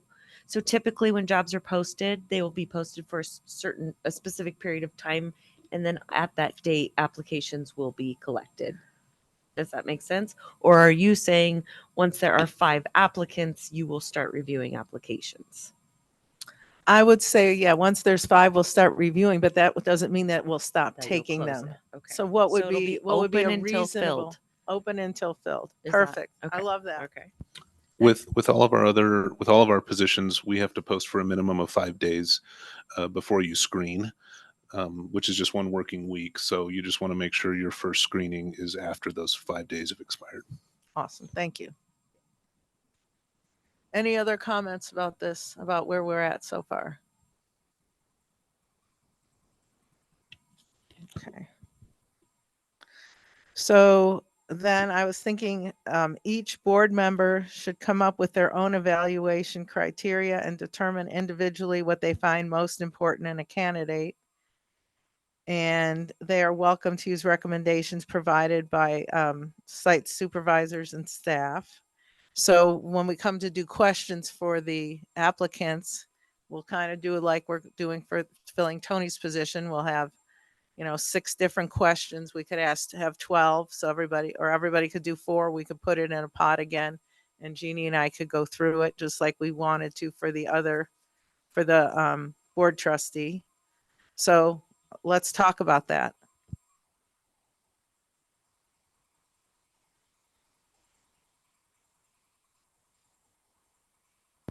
Sorry. I think it's a good idea. Throw some things in there, questions that are concerning to me that I would like to see in a superintendent, and have discussions on that. Well, I'm just thinking, I'm not opposed. I'm just one person here on the board, but I'm not opposed to having public, parents, anybody can send a question in. Doesn't mean that it would apply. We'd have to agree that it applies as a board, that question. But maybe there's a question out there from somebody that we would hear that's going, wow, didn't think of that. So I'm just saying, so, we're not blocking everything out. At least they can send something in and give us ideas. Not that we would use it necessarily, but if it's good and we decide that, we could select that. That's what I'm thinking of. So this here, item 10, is kind of the outline of their what they have to. It's on. So this item 10 is what we're looking, kind of the format to what we're going to be interviewing them on. Is that correct? I believe that this is what they've used in the past and Kira updated it. Okay, very good. So we have it's not like we're just flying in the wind. We have this document here that we're Right. kind of grounded with. And then we, come up with some questions that are concerning to us that we would like to see or not see in a superintendent. Thank Yes, and you. I just wanted to say that was the previous job posting, and then we just edited it pursuant to some of the statutory language. So can we go ahead and, if we have some sort of guidance in that way, can we just decide at this point that we want to vote to get the process started, and then we'll use that criteria when we start getting applications in? I think that's a great idea. Mr. Kangas? So, yeah, that now I'm coming up to where I was going to ask this question. I was wondering who drafted the job description. And I don't know, I don't have it in front of me what the old one was, but it seemed a little flat and a little, to me, not very exciting. If I were a superintendent looking for a job, I'm not sure. This doesn't seem a little overbearing, and maybe it should be. I wanted to make that comment. I wanted to find out who drafted it because I thought it was you and Dave, but Kara was on that committee too then. Well, this is It wasn't a committee. Oh, It just, that they were. Karen, well, I had received the job posting prior when we were going through this before, and I updated it according to the statute, but it was drafted originally by Mr. Lewis. Okay. Was there a whole lot of changes? No, not a whole lot of changes, just some of the language. That's what I told you, the statutory language was changed. Things were taken in out. what way? What specific direction was the statutory language wrong? And Would that help you? pardon me? If you were to get the original and read them side by side, would that help you? Not today, not in sitting here. In Oh, this no, board no, meeting. but in the future, would Well, I that know, help you, but we're Carrie? voting on this, so I'm just giving you my opinion We're not right now. voting on this Mr. today. Kagan. So I'm wanting to know what the changes were that you made. And you must know, right? You do. Is there a specific something that you're asking? I'm asking you specifically what you changed. Yeah, I know you did it, and I'm just telling you that it seems a little flat, and I don't know Okay, well, what, you're and welcome then to change it. overbearing. Go ahead and tell me where you, Okay. a little flat is kind of vague. Yeah, and you're being very vague about what you changed. I'm not, I'm telling you that I Okay. incorporated language from the statute. Listen, I'm getting you do this often, and they make it so people What can't is it that I understand. do It's often? okay. It's okay. They're going to vote it on. It's going to be voted in anyway. But I'm just telling you. Okay, would you I- like me to in- take my in time my and pull it up opinion- on my computer and Yeah. explain it to you? Or are you gonna make Okay. well, sweeping that this is what I do? I Okay, don't know what please it do. is that you're Please do. referring to that I do. We don't. You want to have that time? Let's do it. Would you like me to bring out my computer and talk about it? Sure, I would appreciate that. Carrie, is there anything specifically you'd like change that we could change right here and now? Because we could do that. I want to know what the language was changed. There's a lot of language that has overbearing connotations for the board members' control over the superintendent. That's one specific thing. There's What- not a lot of language in there about educational things. And I don't know if there never was. I'm just asking Okay. what you changed.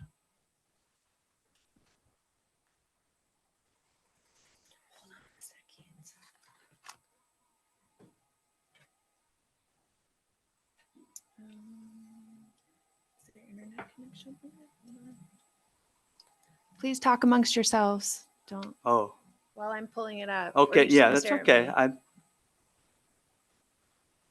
Okay.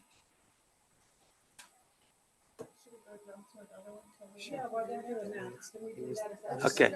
Carrie, I just want you to know something that I think the same thing you're thinking. When I first looked at it, I thought it looked a little flat too, but the job description just was that. I actually remember looking at it thinking, this doesn't seem that exciting or enticing. And the job description was very, very basic. And so Sure. I will get you these little changes, but I think you're going to agree they're not very remarkable. Okay. And then I did have one final question, and this is the devil's advocate again, and it's that I know that, or I'm wondering if we can hire a new superintendent, only because I say that Mr. Lewis, the way I understand it, is on paid administrative leave, correct? For the PERS. If he's being paid as superintendent, are we allowed to hire a superintendent right now? We are. So just want you to know, I ran that down for you. Okay, And so good.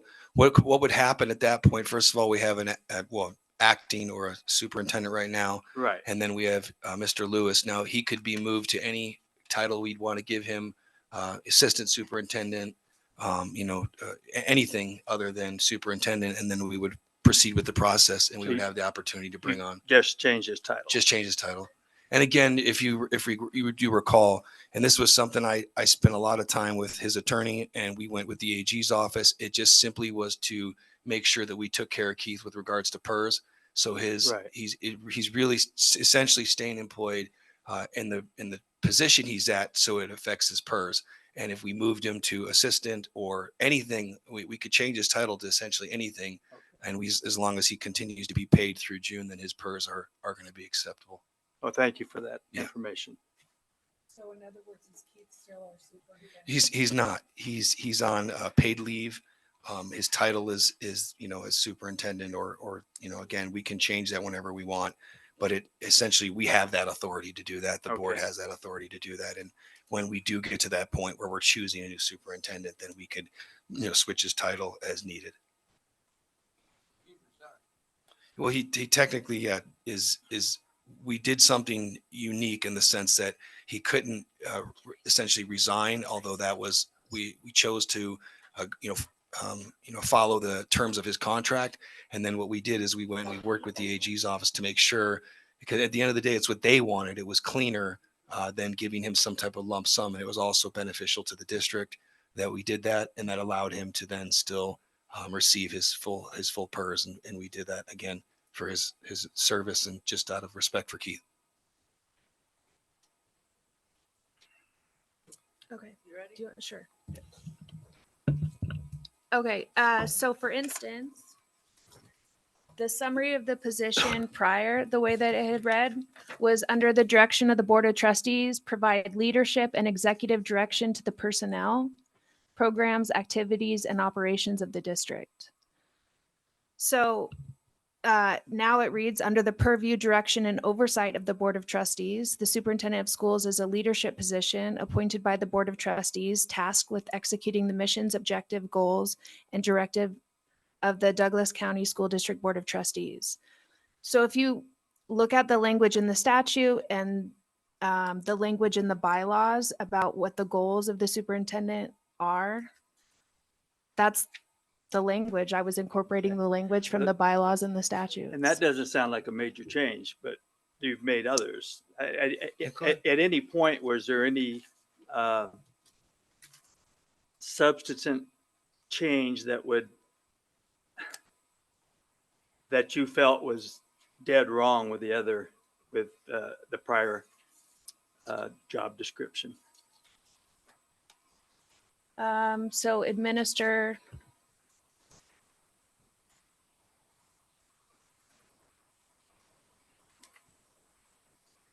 I mean, I took out certain things, as you can see in here. I don't know that there's anything substantive except for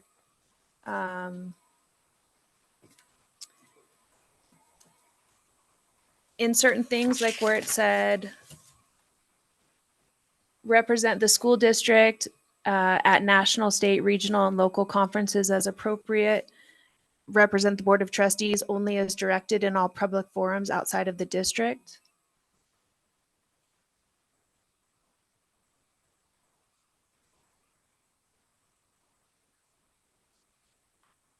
I mean, I think what I was trying to do was take the spirit of what the statute said and what the bylaws and policies and procedures said and incorporate them in, because the language wasn't the same in the one that I was given.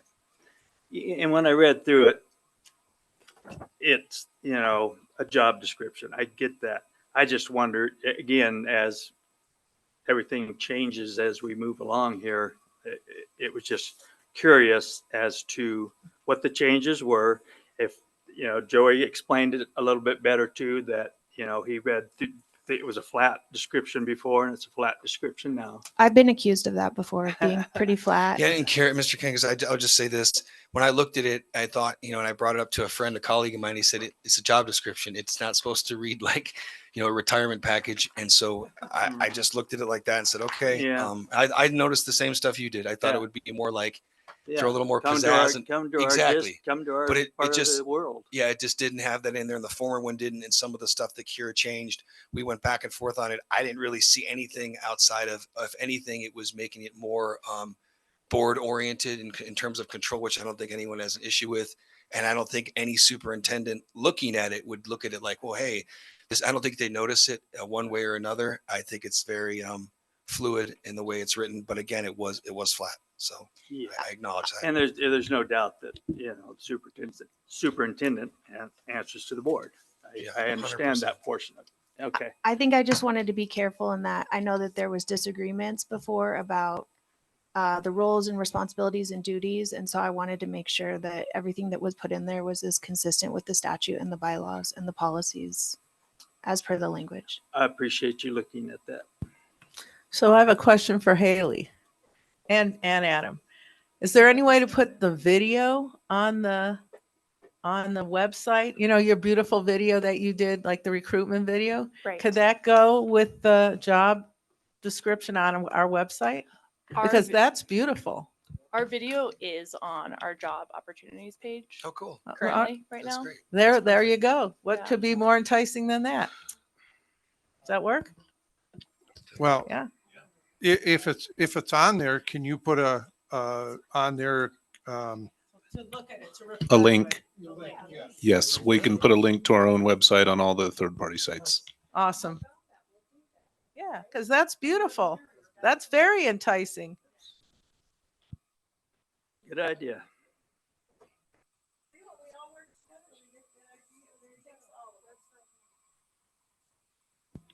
All right, so are we ready to make a motion? Do we have, go ahead, Linda. I happen to have both contracts and I did compare them. And I did want to say a couple of things about this. Yeah, I'm talking about this. Can I talk about this now? Is that what we're doing? Okay. I just wanted to be sure that in the one that was put out by Kira, I don't know why, but I thought Susie and I were going to do this together, as I said before, but I'm just saying I thought we were going to do this document, not that we were going to get charged for this document. That's all. Again, trying to cut costs. Also, the other thing in the first summary of position, there's a sentence here that says the Board of Trustee has ultimate jurisdiction over all matters within the district, and the superintendent is expected to report to the Board of Trustees on these matters on a continuous basis and work with the board to ensure all duties are carried out while keeping the board apprised of all progress, obstacles, problems, events, and outcomes. The board is mentioned in there so many times. I think it could be a little frightful to someone that's applying for this job. It's directly out of the statute and bylaws. Okay. I'll let you know that. What statute was it? NRS 386. Thank you. Thanks. The other thing I saw here is that that they will assist the board officers in their development of each agenda and work with the executive secretary to prepare the agendas directed by the board president for each of the regular and special meetings. And I really hope that's what we get to with that. And I hope our new superintendent, that would be important to me. Let's see what else. And it also says this is something new, determine district staffing needs after collaboration and a discussion with the Board of Trustees at a special meeting held prior to the beginning of each regular school year and at any time necessary thereafter. That's something that wasn't in the old one. Another thing that was added is it says on top of page 3, it says oversee as a managerial function of the Board of Trustees the fiscal activities of the district through the preparation of an annual budget, which will be presented by the Board of Trustees for the review, blah, blah, blah, so on and so forth. And then it said such budget shall be made. Okay, this is what I had a question about. Shall be presented to the Board of Trustees for the review, questions, feedback, alteration, and approval of where the continual management of such budget shall be monthly brought before the Board of Trustees at each regular scheduled meeting and then audited monthly by a board appointed outside third party. Can you explain that to me, please? I think that's our job as a board, is to monitor the financial aspect. So I don't know when you say third party, what that means. I'm on the top of page 3. It's the first paragraph, the bottom of the first paragraph.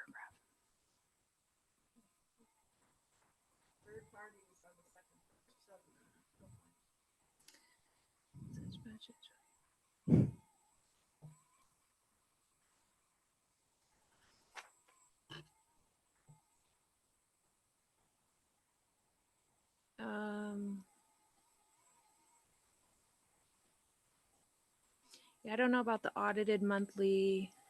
I have to think for a minute where that came from. Okay.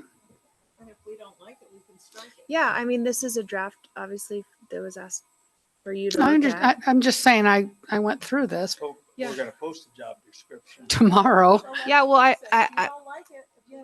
Yeah. Okay.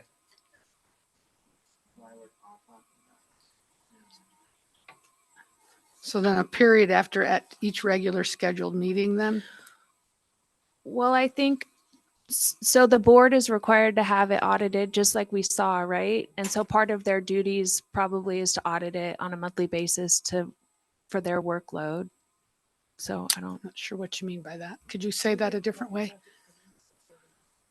Yeah, and so there's an outside financial auditor, right? We just had one. That meets with us once a year. Yeah, but I'm sure that they're working monthly on whatever. They don't just do the audit at the end of the year. It's kind of progressive is what she's saying. A little bit is done as they go. Okay. I just pointed that out because that's something different. Yeah. And I didn't understand that because I think as a board, we should all be auditing the finances. Of course you should. That's what it's saying in here is that And then that the board should have more oversight, obviously, because you're held accountable pursuant to the statute for the management of the budget and for all of the hiring practices that happen. So those are a lot of the things that are discussed in NRS 386 and 391 is that you're responsible for those functions and you have the ability to delegate them, but ultimately it's your purview. Okay, and then the line after that? I have a suggestion that just instead of and then audited monthly by a board appointed outside party, third party, you could say audited annually. Because that's the NRS is that it has to be audited annually, correct? I think the mandate should be that, but it should say that the board has the option monthly at any particular month of an audit. Just because the board is responsible, something comes up, the board needs to be able to respond to it because we're responsible for it. I think this is a function of the I know, but if you're board gonna more than the change words, you- superintendent. I think so too. Yeah, this is for the superintendent. Right. I just see this more as a function of the board, and I think you have all those rights that you just spoke of. I'm just not sure how it applies directly to the superintendent's duties. That's all I'm saying. All right, then the next line. Oops, I'm sorry. I think you put a period at the end of meeting. Just put a period after scheduled meeting. No problem. Okay. I want to go on to the next one then, okay? It says the sentence right below that is communicate regularly. It says with the board president, legal counsel, community groups, parents, civic. I think instead of board president, maybe we just put board of trustees. Because they should be communicating with the board of trustees, not just, and that's everybody. That includes the president, right? Sure. Okay.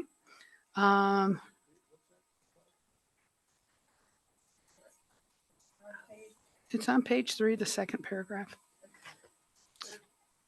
Do you not have a copy, Dave? Do you need a copy? Okay. Okay. Okay. The next one's okay. Team country, but the board of trustees of all media standards promote positive image. Okay. Represent the board of trustees only. And then the last one in that it says represent the board of trustees only as directed in all public forums outside the district. I'm not, can you explain that a little more? That sounds pretty heavy-handed to me as well. That you're telling the superintendent. I just feel like we want to get good quality people, but if we're handcuffing them, then I don't think that's, well, we may not get good quality people, that's all. So can you explain that last one, please? Sorry. Good communication with the board and having that kind of relationship. I don't see where that's a lose situation at all. I mean, the more that we understand each other and he understands the vision of the board, which is his job to put forth or her job to put forth. I mean, that is necessary. There seems to be this concern that the board is just going to take over everything, and that isn't at all what's going on. However, the board needs to be aware of many things so we can vote correctly on things that do come before us and that we actually have some knowledge of, because I'm not voting on things that I'm just like, oh yeah, okay, yay. I want to know what I'm voting on. Absolutely. Thank you. And thank you, Catherine. But what I see this as is that you represent the Board of Trustees only as directed. So well, to answer your question, so in your bylaws, it states that the superintendent serves as the executive function of the board, which is to execute the directives of the board. So it makes sense that they would represent the directives of the board. And I agree with that, but I'm concerned with as only directed in all public forums outside of the district. That concerns me. I don't think it even needs to be in there myself. I think it handcuffs it. That's just my opinion. Well, would you Okay. want a superintendent that's going outside of the directives of the board and making representations outside of what you've directed? No, I don't think that's what I mean at all. I just think that That is what that means, but your I administrative guess maybe the way it's regulations- worded, just the way it sounds is only as directed in all public forums. I think the You could superintendent say will as be in other directed. public forums that may be. So we could say because we- represent the board of trustees as directed in all public forums. Represent, yeah, that sounds a little, yeah, I like that. I think that's a good period after idea. forms. Thank you. Also the work contacts. Again, we've got maintain frequent and continual contact with the Board of Trustees. I don't think we need to put in the president because that's a given. Okay, district administrators, staff, students, and so forth. I think required knowledge also, skills and ability. And when I looked in the one that was here, it mentioned that that they would have knowledge of IDA, IDEA, thank you. IDEA of materials and techniques employed in a competency-based educational organization is what was in this one. And this kind of. Yeah, federal laws, that's IDEA is a federal statute. So do we need to be specific or you're saying we don't need to? In my opinion, I think that by saying state and federal laws, it means all of the Title 34 under the state laws and then all of the federal laws, which would include IDEA, Section 504, Title 2, Title 7, Title Okay. 9. Okay, I'm good with that too. Thank you for explaining that. Also, something that was taken out is adding communications, to add communications to skill in. And I think leadership and communication, promoting awareness and commitment to State Board of Trustees. And then there was another thing in the old one that says organizational theory and promoting multicultural awareness and commitment. And that was removed as well. Is there a reason why we took that out? Awareness. It's multicultural awareness. So ethnicities and. Yeah. Your Well- mic, honey. They're asking. Oh, for your me. mic. I They're asking you talking to them. Yeah, I think I think the state and federal laws would cover that. Again, And it says, the way it's written here is organizing a system, managing programs and personnel, evaluating and assessing teacher performance and curricular programming, human relations, conflict resolutions, communication, leadership, organizational theory, and promoting multicultural awareness and commitment. Well, and then it says skill in the use of a microcomputer, but I don't think we need that. but that's where that was in the old one that said skilled in. So I think that's something that should have been kept in. That's my opinion. Okay.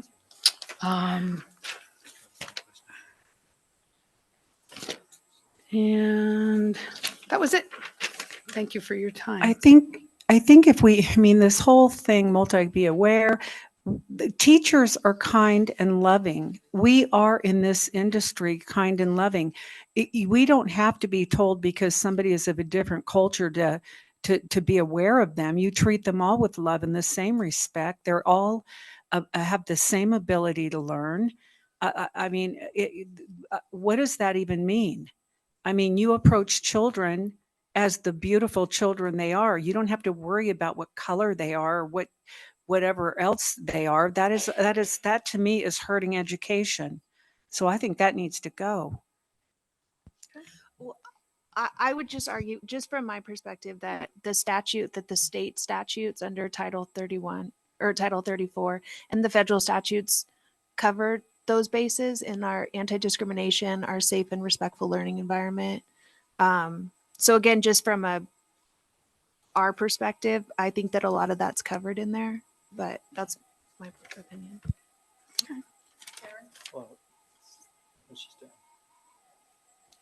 Okay. I would like to go back and apologize for not catching this before. She kind of brought it up, but on page 2, about 3/4 of the way down, where it says solicit applicants and conduct interviews for all district administrator and staff positions pursuant to board policies, administrative regulations, and present potential or final candidates before the Board of Trustees have each regular meetings for approval prior to their hire. Is that our normal hiring practice? Because that would mean they can't hire people. I mean, they introduce us to the board, but that's their job. Okay. So when we hire somebody, carry any position, when I approve the hire, I notify them that their hire is approved pending board approval. Okay, so that's really what that's saying. That's standard practice. Yeah. Okay, I appreciate that. Thank you. Any other comments from the board?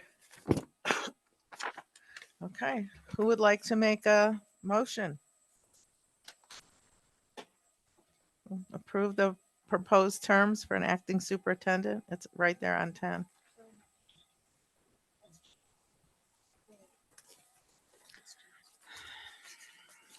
No, hers is number 9. This is 10. This is right here, right here. Yeah, you're right. Okay, approve. I'd like to make a motion, since nobody else spoke up, to approve and begin the superintendent search process. Can I have a second? Any other comments from the board?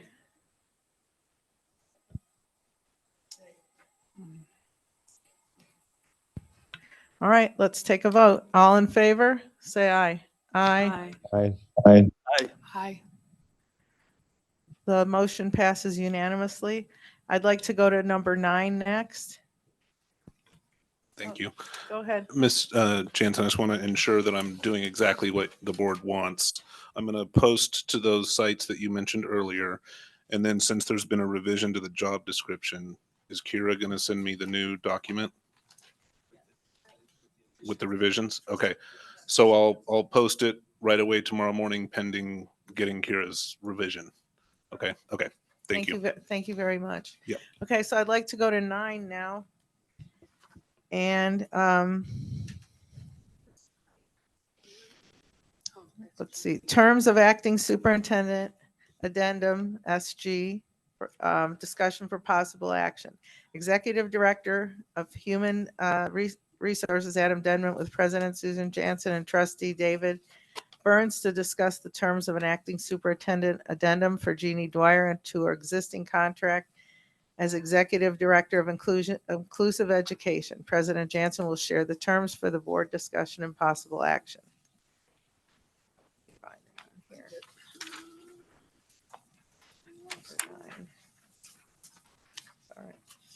I wrote something down.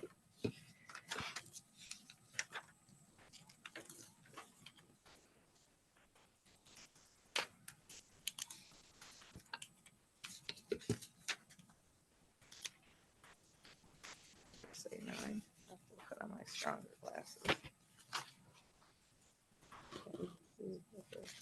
Number 12.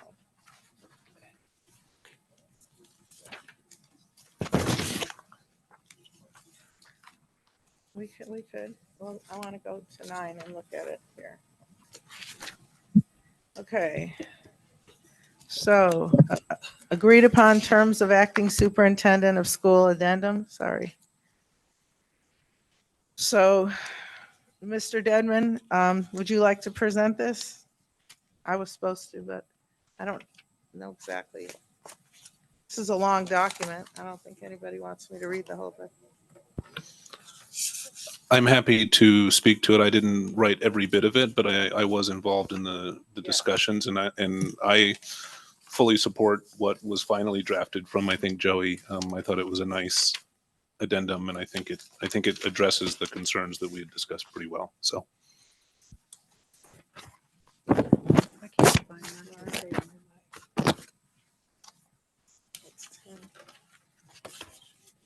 Does anybody have any questions about the addendum? I read through it and it seemed wonderful to me. I just can't find it right now. I know it's Item 9. It's 9. This is the old agenda. So I don't know. There's 10, but I couldn't. Well, it says here. Huh? So if everybody didn't have a complaint, I'm prepared to make a motion. I think, yeah, let's Thank you, go. girl. I thought this would be a pretty easy one because we're all pretty unanimous. Is that okay with the rest of the board? Okay. So I make a motion that the board approve the proposed terms for the acting superintendent addendum for Jeannie Dwyer as presented to her existing contract as executive director of inclusive education. I will second that. Any further comments from the board? Okay, all in favor? Aye. Aye. Aye. That was unanimous. You just got a raise, sister. Okay, let's go to, Can I ask a quick question? yes. Just real quick. Hey, Adam, when we post jobs, do we not put the salary range in there? Because I didn't see that on there. I just thought of that. Sorry. We do post salary ranges when they're part of a negotiated agreement or a set salary schedule. Something like the superintendent is typically negotiated between the board and the person they hire. The board could put a range there. That would have to be a board decision. But just from experience, I've seen superintendent jobs without it and with it. It's a unique one because it doesn't fall under a negotiated agreement or I'm just wondering if it would help someone to apply to get more applicants than not to have it. Are they going to call and ask anyways? Or, you know what I mean? I'd want to know what my range was. Do we want to put it on there? Is that Don't you think? customary? I mean, No. yes, No. you were. I'm sorry. I apologize. I just had that thought when I saw Jeannie's. It made me think. But I'm No, we're not sorry. going to. We don't have. No, but we should think Yeah. about it. Go ahead. I was just going to maybe finish answering your question, Ms. Thank you. Gilkerson. If you're looking for a recommendation, which you can obviously take or leave, I think I would suggest not putting a salary range on there. I would recommend to be determined or to be negotiated with the board, because then you never know what you're going to find in the process, and so you might limit yourself with that range. But that's just a recommendation. That's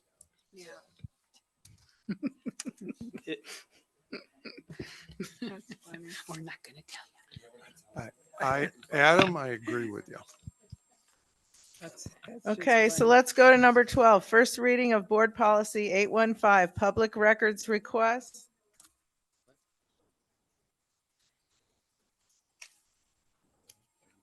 We'll do 12. We'll do 12, then 11. Oh, I mixed it all up. Okay, so number 12. The board will review and take possible action on Board Policy 815, Public Records Request to adopt, amend, revise, and/or remove language which details the process by which the district responds to a public records request and shall include charging a fee for providing a copy of a public record consistent with Nevada statute. Discussion from the board. So on the back page of the proposed changes, on to the third paragraph, the first sentence, question on the word public book and person submitting a request to inspect, copy, reset, that kind of that sentence. I'm not sure I understand that explanation.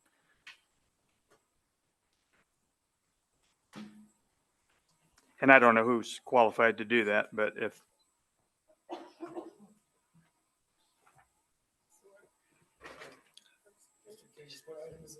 this is we're on item 12, so we're on the second or the back page of the proposed changes, and it's it's the third paragraph down that says a public record is readily available for inspection or copying, DCSD shall allow the person submitting the request to inspect, to copy. I don't think they should copy it. I think that's maybe not implied there, but I don't know. Or receive a copy of a public book. I'm not sure what a public book you're referring to. Is that just another word for a record? Yeah, well, some of the, and sometimes, well, yes, a book depends on what they're asking for. This applies mainly more towards agencies than a government entity. But there's certain records that are available that people might come in and ask for. Districts tend to go through this process whereby they submit a format. And I think that that's what we're trying to get more towards. And actually, maybe I would like to amend that. Yeah, for the second reading. But I think what the goal is to get through more of a format whereby not only the policy is approved, but then an administrative regulation to have processes so that people submit, like the state provides a template for forms on how the public should ask for a request. And then the district would be able to provide a standard format for when they approve something, how much it would cost, if they have to redact something prior to providing it, or if they are going to deny it. So the goal of this was to become more in line with what the statute provides and have a more efficient process. So documents are referred to as public book in some cases. Is that public book? Is that why that?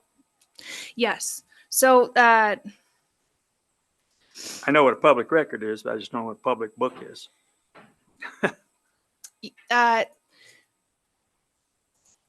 There's definitions, there's more definitions, right? So in the different manuals, in the different case laws, they provide, the statute doesn't provide so much of a definition, but in different attorney general opinions and in different case laws, there's further definition provided. But that's something that would be more detailed, not in the policy, but in the administrative regulation to help inform the public. So it's not something that really goes in here. Okay, well, you're gonna play with it, I guess. And then the very next paragraph, it says, and the second sentence, requests to inspect or copy a public record shall be made to DCSD legal counsel.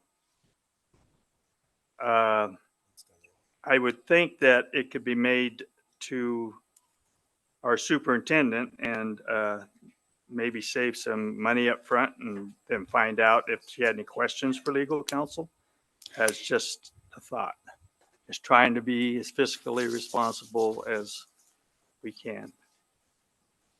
Well, I think the goal is to work with the superintendent that's what the administrative regulation would be for, is to have an efficient process. It's not always best to go through the superintendent, right? Most districts go through a general counsel. Many of them have their own section of public records requests. But the process mainly is to clear it through, define the legal parameters, because some of the public records requests have legal implications, and sometimes things might be provided that should be confidential or privileged. And so we just want to make sure that that process is more clearly outlined, because the prior process, there were no constraints or boundaries or guidance provided. So we wanted to make sure that that was covered. Okay, but again, I think my feeling is- Trustee King, I think you're absolutely right in that we could definitely work with something where, I mean, please, I would love the superintendent to screen everything. Yeah. And then they can come to us when they need to. So Okay. I think that's something we can absolutely work on, or put a policy in place for that. But by no means, yeah, we're just defining the parameters. Okay. Trust me, I get what you're saying. I would love for it to go through them first. And then when it's something that legal counsel needs to weigh in on to keep the cost low. Although I will say this, there's a lot of stuff that comes to us that we just simply, refer back to them and let them do it. It's just communication. It's not unless we're actually in there doing stuff, doing redacting, looking at stuff. So well, that's happening anyway, but I think if you want to put that in, that makes sense. And I Okay. hear you loud and clear. Okay, it would help me to help the public understand that. What was that? We do get requests that don't necessarily have to go through like transparent Nevada. Absolutely. Yeah. I agree with that. Where And it's just a quick, like, we're emailing business services. 100%. I think it'd be a good change. No one's going to fight you on this end.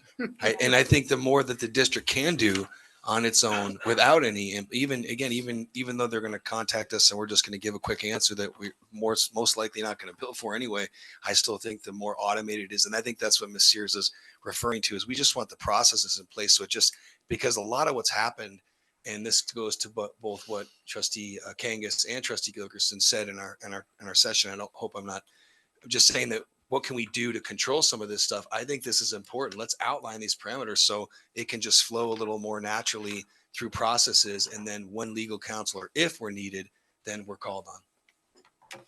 I think that's a great idea. I think I may have just one word change here, may help it. All public books and records of Douglas County School District shall be made available for inspection and copying unless otherwise declared by law to be confidential. Request to inspect or copy a public record instead of shall, make it may be made to the Douglas County School District legal counsel. So it's, if the superintendent looking at it and thinks, I don't know. That's fine. Then he may submit it to the legal counsel for confirmation. I think one word changing there would work. Susan. Go ahead, Linda. Yes, thank you. Also, we crossed out what's in red there. Should we leave that in there for if we're going to try to work more with the school district, where it says a superintendent or designee will authorize the inspection and copying of records in accordance with all applicable laws? Can we leave those two things in there then if we're trying to move this? Possibly, I mean, they're doing it anyways, right? So would there be a reason not to leave it in there? Yeah, I think so. Our concern with when that was just in there is that most policies have a partner administrative regulation, right? So a policy is a more general overview of the idea, but the administrative regulation is how it's actually carried out.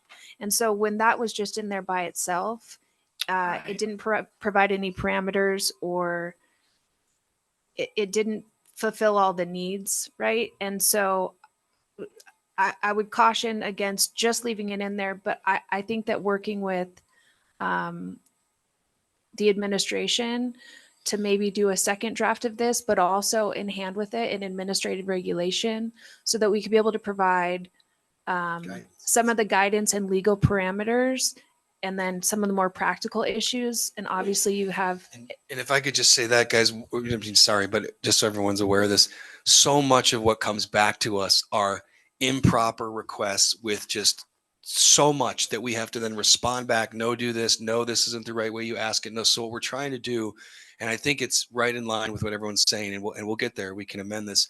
But what we're just trying to do is make sure when people are putting these requests that they kind of understand what they're requesting, how to request it, because so much of what we're doing is responding back, hey, thank you for your request. Or is this what you're looking for? You need to go about it this way or that way.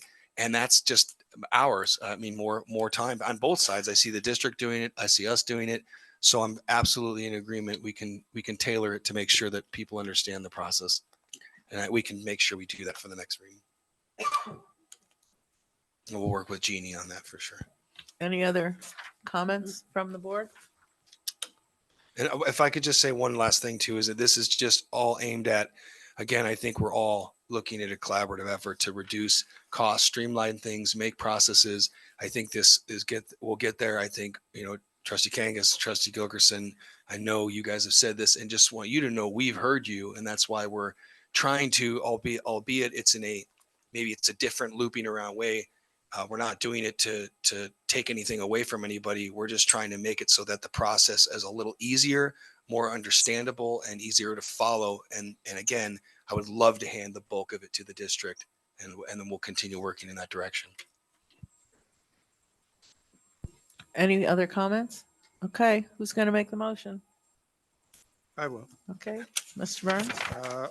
I make a motion, we approve the changes to the board policy 815, public records request as a first reading. Second? We'll do those. Oh, this first reading. Who'd So we like to put it make in a the second? reading. Who'd like to second I that? thought he did. Go ahead, Mr. Kangas. Oh, did you have to? I'll second that motion with the pending the changes. I don't know, how does that work? Yeah, this is the first This is reading. the first so- reading. Okay. They'll all be in there. Everything. Yeah. Yes, I will like second that Tom motion. Piso. Thank you. Okay, any other comments? All right, time to vote. All in favor? Aye. Aye. Okay, that was unanimous. Let's go to 11, change in board newsletter. Haley, would you like to talk about that? sure. Thank you. At the September 12th regular board meeting, the board voted unanimously to create a newsletter and bring it to the regular board meeting every other month for approval and use Infinite Campus to send the newsletter to stakeholders.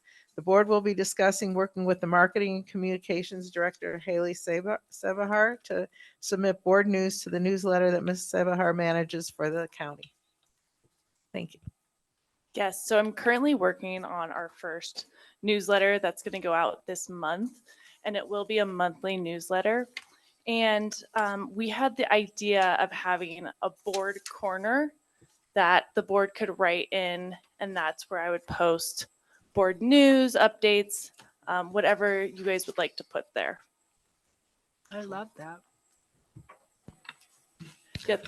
So I submitted something and all of you are welcome to. When would you like it by, Haley? I was thinking about that. So I'm thinking right now I want to send out the newsletter on the 15th of every month. So I think as long as I can have something in my hands around the 12th, maybe 3 days before.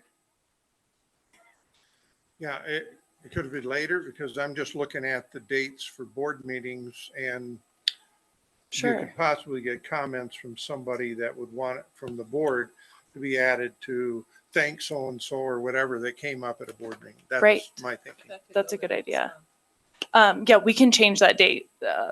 This is the first newsletter, so yeah, we can do whatever works best. So for this first one, when would you like to have if anyone on this board wants to submit an article, when should they give it to you by?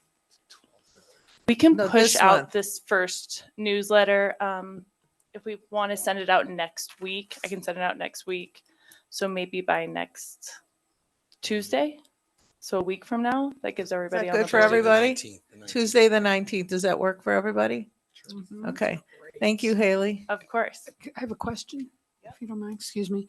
Will Haley, will you be deciding what, I mean, if you get 3 or 4, or Is there a limit?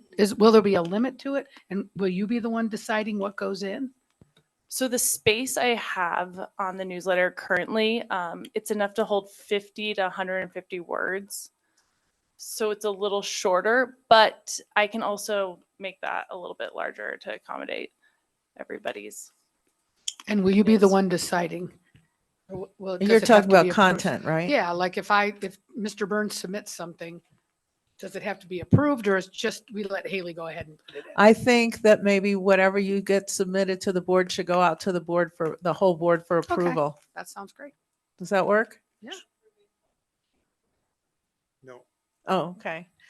Well, then we'll, She has to approve it. okay. Well, that's why we're Just have to talking. trust her, huh? We'll Well, try, yeah. trust you, Can I? Haley. Sure. If you are saying that maybe it's better to go out. Never mind. Well, It's all going to be positive stuff, so I don't see why Yeah, I there's mean, any it's not kind of gonna- issue. Yeah, it's like everyone prepares for the worst.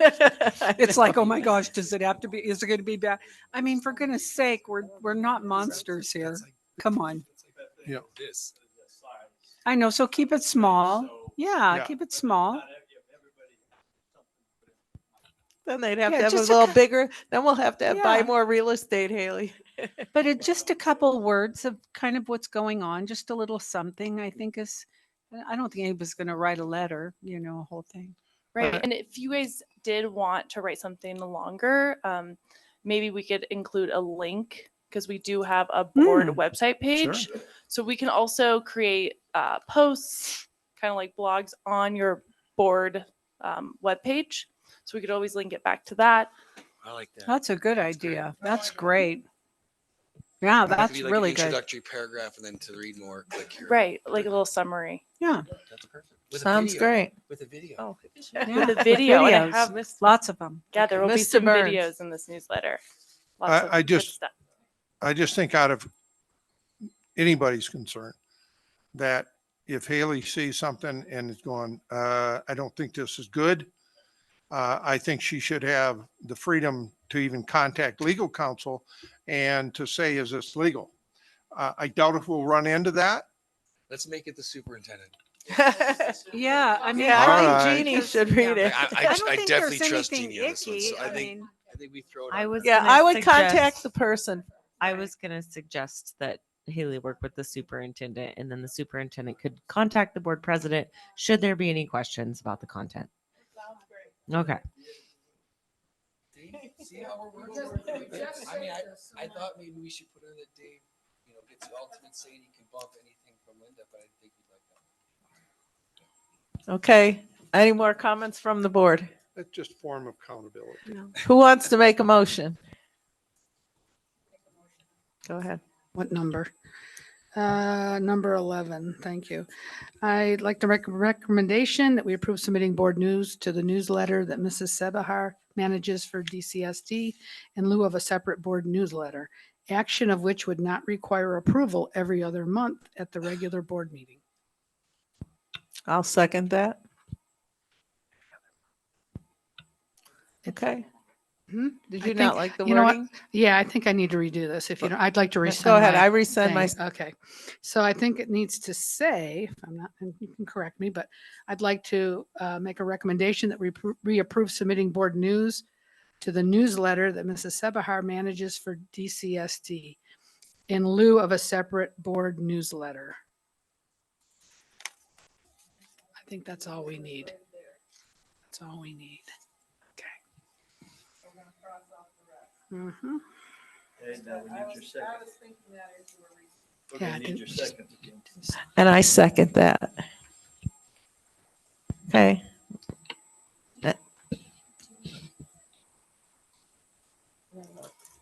Okay. All in favor, say aye. Aye. Aye. Unanimous?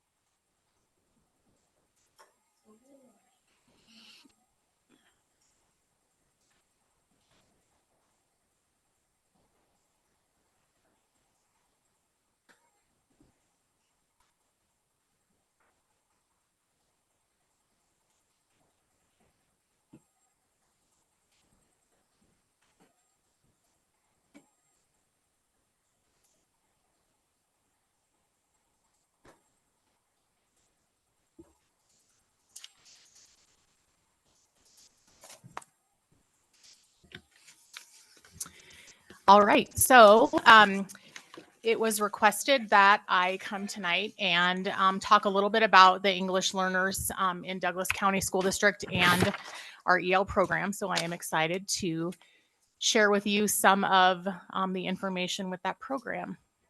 My clicker's not working though.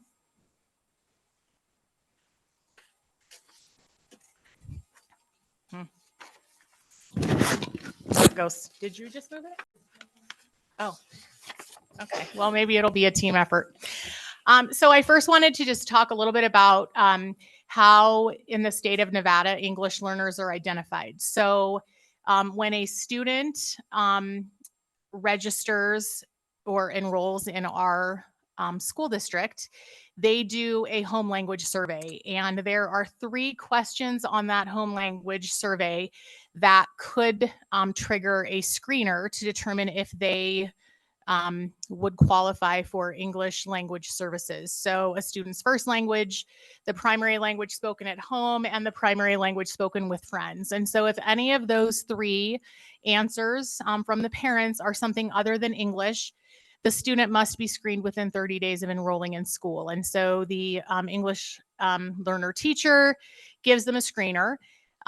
If they qualify based on the score on that screener, they then are eligible for supports to improve their English language acquisition. The parents or guardians can opt out of those services. They can say, I don't think my child needs it. However, they do have to take the yearly access test, which is an assessment that tests their English language proficiency. That is not an opt-out. And so we actually have to submit data to the state every year that lets the Department of Education know how many English learners we had. And if we did have any student that didn't take the test, I have to report on why they didn't test. Okay, Haley, can you push your button? Whatever the magic button was.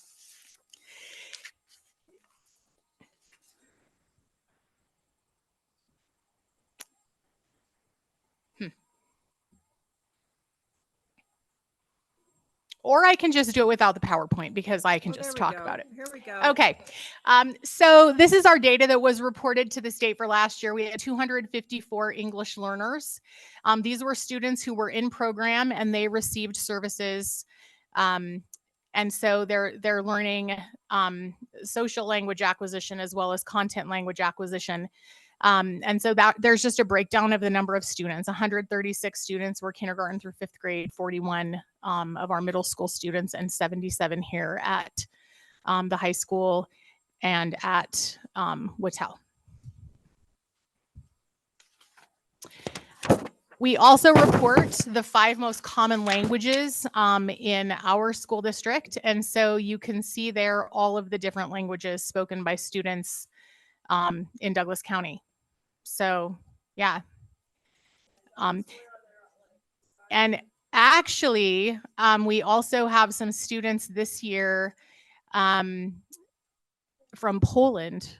In fact, my daughter has a first grader in her class who speaks Polish. So that's been kind of fun for her. Oh, thank you. All right. So there is opportunity for students to exit the program. Typically, acquiring English skills takes about 5 years if they have solid instruction. And so we don't want to see long-term learners. The goal isn't that you qualify for English learner services in 1st grade and are still receiving services at an 11th grader.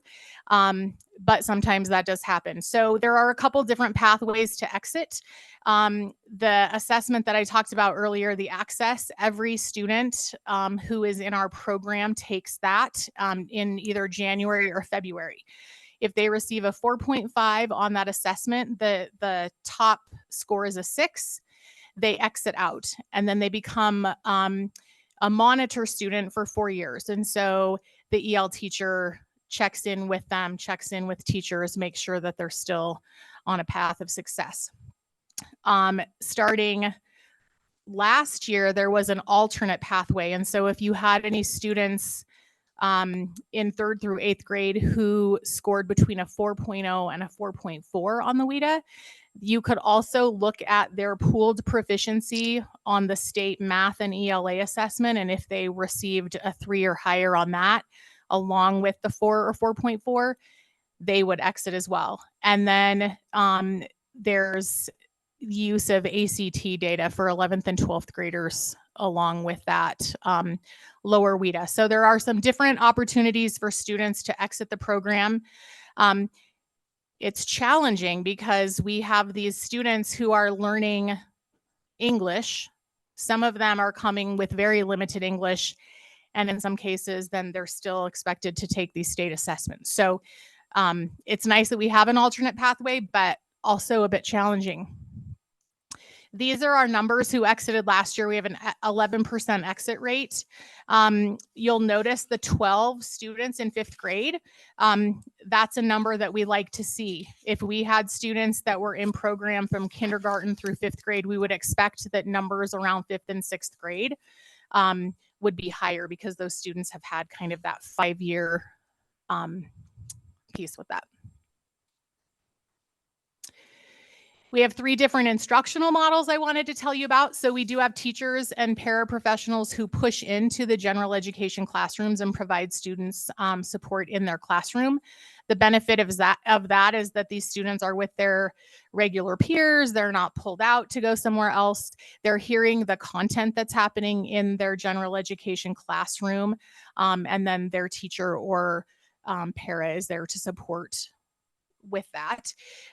In some cases, especially if we have students that are newcomers that have very limited English, it's better for them to have a pull-out program. So they may have some push-in service and then they may get pulled out for some intensive language acquisition services.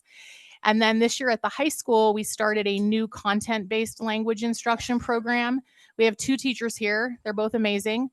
And so one of them has they both have their endorsement to be ESL teachers, but one of them also has her English credential. And so she's teaching English to our EL students. They're getting credit with her. So they don't just see her for EL services. They're actually in this really immersive English class for English, and she's embedding the English language development standards within that. And then Danny Esquivel is doing electives, and so focused on listening and speaking and writing. And so that has been really beneficial this year. So something new, and they're doing a lot of progress monitoring. And so it will be interesting and exciting at the end of the year to see their data. Assessment. So they all of our English learners have to take the WIDA Access. And then, like I said earlier, 3rd through 8th grade students all take the SBAC, and then all 11th grade students take the ACT. And then we have all of our kindergarten through 9th grade students taking the MAPS assessment. And again, this is a little challenging. So I know last year we had some students that arrived from China and just a month or 2 before SBAC testing. And so you can imagine coming to a new country, not speaking the language, and you are expected to take state assessments. So that's, if we're going to have a fight, let's fight some of that assessment testing at the legislature. That's not really fair, right? I wouldn't want to go to another country where I didn't speak the language and have to take a standardized test. And then that data, when we talk about performance data, those scores are all in there. And so that makes some of that data, when we're looking at testing data, a little bit difficult to really say, is that really a fair picture of how our students are doing academically, right? The other piece that's important to note is that at the elementary and middle school level, the SBAC can trigger a corrective action plan, and at the high school, the ACT can trigger that. So if you have percentages of students in it, and it gets a smaller percentage as you go, but like in elementary school, if you have less than 14% of your English learners who are not proficient on both math and reading on the state assessment, your school has to put together a corrective action plan. And we have 4 schools right now that have corrective action plans that I'm working with. So again, not really fair. You have students who qualify for that program. They don't speak our language as a first language. They may not read it. They may not write it very well. They're taking assessments that ask them to read and write it with very limited accommodation. And if they are not proficient, like the rest of the students, the school has to do extra work and they're on a corrective action plan. So that doesn't seem fair, but that's our reality. So we're working through that with some of our sites.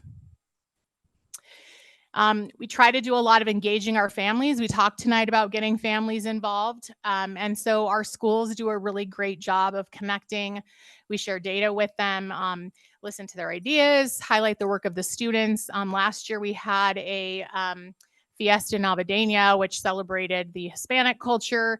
This year we are, because you saw that list of languages, it's not just Spanish that our English learners are. And so we're doing more of a cultural night that kind of highlights all of our students from all of the different places that they've come from. And so that should be a fun night. We'll be sure to send you guys an invitation. Our teachers also do a really good job of supporting the general education teachers at their school. So we have teachers that send out newsletters every month to their school staffs, giving different strategies that they could use in the classrooms. We have English language development framework trainings at our school sites.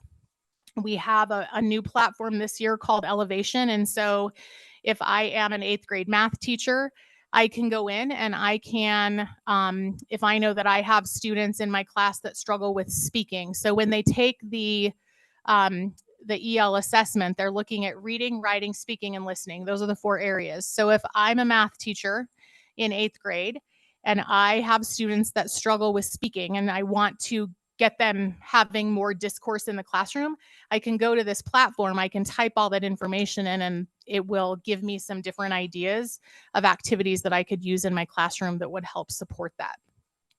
And then we also have some different professional development for teachers through our PDC. The final thing I wanted to touch on, because I know that there was a question last month when this was pulled from the consent agenda, was resources for families. And so we don't have programs within our district that educate the parents or the families. Our job is to educate the students. However, I was able to find a list of resources that we do share out with our families. So we have parentguidance.org, and thanks to Haley, she and I collaborated and we went through and picked some of the topics that we would offer in both English and Spanish. Partnership Douglas County that we do a lot of work with here.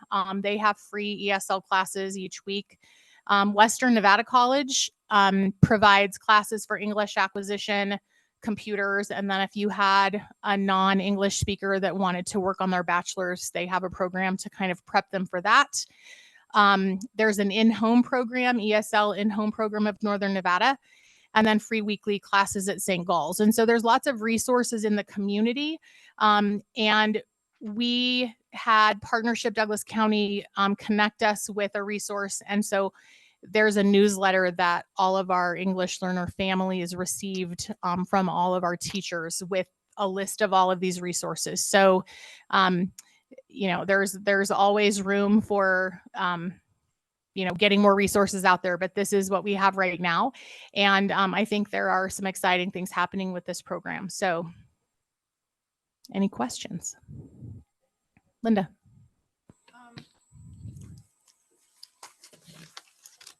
My question is this. When we talk with parents, we get information to them. This was something because I worked at the partnership and I know we had a Spanish speaking person that would translate things. Do we have that capacity here as well when we want to talk to, you know, get information to parents and they don't speak English? Yes. So last year we also purchased, well, we have a contract, basically kind of a month by month, not really a contract, but pay each month. It's called Language Line. And so if we have a non-English speaking family, let's say in an IEP, they contact this number. There's a translator on the other end. They're trained in translating. They know how to do all that. And so it's an over the phone system. We had a transcript sent to us last year from the Ukraine and here at the high school, and we needed to figure out credits for this student. So we were able to use that service as well to send the transcript, and they then could send us back in English and tell us what the classes were and what the credits were. And so we can send anything that we want to have translated to them. And the state also has provided some resources in different languages too. Is it So- costly? Is this to send this to the service? It depends on what it is. So we've sent some different things in it, and it really ranges in price. But it's been reasonable, and it seems everybody that's used it, it's pretty user friendly and have had good results with it. So I have to tell you, I'm so surprised at all these different languages that we have in our school. Right. And it's also very exciting too. So that service, can they do all of these languages? They can do a lot of languages. Yeah, Okay. way more than what's on this list. Okay. Yep. Yeah. That's awesome. Thank you. That was You're a welcome. great presentation. Thank you. Thank you, Enjoyed it. Leslie. Very informative. We're going to number 13. Okay. Committee assignments, discussion and for possible action. For committee assignments at the January 9th, 2024 regular board meeting, the board shall be held to bylaw 050 insofar as the process it explicitly states here, the board shall discuss and take possible action regarding processes not explicitly stated within the bylaw 050, and specifically the process by which trustees are selected for committees and the procedure followed in the events that two trustees wish to serve on the same committee, which, if approved, shall be applicable to and followed by the board during the January 9th, 2024 regular meeting. So that right here, you can see that you all have the list of the committees and right behind it, bylaw number 050. So who wants to start? Mr. Burns?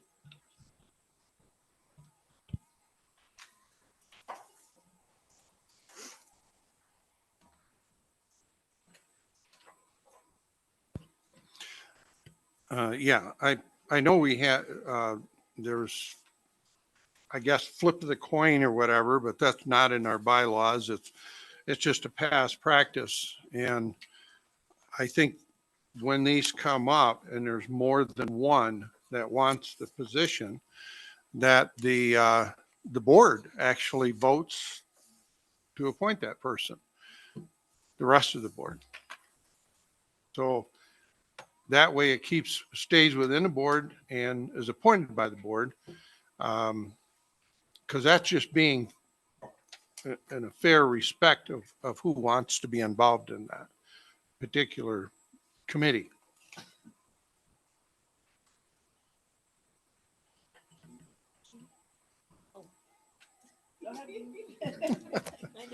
Hello. Sorry, I was reading. Sorry. I also thought it was 11 o'clock. So I was really traumatized. I'm a by mess that right now. clock. Hold on. I was- Let's get this back together. Yeah. Okay. What was your question? Hi. No.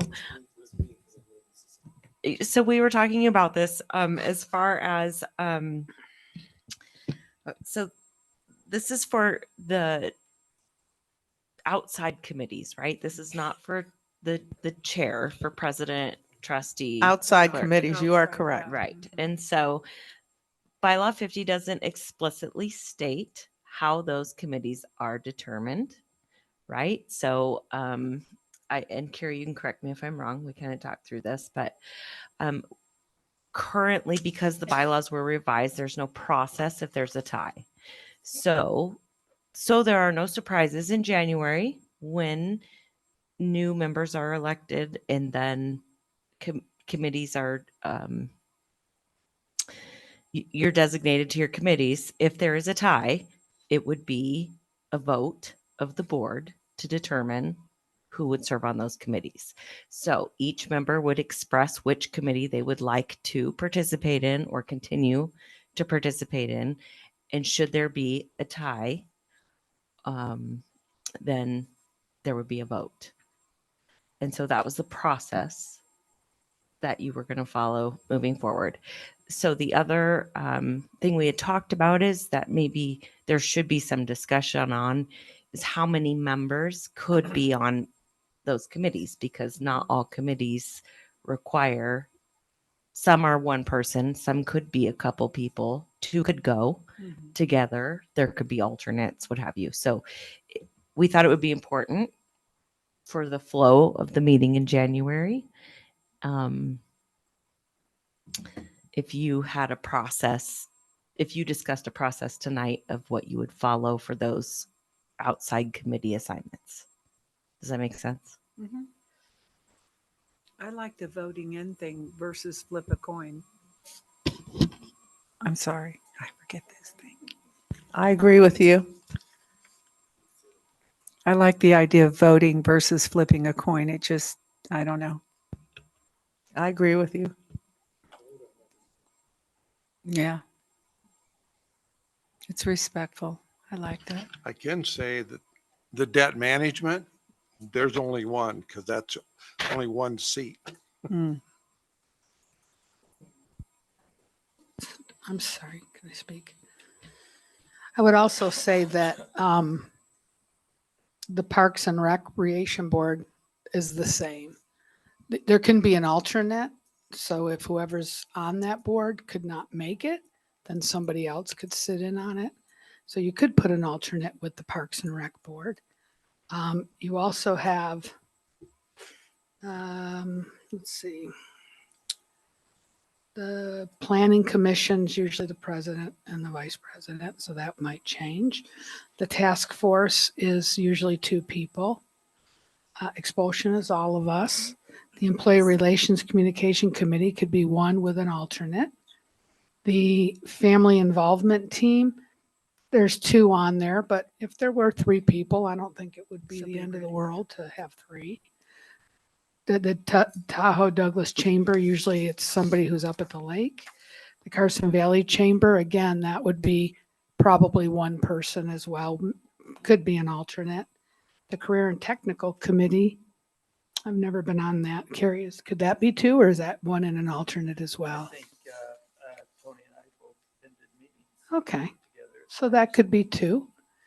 GT was dissolved. Legislative Liaison is usually the president, vice president, as it says. The Construction Maintenance Subcommittee, it looks like there's been 3 people on that. And the Grading Committee, is that still around? Are we still doing that? It's over. It's according to over? what- That's what I've been told. Okay, you were on it, I right? w- Yeah, I asked about that and they said the last one was the last one we were at. Okay, perfect. So we'll take that one off. So we'll clean that up a little bit. Okay.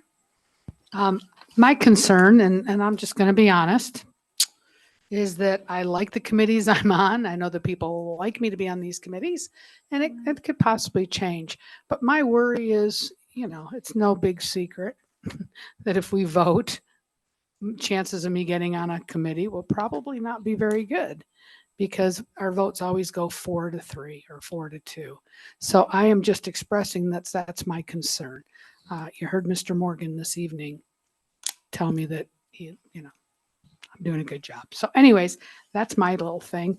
The other thing I want to mention as well, and I said I would bring it up, and I'm not trying to be whatever, but on the committees, it states the board may appoint members of the district committees, standing committees, temporary committees, and expulsion committee.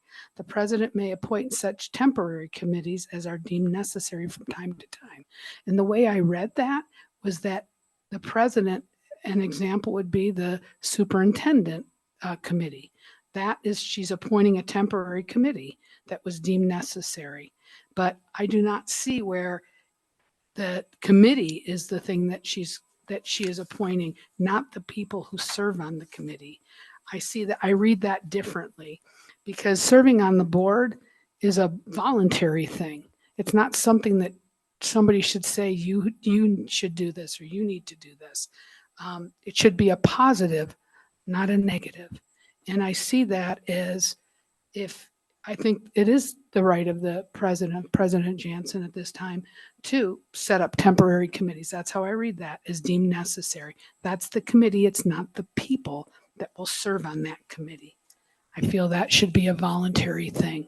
So otherwise, we have the president telling us what we need to do, and it may not be what we want to do.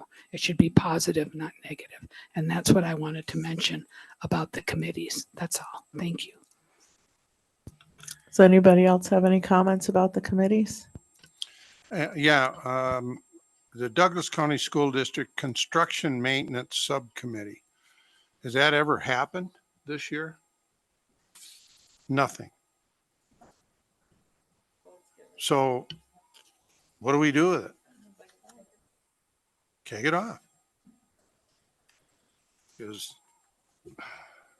we can always put it in again.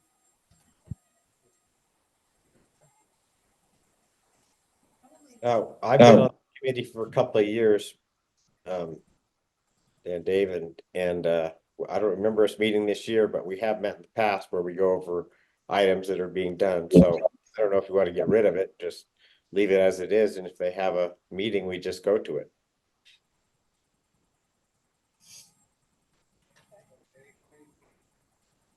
How many you need on it, Doug? Well, there were three of us. There's about 6 people in the room, if I remember right. Phil and Scott and Tony's off. Yeah, So- well, Tony's off it now, but 2 enough? oh yeah, 2's enough. Sure. Well, let's Only leave it. 1.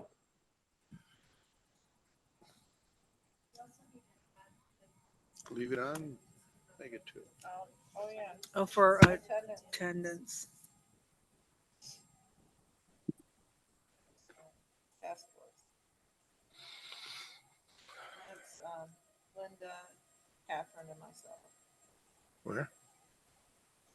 The attendance task force. So we wouldn't have to vote on that next month because we just formed it, right? Well, we already, We would? Okay. I guess, because we've already met and started the process, right?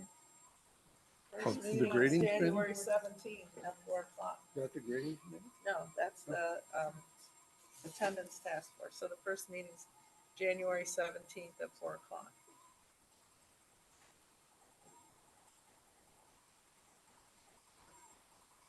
Who's on it?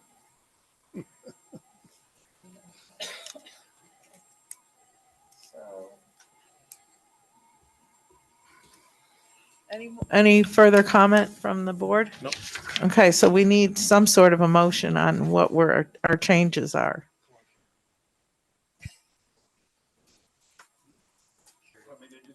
Sure. Love that. I'm not into it. I am just like,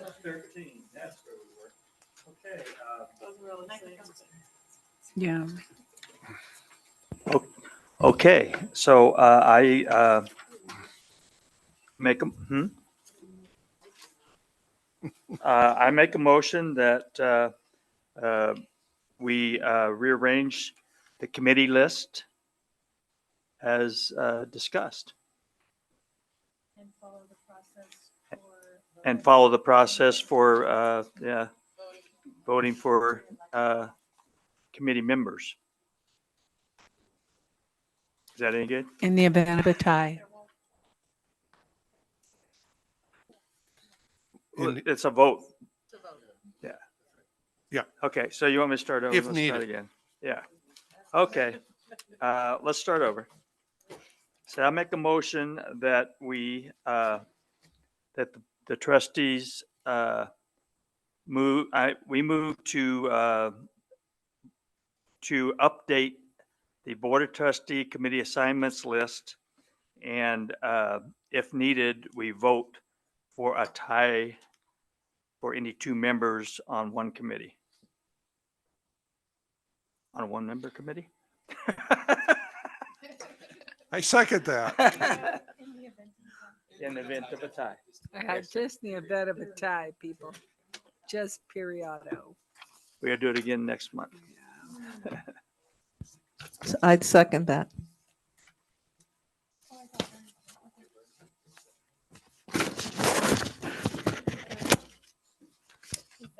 Okay, Dave. Okay, ready to vote? Okay, all in favor? Aye. Aye. Aye. Motion passes unanimously. Okay. All right, so.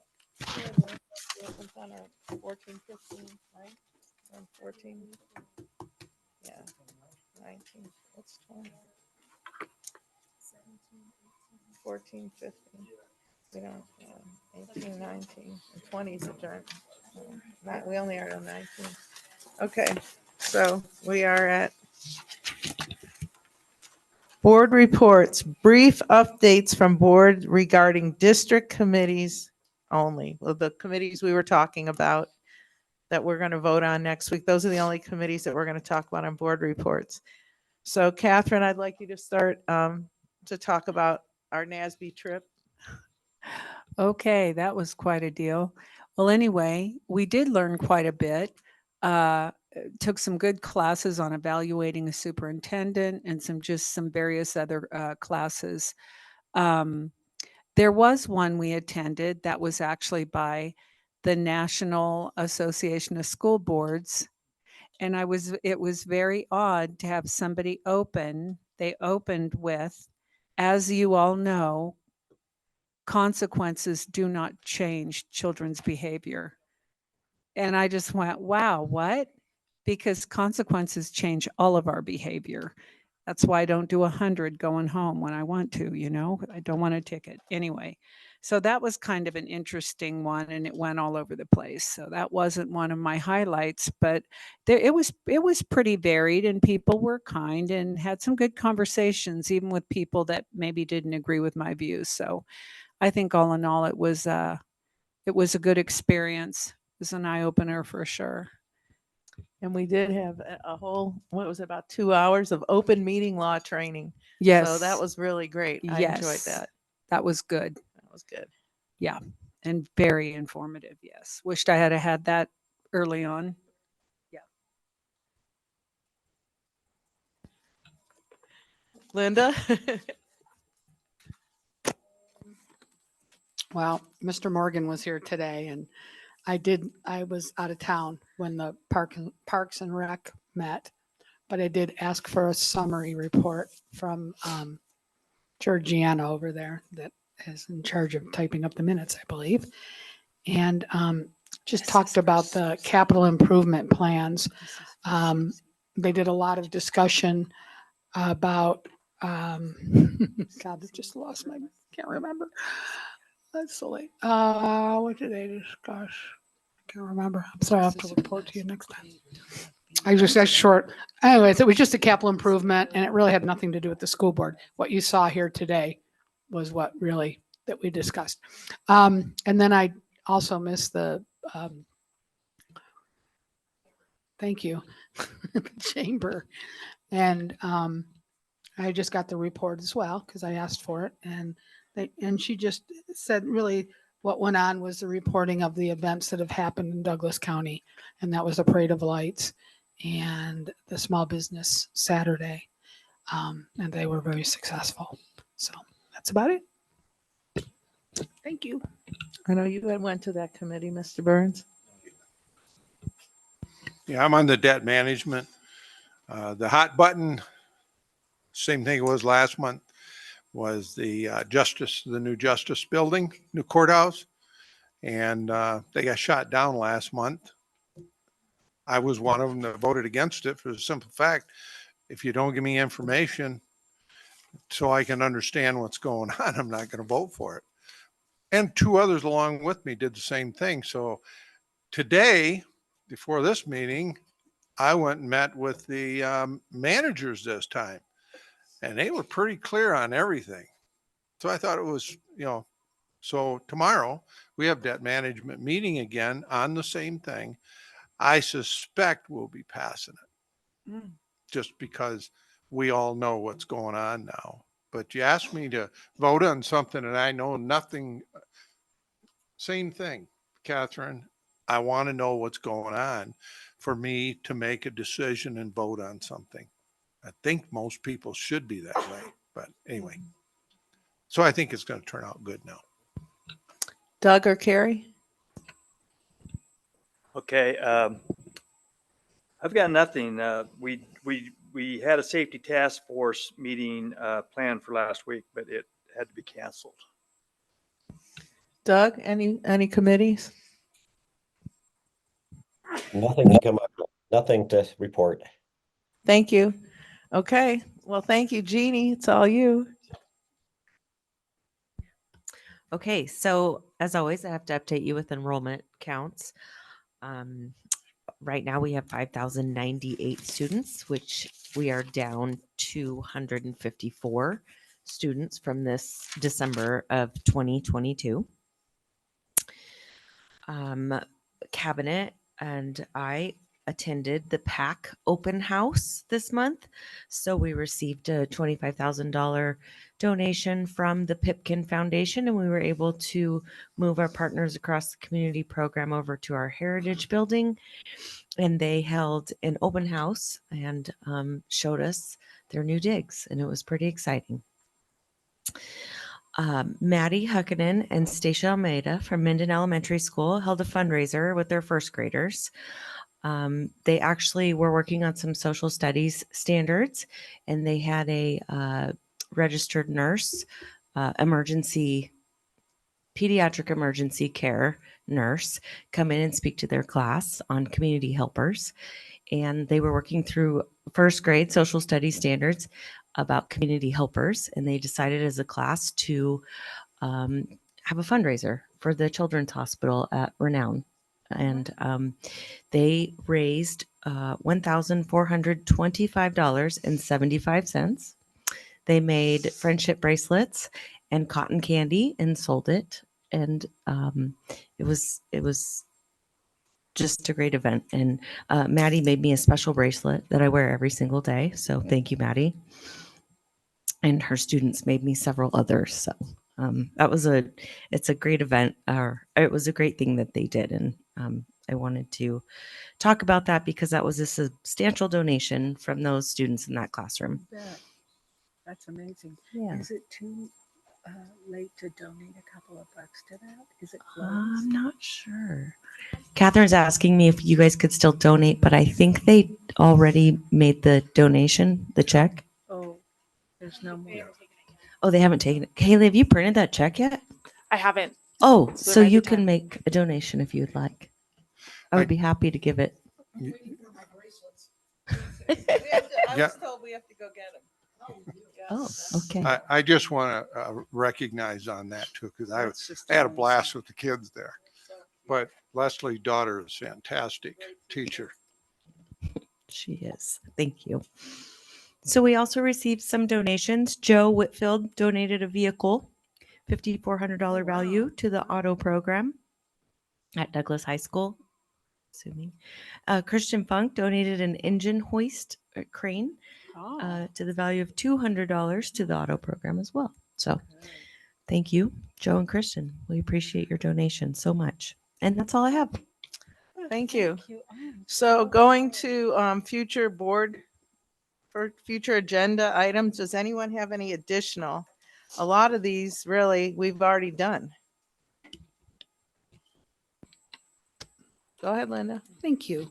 I would like us to consider bringing next month a discussion adding a student. If we could bring that on the next one, because it's sat there for so long. I think it's time The to meet that students, head on. the students that are interested will be gone soon. So I think we need to, if we can possibly, I know you get to decide, but if we can possibly put that on there, that would be great. But I think we Another need to thing talk that I would about like it. to add, if I may, I'm sorry, what? Oh, okay. I thought you were talking. I'm sorry, I didn't mean to talk. The other thing I'd like to add is I would like, and I mentioned this earlier, maybe if we could have, I have never done a public records request. I don't understand. I really don't understand it. And I was wondering if there was a way we could do a presentation to the public on how that works.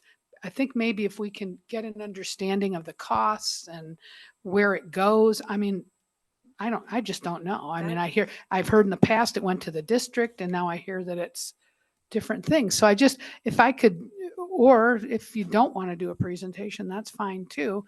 And maybe you can send me something that explains it, but I do not understand it. And I know it's costing us so much money. And I'm just, if the public could understand, maybe that might help. That's all. Yeah. That's just my. Well, I think it's time. Sorry.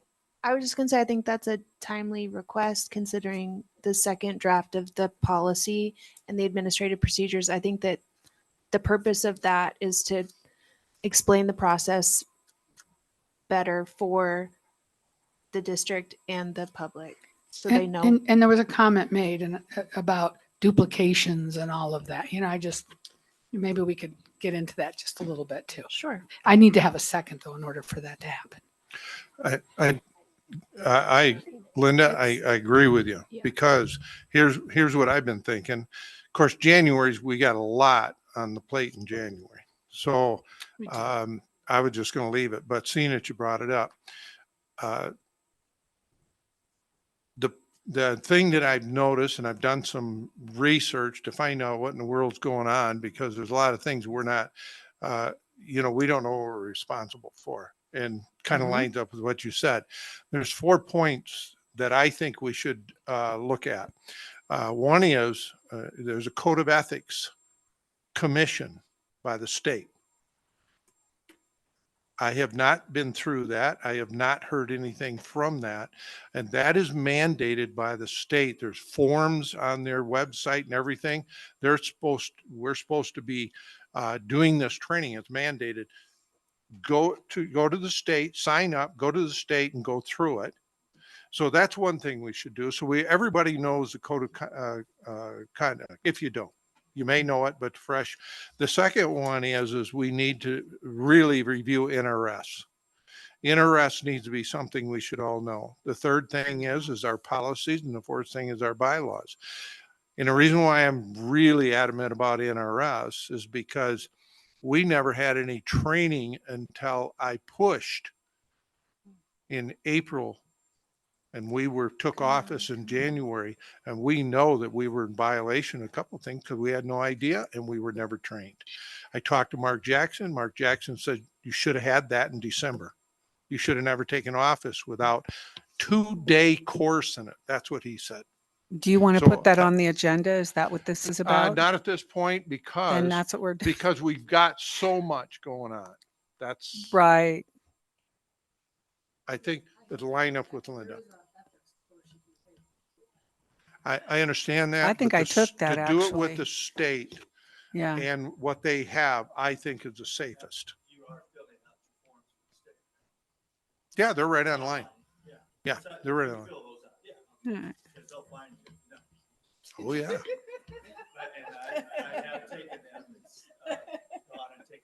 In the state? Yeah, see, this is the first time I had to find it. Help. I didn't know anything about it. Never was told. It's so late. Yeah, we need to get back on track here. I need a second for my public request. Second. Thank you.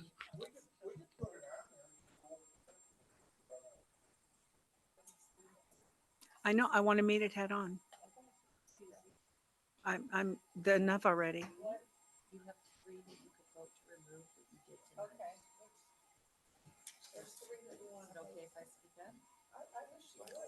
Okay. So there are 3 items on your agenda list, future agenda list, that you can remove because you covered them this evening on your agenda. So in order for these items to be removed correctly, no?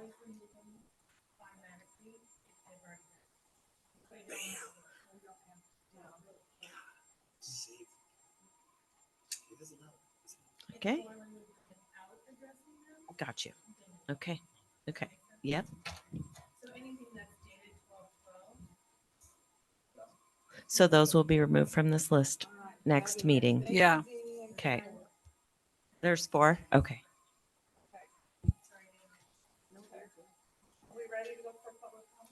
Yep, we sure are.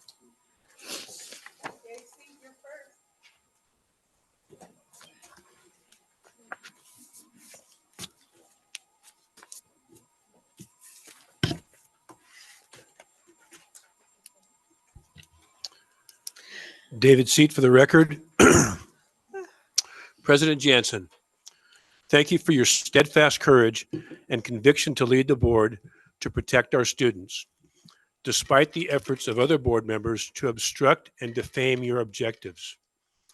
Their attempts to censure you in direct violation of NRS Chapter 241.033 and accuse the new board of conducting a coup would be laughable if they were not so pathetic. Your leadership has resulted in new legal counsel that has shown themselves to be true warriors for protecting the district from the clutches of the administrative state that the previous board was so willing to accommodate. A legal counsel that has thoroughly schooled the board regarding legal issues pertaining to the board. You have provided policy to screen grants for unconstitutional, illegitimate mandates that would shackle the board's authority to protect against tyrannical overreach, such as the requirement to mask the district to be eligible for COVID relief money. Proposing a policy to protect our girls from boys pretending to be girls, a policy that was, with no authorization, renamed as transgender by a district superintendent that thankfully has resigned. The policy to enshrine the applicable elements of the 14th Amendment of the Constitution to protect our students. There are many more accomplishments that time does not allow me to list. Thank you, President Jansen. Thank you, Dave. Leslie Holkinson.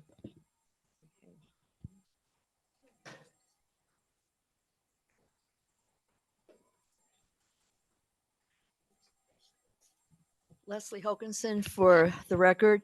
I didn't get to finish my statement about what has been referred to as nitpicking. Yes, we make our concerns on the record about what is happening in our community in regards to our teachers and students of Douglas County. Yes, we have a question attorney fees. Thankfully, some on the board have been diligent on asking questions about these fees. I applaud you because it was necessary, because some money has been returned. Some of the board are fiscally responsible. While the board may impose reasonable restrictions on time, place, and manner of public comments, it may not restrict comment based on viewpoint. I was cut off before I could read my whole statement, so I feel that my comments were restricted based on my viewpoint. Other citizens at these meetings call attendees Marxists, communists, and fascists, which I feel is a political agenda. They are not cut off, but when I quote something a board member says, that crosses the line, really. Thank you. Laura Cadeau.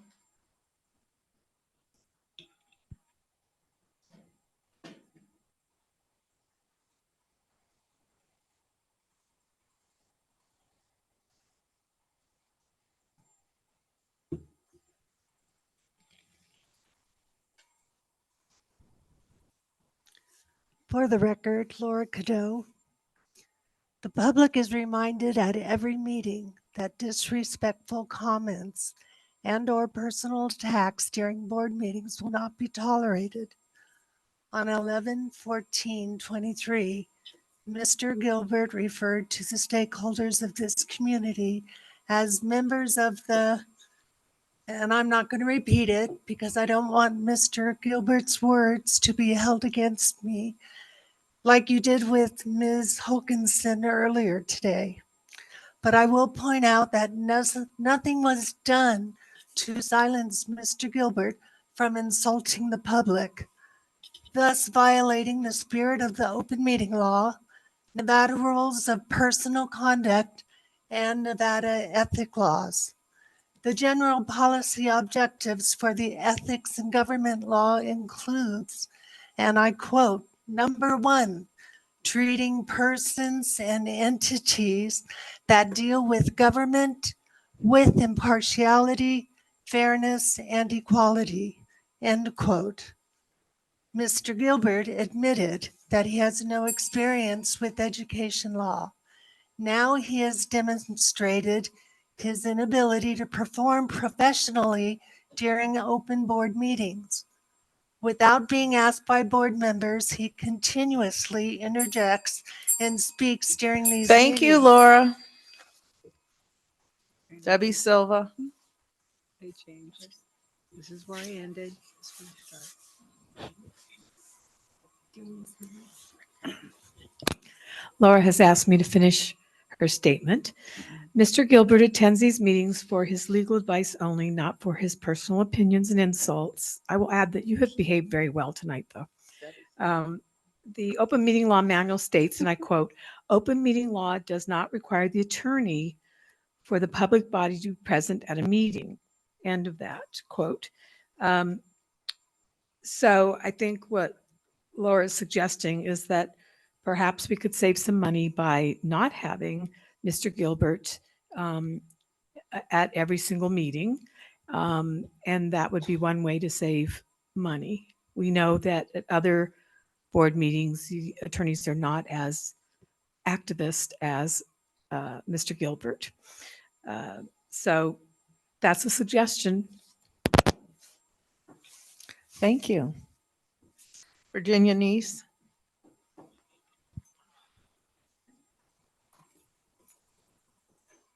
Virginia Neese for the record. Just before Thanksgiving, Rob Lehman called me just to chat about why I was so mean. Oh, just kidding. That was my chat with Mr. Swisher. Seriously, Rob and I had a very pleasant and civil discussion for about 85 minutes. And he and I came to some truths. It was very direct, and I asked him why he filed his writ of mandamus, and that to me it seemed just like sour grapes, losers issues. We chatted back and forth, and I was never convinced that it still isn't just bruised ego, but I said that this could all stop if you just dropped your lawsuits. Nonetheless, we did agree on a few things, and he still feels it's relevant, and I disagree with that, as very little has resulted from those, except a lot of costs. That started all this nonsense. His writ has morphed to what has now become the partisan politics, NEA teachers union issue, sour grapes. None of it is good for the kids, and we agreed on that. He admitted that he didn't dislike President Jansen, that she deserved that job, and that he still sees her as a teacher that has great heart for the students. I agreed to tone down my opposition on social medias, and that if he would do the same with the lawsuit, FOIA nonsense, and quiet a few others, we might be really able to do what is actually best for the kids. We agreed that his filibustering is and was inappropriate and wrong, and we both wanted the monies to go to the kids and not to Joey Gilbert's daughter's 521 college fund. Just kidding. We agreed that getting through the business, I'll finish another time. Thank you. Robert Hoka.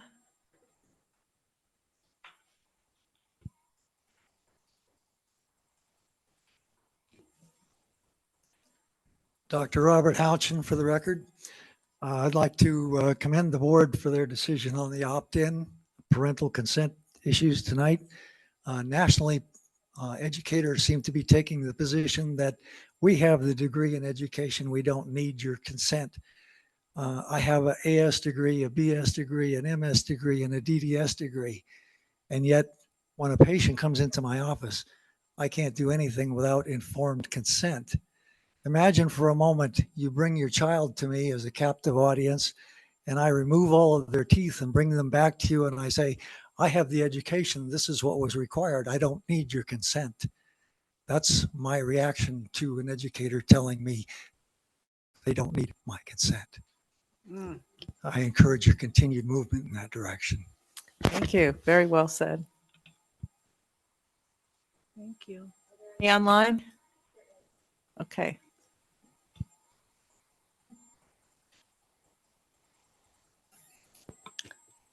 Paulette Irving, the floor is yours.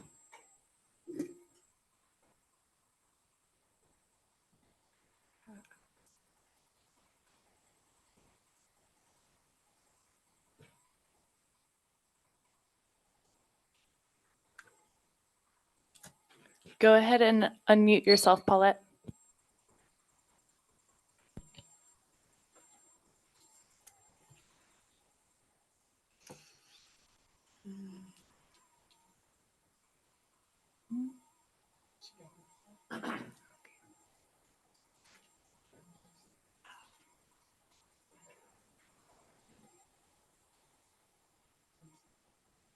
Marty Swisher, it's your turn to speak.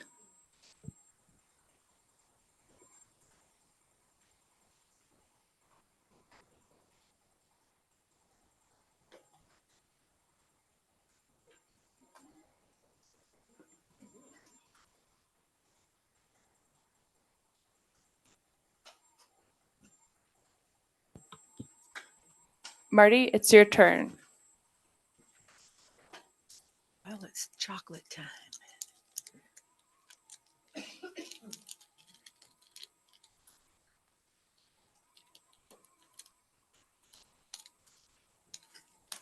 Come on, Marty.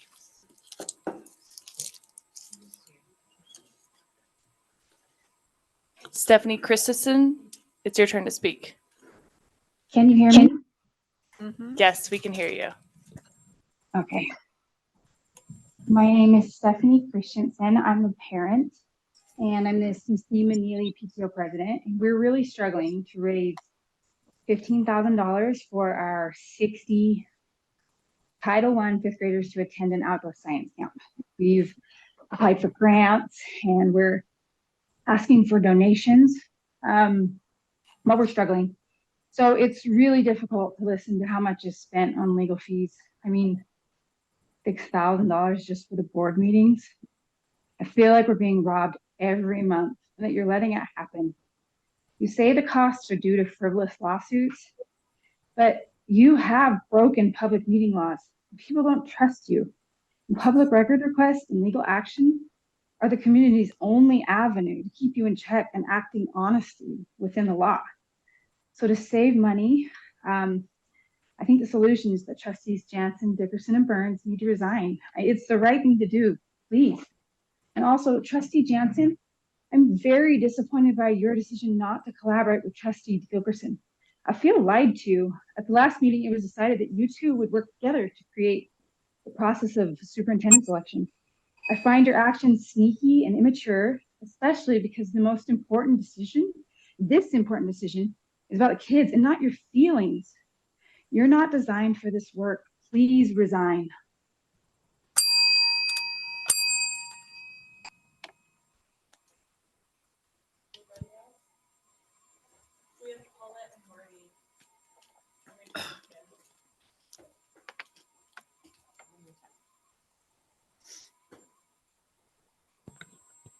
Paulette Irving, it's your turn to speak.